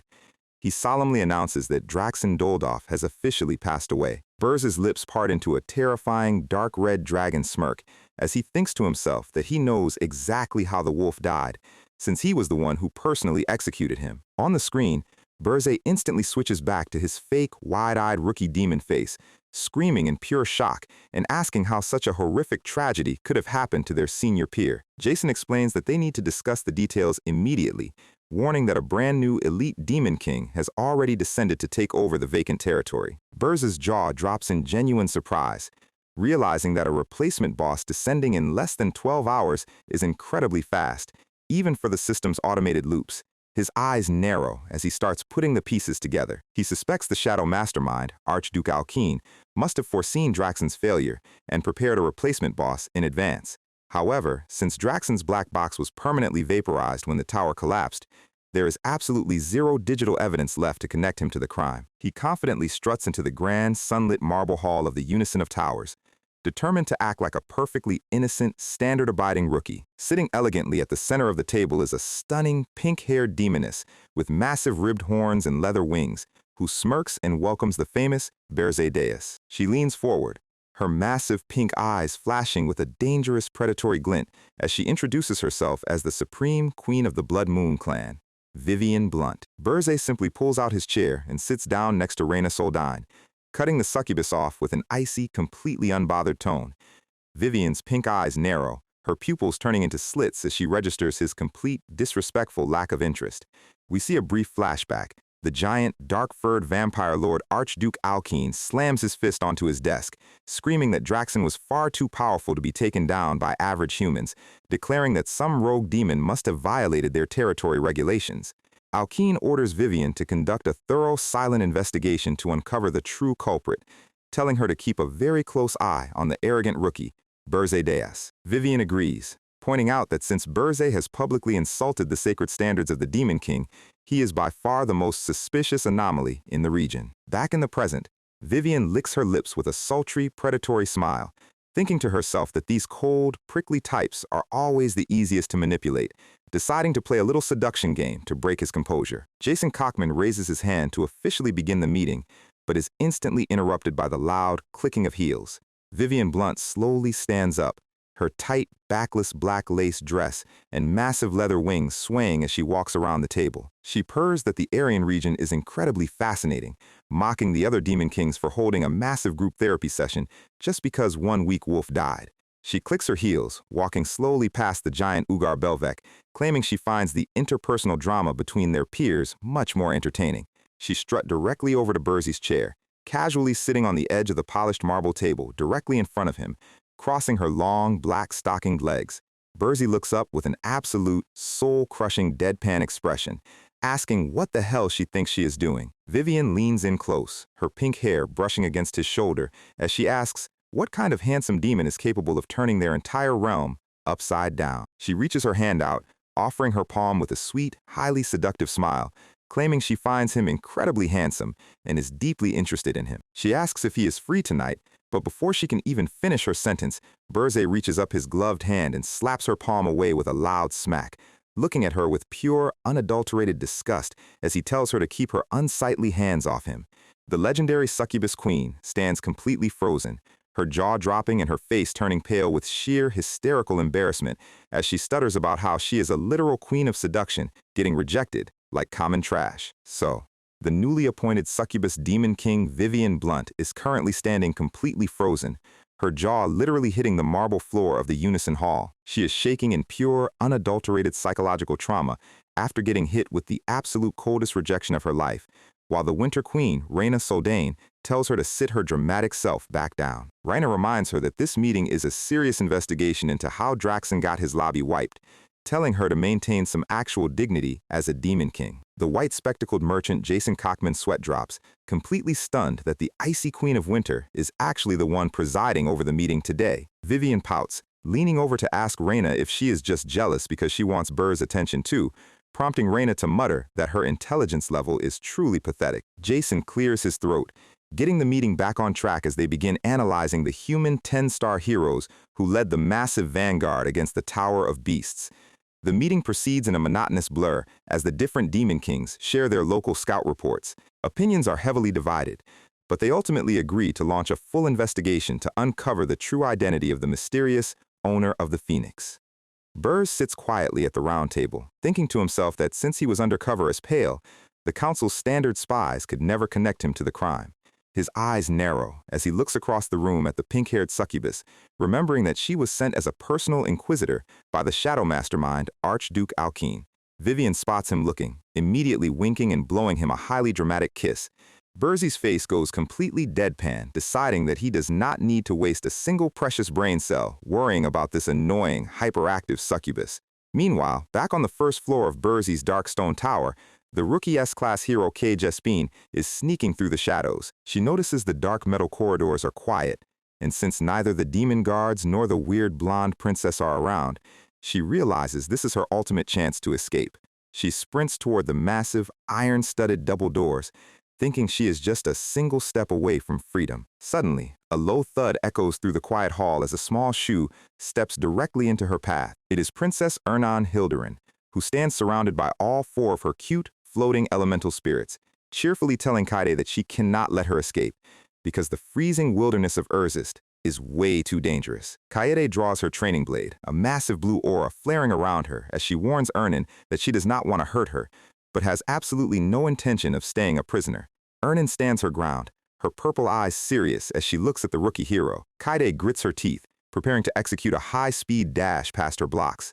Suddenly, Gordon Dyrick calmly walks into the hall dressed in his crisp-made apron, waving his feather duster and telling Kaede she can leave if she wants, causing both girls to double-take in complete shock. Gordon lets out a weary sigh, shaking his head and muttering that he does not care what happens to her in the snow, complaining about how annoying humans are. Kaede is completely dumbfounded, wondering why the hell her captor is casually waving her through the front door like a polite hotel doorman. Her eyes narrow in focus as she decides not to question her luck. Realizing this distraction is a massive win, she bolts toward the iron doors, planning to sprint straight to the border fort at Horton Walk and call in a massive hero reinforcement army to level the tower. She reaches out and slams her hands onto the massive iron gates to push them open. Suddenly, a massive surge of dark purple energy erupts from the metal plates, wrapping her arms in crackling magical chains.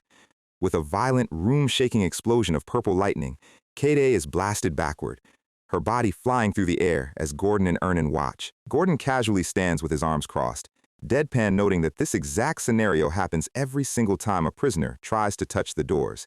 Kaede is shown lying completely charred and knocked out face down on the cold marble tiles. Ernan walks over, pointing out that any player who has not been officially registered and permitted by the Demon King is physically incapable of exiting the tower. Gordon warns her not to touch the gate carelessly, but Ernan simply places her delicate palm onto the iron surface, a soft blue light flaring from her hand. With a massive, echoing creak, the gargantuan iron gates slowly slide open, letting a freezing gust of snow-filled mountain air howl into the hall.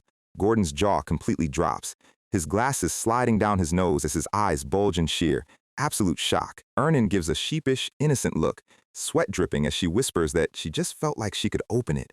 She panics slightly, muttering about how weird it is that she has admin permissions, frantically trying to pull the doors closed again. Suddenly, a massive gloved hand grabs the edge of the iron door with a loud metallic tap, stopping it in its tracks. Burr steps through the opening, snow dusting his shoulders, as he gives Ernan a terrifying, dark-shadowed smirk, asking if she is finally trying to run away. Gordon immediately bows in deep respect, while Ernan stands frozen, her face completely pale with shock. Burzay looks at the knocked-out Kade lying on the floor, sweat dripping as he asks what the hell they have been doing while he was away. We transition to the grand throne room, where Burz sits on his high-backed chair, coldly ordering Gordon to toss the rookie princess into the deepest level of the underground dungeon. Gordon salutes, but then hesitates, asking Burzay what they are going to do about the massive anomaly regarding Princess Ernan. He points out that the tower's absolute security system has already recognized Ernan as a registered member of the tower, which is the only reason she was able to open the gates. Burzay goes wide-eyed in genuine surprise. He brings up his system screen, watching Ernan walk through the courtyard. He realizes that since she successfully contracted with a high spirit, crossing the dangerous mountains of Urzist alone would be a joke to her. His eyes go dark as he ponders the massive contradiction. She has the power to leave, the gate is open to her, and he has been away for days. Yet she has not made a single attempt to escape. He watches her through the screen, wondering what kind of insane, hidden goal Princess Ernan is actually pursuing. Later, we cut to the dark, stone-brick underground dungeon, where Ernan is standing outside Kaede's barred cell. Kaede sits in the dark corner, clutching her knees as she warns Ernan that there is no such thing as a kind demon king, claiming Burzay is definitely preparing some horrific scheme for them. Ernan turns to walk away, her long golden hair catching the dim light of the torches. She gives a sweet, bright smile, calmly telling Kaede that she was not actually kidnapped. She chose to leave the royal palace on her own. In his private room, Burzay is watching her through his scrying mirror. He is completely taken aback when Ernan suddenly turns and looks directly at the camera, realizing she knew he was watching the entire time. Ernan cheerfully explains to Kaede that she absolutely detested her overbearing father, her useless family, and the suffocating royal routine, and used the kidnapping as a perfect excuse to run away.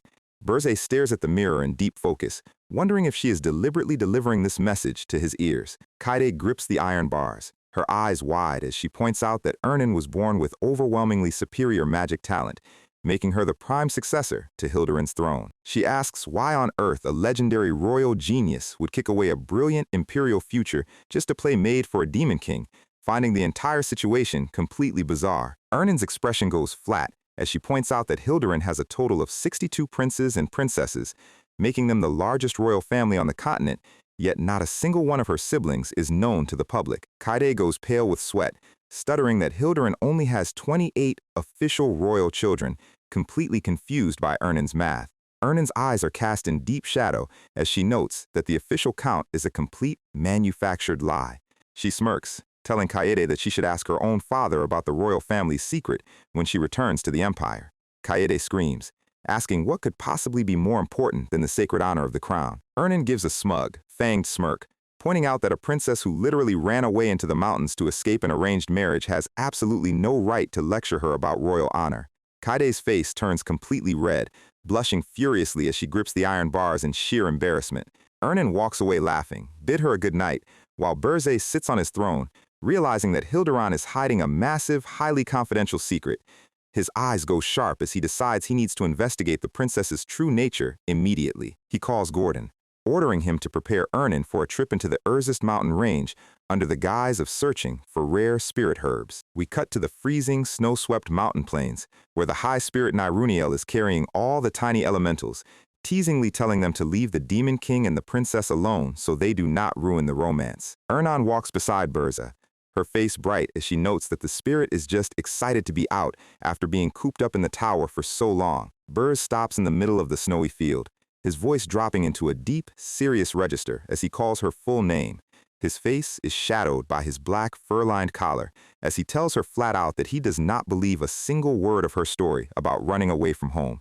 A massive wave of purple fire flares up in his hand as his curved dragon horns manifest. He commands her to tell him every single secret she is hiding right now. Princess Ernan stands frozen in the snow, a single drop of sweat running down her pale cheek as she looks up at his terrifying demonic form. Burz's slit pupils glow with immense, suffocating pressure, demanding absolute honesty. The camera pans out, showing the two figures standing as tiny specks in the middle of a massive, desolate, snowy wasteland. The freezing wind howls across the empty white plains under the dark blue sky. We zoom in on a nearby snowy ridge overlooking their exact coordinates. Lying flat in the snow is a scout wearing a heavy tactical gas mask, adjusting his advanced binoculars as he smirks, declaring that he has finally located the elusive Demon King of Urzist. Ernan stands in the snow, her breathing shallow, as Burz's purple dragon flames continue to hum beside her. She opens her mouth, stammering slightly as she tries to find the words to explain her situation. Burz's eyes go sharp as he senses a hostile presence, muttering that they will have to put their conversation on hold. With a sudden, violent motion, he thrusts his hand toward the distant ridge, launching a massive, high-density ball of dark purple energy. A massive, screen-filling explosion of magical force obliterates the snowy peak, Burz coldly stating that he is going to eliminate the local trash first. Up on the ridge, the scout is blown backward, his binoculars flying as he gasps in shock, wondering how the hell the Demon King detected his advanced concealment arts from such a massive distance. With a dry, cracking sound, the scout's entire body crumbles into dust and purple embers, realizing his clone was completely destroyed. Burz scoffs, looking at the falling ash as he mutters that it was nothing but a petty clone trick. Ernan asks if that was a human hero, and Burz confirms that some annoying fly has been tailing them since they left the fortress. Ernan's eyes widen as she realizes the scout's description, identifying him as the famous 10-star intelligence mercenary, Dapner Filian. We see a silhouetted reconstruction of Dapner. She explains that he is a legendary mercenary who handles top-secret reconnaissance and information gathering for the Empire. Burze remembers that name from his previous life, remembering that a massive volume of his military secrets was leaked to the human kingdoms because of this exact scout's clone tricks. Ernan asks if the tower is safe from being located, and Burze assures her that there is absolutely no need to worry. We see a wide, beautiful shot of his dark stone monolith, nestled in the desolate, snow-covered valley. Miles away, the real Dapner Filian is staring through his binoculars, sweating profusely as he mutters that there should definitely be a massive tower in this valley, but he cannot see a single pixel of it. Burz's system screen flaring, his custom engine is active, consuming 10 demonic energy points per second to render the entire 5-story fortress completely invisible to human mana scanners. The system display shows his point total steadily ticking down. He notes that as long as his 65,000 points do not hit zero, the tower remains completely cloaked from the world. He turns back to Ernan, telling her that they have plenty of time to finish their conversation, ordering her to start talking before he locks her out of his home permanently. Ernan looks down at the snow, her ahogue drooping as she stands in silence for a long, heavy moment. She slowly raises her head, her purple eyes filled with absolute determination as she promises to tell him the entire blood-stained truth about her birth. She looks him dead in the eye, asking if he has ever heard of a forbidden, horrific royal spell called the World Tree's Child. The chapter title card opens as the real Dapner Filian continues to trek through the snowy mountain passes. From a high cliff overlooking his path, the wise orc chieftain Krutu and a massive frost giant are silently crouching in the snow, watching his movement. Krutu's blue-horned face grunts in silent observation, keeping his bloodthirsty instincts in check. Burr's communication panel rings, Krutu reporting that the scout has left the mountain range without using concealment, confirming it was indeed a clone. Burrs commends him, ordering his orcs to tail every single clone. He reviews his system panel, noting that while the invisibility engine saved their location, keeping a 5-story fortress cloaked is an incredibly expensive mechanic that will drain his funds before the upcoming hero crusade. Ernan softly adds that they need to eliminate Dapner permanently, explaining that the scout was undoubtedly sent by her father to drag her back to the capital. Burrs looks at her, asking if her father's obsession is connected to that World Tree's Child spell she just mentioned. Ernan sighs, her breath steaming in the freezing air as she warns him it is a long, dark story, and Burze calmly replies that he has all the time in the world. Let us slow down and explain the dark, twisted history of the Hilduran kingdom. Long ago, Hilduran was a glorious, all-powerful empire that dominated the continent. But through repeated, devastating wars, their military power waned until they fell to a mere second-rate kingdom. We see cracked, shattered glass reflecting royal silhouettes, as Ernan explains that her father is completely obsessed with returning Hilduran to those glorious imperial days. A single, powerful mage is shown standing atop a mountain of bleeding carcasses. Ernan explains that to conquer the continent, her father realized that instead of funding a massive, expensive army of 10,000 standard soldiers, breeding a single, god-tier genius mage who could solo whole battlefields was far more crucial. She points out that naturally born geniuses are incredibly rare, and standard academic training has a very low ceiling. Burz's eyes widen slightly in realization, starting to put the horrific pieces of her backstory together. Ernan looks at him, calmly confirming that the World Tree's child is a forbidden, highly unethical human genetics project designed to artificially breed S-Class magical geniuses like her. We see a horrific royal laboratory where glowing green mana infusion tubes are hooked up to several royal beds containing pregnant mothers and fetuses. Ernan explains that during the fetal stage, the crown forcibly injects astronomical amounts of raw mana directly into the unborn royal babies to forcefully boost their magic sensitivity. Burrs notes that humans are just as monstrous as demons when it comes to exploiting life for power, asking if the mothers and fetuses could actually survive such a brutal procedure. Ernan flatly replies that the vast majority of them died in agony. She adds that even the few infants who managed to survive the procedure were born with horrific physical deformities and died very young. A giant, terrifying floating eyeball monster with multiple thrashing tentacles materializes behind them, representing the dark, hidden monsters born from their magical greed. Ernan notes that only the single perfect success, which was her, was ever shown to the public. The massive green eyeball monster hovers over the desolate plains, locked onto their coordinates. Burze steps forward, a purple magic circle flaring in his hand as he warns her that her sudden mana release attracted a top-tier wild monster, telling her to step back. Instead of retreating, Ernan steps directly in front of him, her long golden hair whipping in the wind as she raises her hand. The high-ranking water spirit Niruniel materializes behind her, her blue eyes cold and majestic as Ernan whispers that she was engineered to be an unstoppable, peerless genius. The giant eyeball monster's central red pupil flares with a massive, dark, magical circle. It fires a colossal, disintegrating red laser beam directly toward them with enough force to vaporize the snow. Ernan simply thrusts her hand forward, a massive blue magic circle forming in the air. With a single, effortless flick of her fingers, she manifests a gargantuan, towering spike of pure glacial ice that cleanly blocks the entire red laser beam. She glares at the beast, her eyes filled with cold, focused mana. A massive, landscape-shattering wave of giant, razor-sharp ice spikes erupts from the snow, rushing toward the hovering monster. The giant ice spikes completely impale and freeze the entire multi-ton eyeball monster in a matter of seconds, shattering its body into thousands of frozen, bloody chunks.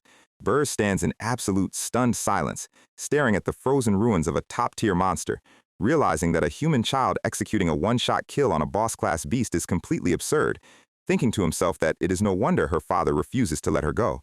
Ernan looks down at her hands, her voice quiet as she calls her own overwhelming talent a blood-stained, cursed power. Burze looks at her, asking why a princess with that much raw power and the direct right of succession would ever want to abandon her crown. He glares at her, asking if she really expects him to believe her standard sob story.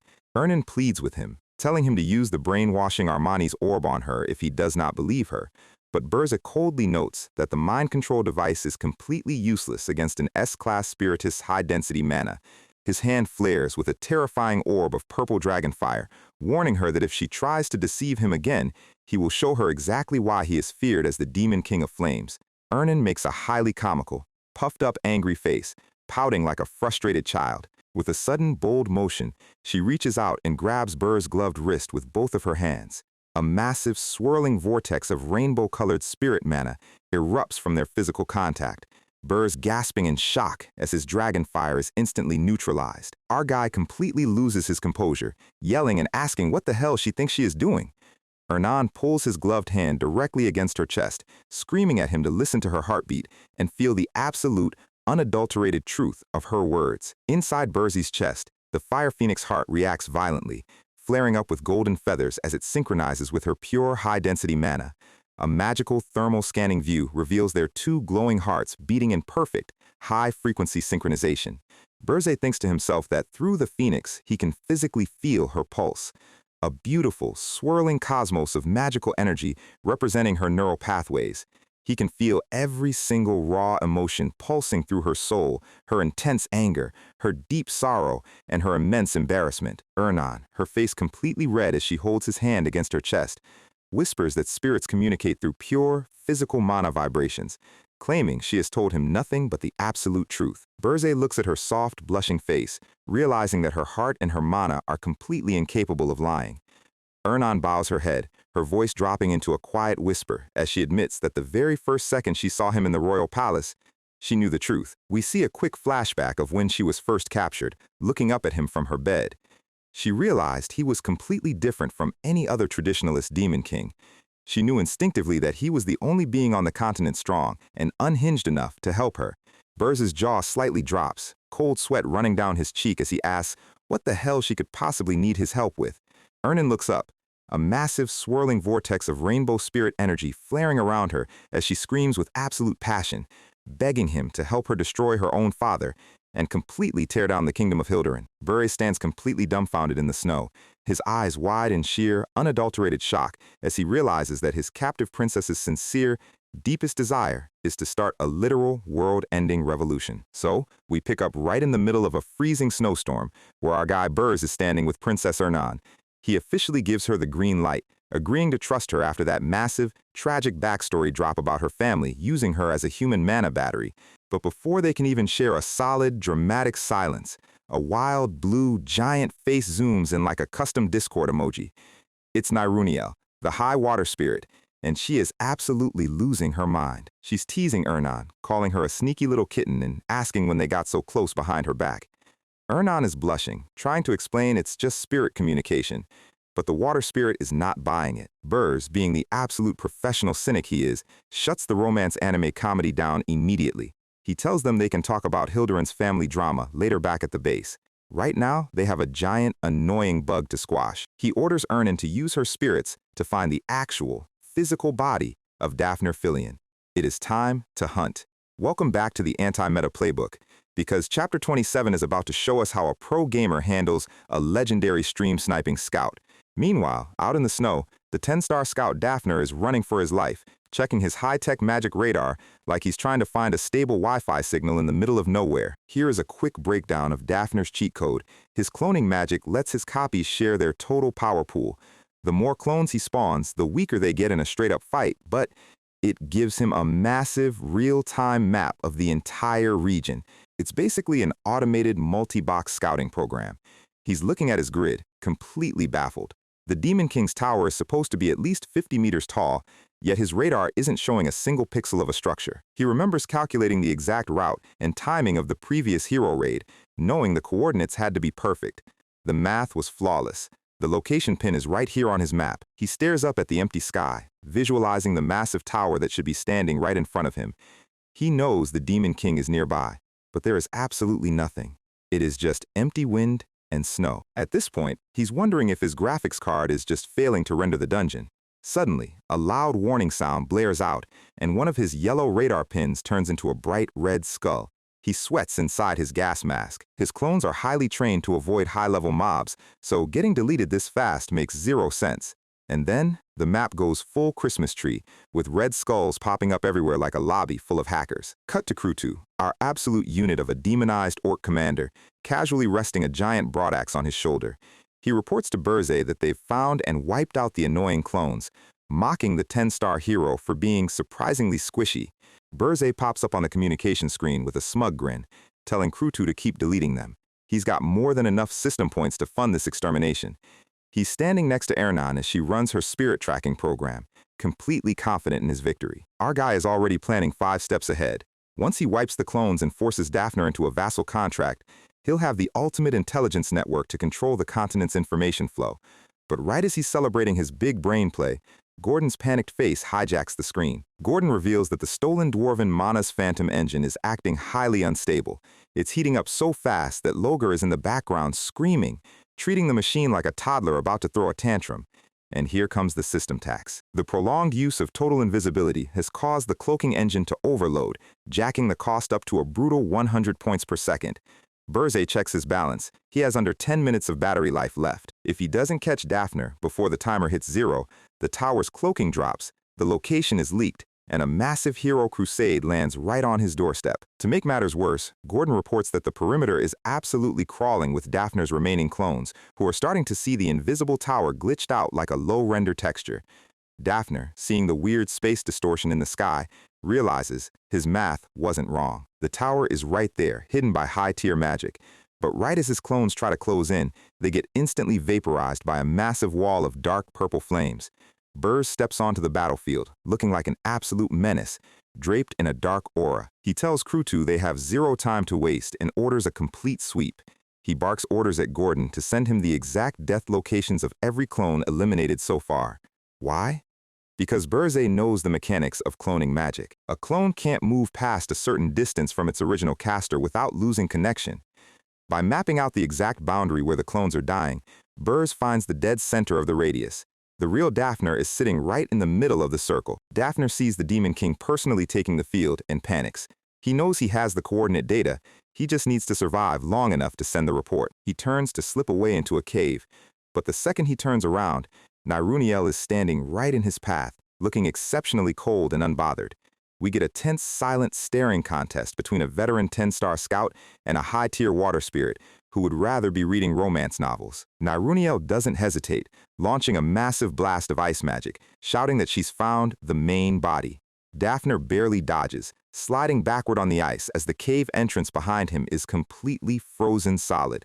Niruniel yells out that the target has slipped past her. Burz reacts instantly, calling out to Ernan to ping the coordinates. Ernan raises her hand, shooting a massive beacon of blue light directly into the stormy sky to guide her Demon King. Burz spreads his massive dark dragon wings and takes off like a fighter jet, following the light trail. Daphner is sprinting through the snow, but he hears a sound from above that makes him look up in absolute horror. Glowing golden feathers begin to drift down around him, warming the freezing air, and then Burzay lands right in front of him, unleashing his massive golden-hot phoenix wings that melt the snow instantly. Burzay looks down at him, calm and terrifying, and gives him the classic villain deal: swear absolute obedience or stop breathing. Daphner's brain completely short-circuits. He looks at the fiery golden wings and realizes it's the power of a phoenix. He tries to connect the dots. The only known phoenix owner on the continent is Feyre, the mysterious mercenary closely linked to Hillen Cargill. And then, the horrible realization hits him like a freight train. Feyre isn't a human mercenary. Feyre is the Demon King, which means the S-Class hero Hillen Cargill is actually a deep-cover double agent working for the enemy. His mind is completely blown. He looks at the High Spirit, then at the princess standing in the distance, and realizes the entire geopolitical landscape of the continent is a lie. The royals, the heroes, everyone is compromised. But instead of surrendering, Daphner's greed kicks in. He decides that selling a massive political scandal of this level will buy him a private island and early retirement. He uses ice magic to slide away at high speed. He thinks he's escaping, but his feet suddenly freeze in place. He looks around, only to see dozens of purple glowing figures surrounding him. A chilling, red-lettered voice echoes in his mind, calling him an idiot for refusing the easy way. A massive, world-ending explosion of black and purple dragon fire erupts, completely engulfing his entire escape route. Burz looks on with cold, reptilian dragon eyes, giving the simple command to vanish. Daphner is incinerated by the flames, utterly terrified that a rookie Demon King who has been active for less than a year possesses this kind of overwhelming cheat code power. He curses his employers as his magic shield shatters, realizing he was severely underpaid for a suicide mission of this scale. The massive blast completely reshapes the snowy canyon, sealing his remains under tons of frozen stone. His final thought is pure regret, wishing he had stayed home instead of trying to cash a check against a literal dragon. But right as the dust settles, a faint purple light slips out of the rubble. It's a spectral mana bird, carrying a scroll, flying at maximum speed toward the horizon. The bird breaks through the storm, heading directly south toward the kingdom of Hildurin. Cut to the grand, pristine royal palace of Hildurin, standing tall against the night sky. An intelligence officer bursts into the throne room, falling to his knees before the king, shouting that Daphner's report has finally arrived. The king, looking like an unhinged golden lion with a crown, demands to know if they have the coordinates. The officer confirms they have the exact location of the tower. The king is ecstatic, praising his scout, but right as the secretary opens the scroll, the parchment suddenly bursts into black flame and disintegrates into ash. Simultaneously, the spectral mana bird outside the window catches fire and vanishes into thin air. The king's manic smile instantly freezes, sweat dripping down his face. The officer explains the grim reality. The sudden death of the mana messenger means the caster, Daphner, was eliminated by the Demon King at the exact same moment. The king clenches his fist so hard his ring almost cracks, realizing he severely underestimated this new threat. He stands up, roaring at his court to contact the Hero Guild immediately to issue a continental draft. He demands the immediate summoning of every active 10-star hero on the mainland. Burz is kneeling on the scorched earth, heavily panting. Even with dragon blood, combining his black flames with the divine phoenix fire, is an extreme physical tax. He notes that while the combined output is absolutely broken, the recoil is just as ridiculous. His vision starts to blur, his stamina bar hitting absolute zero. Right as he's about to faceplant into the dirt, Ernan catches him, wrapping her arms around him to keep him from falling. Burs looks down and notices that her knees are actually sizzling on the boiling, half-melted volcanic ground, yet she isn't letting go. She just smiles through the pain, telling him she has a high-tier water spirit specializing in recovery, so a little heat is nothing. She adds that she knows he hates showing weakness, especially with the Pule orcs watching nearby, so she's got his back. Our princess is officially the MVP of emotional support. Burs's eyes soften, finally letting his guard down as he lets himself rest. He tells her he'll take a quick nap, closing his eyes. Meanwhile, the daily newspapers across the continent are absolutely losing their minds over a massive scandal. Dozens of succubi have allegedly invaded the human royal palace. The headlines are sparking massive public outrage, with human citizens demanding a complete crusade to wipe out every active demon king on the map.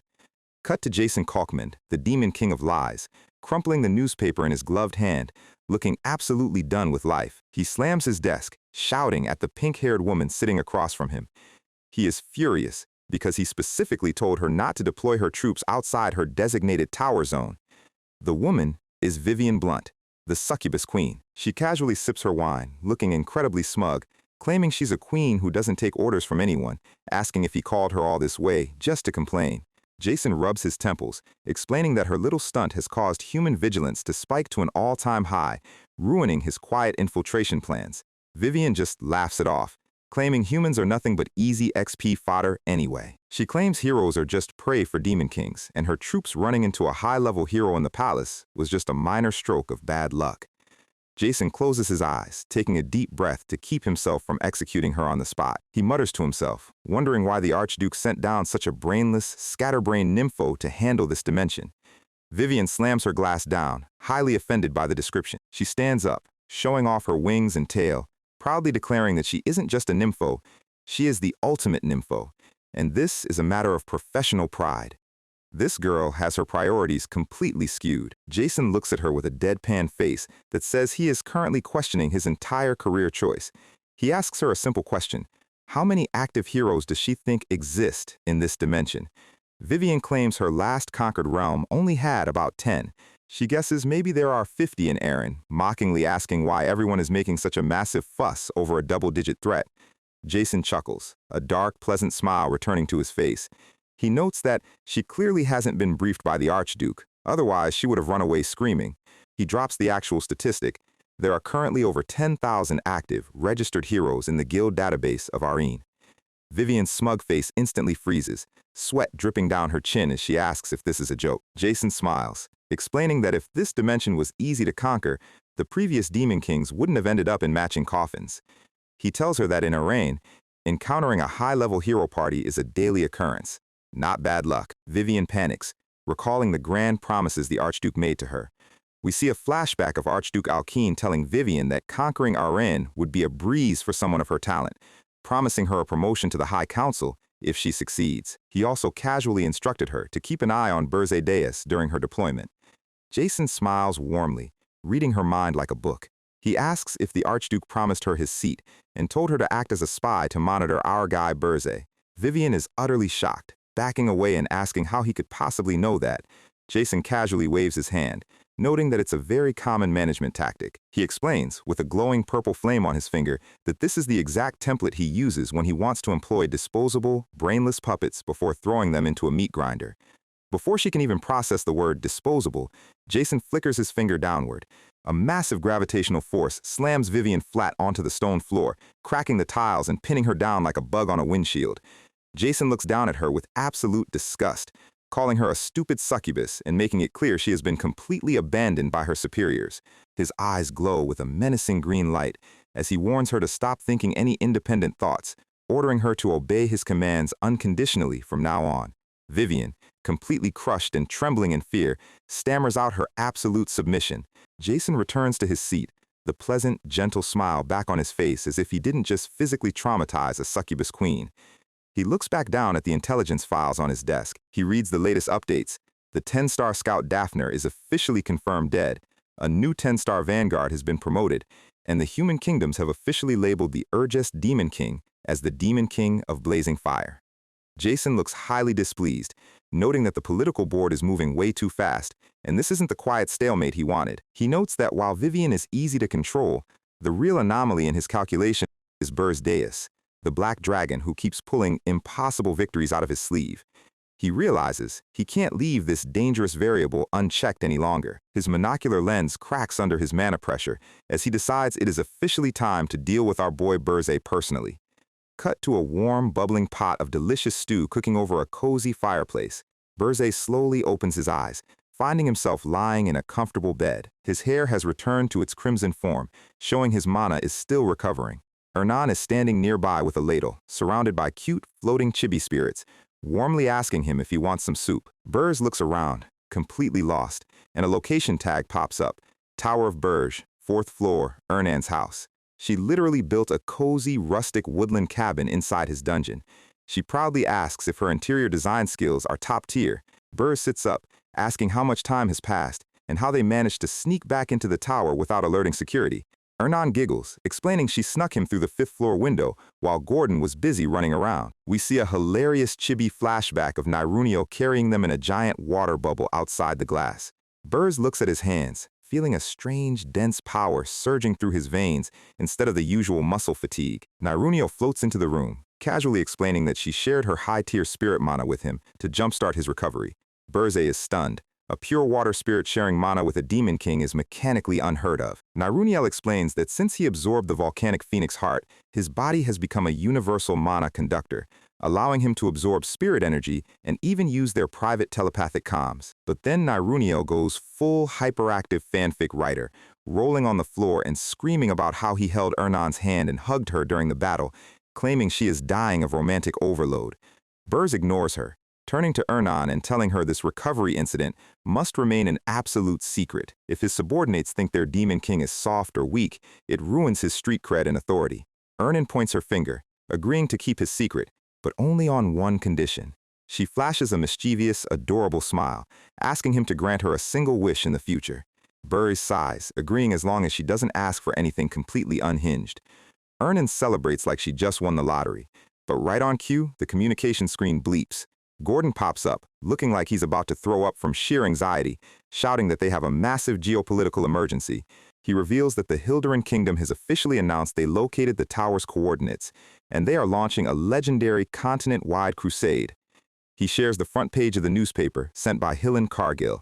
The headlines state that Daphner Fillion successfully sent the tower's location coordinates before his death. Burz grits his teeth, realizing Daphner must have sent a physical carrier pigeon or mana messenger right before their clash, bypass mailing the info. He notes, however, that his secret identity as the Phoenix mercenary Feyre wasn't mentioned in the report, meaning his double-agent network with Hillan is still secure, a small blessing in disguise. Hernan looks at the holographic news screen, and her eyes widen as she recognizes the picture of the young, braided girl featured in the article. Gordon continues the briefing, stating that this crusade is gathering multiple 10-star heroes on an unprecedented scale, and it will take them roughly 6 months to fully mobilize their armies. Burz stands tall, staring at the floor. 6 months is a decent prep window, but his location is permanently exposed. He analyzes the threat. When multiple 10-star heroes act as vanguard, cheap anti-meta tricks like triggering massive avalanches or using monster bait won't work. High-level mages and tanks will easily nullify environmental hazards. In 6 months, an army of hundreds of elite, perfectly healthy heroes will walk straight up to his front door. We get a dramatic, glitching flashback of Burz's previous life, where he was pinned to his throne, mockingly executed by the hero party like an automated loot box. He asks himself if he is doomed to repeat the cycle and die as a toy again. He clenches his fists, sweat dripping, swearing that there must be an exploit to overcome this crusade. Hernan suddenly grabs his hand, looking up with complete confidence, stating she knows a secret method that only her custom-designed class, the Dark Spiritist, can pull off. Burze looks at her, completely startled. He chuckles, his tense expression melting away as he mocks her childish class naming. Finding his composure again, he tells her he's done showing weakness, ordering an immediate strategy meeting, swearing he will not fall before getting his absolute revenge on the heroes who farmed him. Hernan beams with joy, pointing her finger up, and drops her master plan to stop the entire Holy Crusade. They just need to go ahead and kidnap her younger sister, Princess Elena. We close on Burr's absolutely deadpan, sweating face as his brain completely stalls out. Because yes, the ultimate strategic solution to stopping a multinational holy war is to apparently just double down on kidnapping the royal family.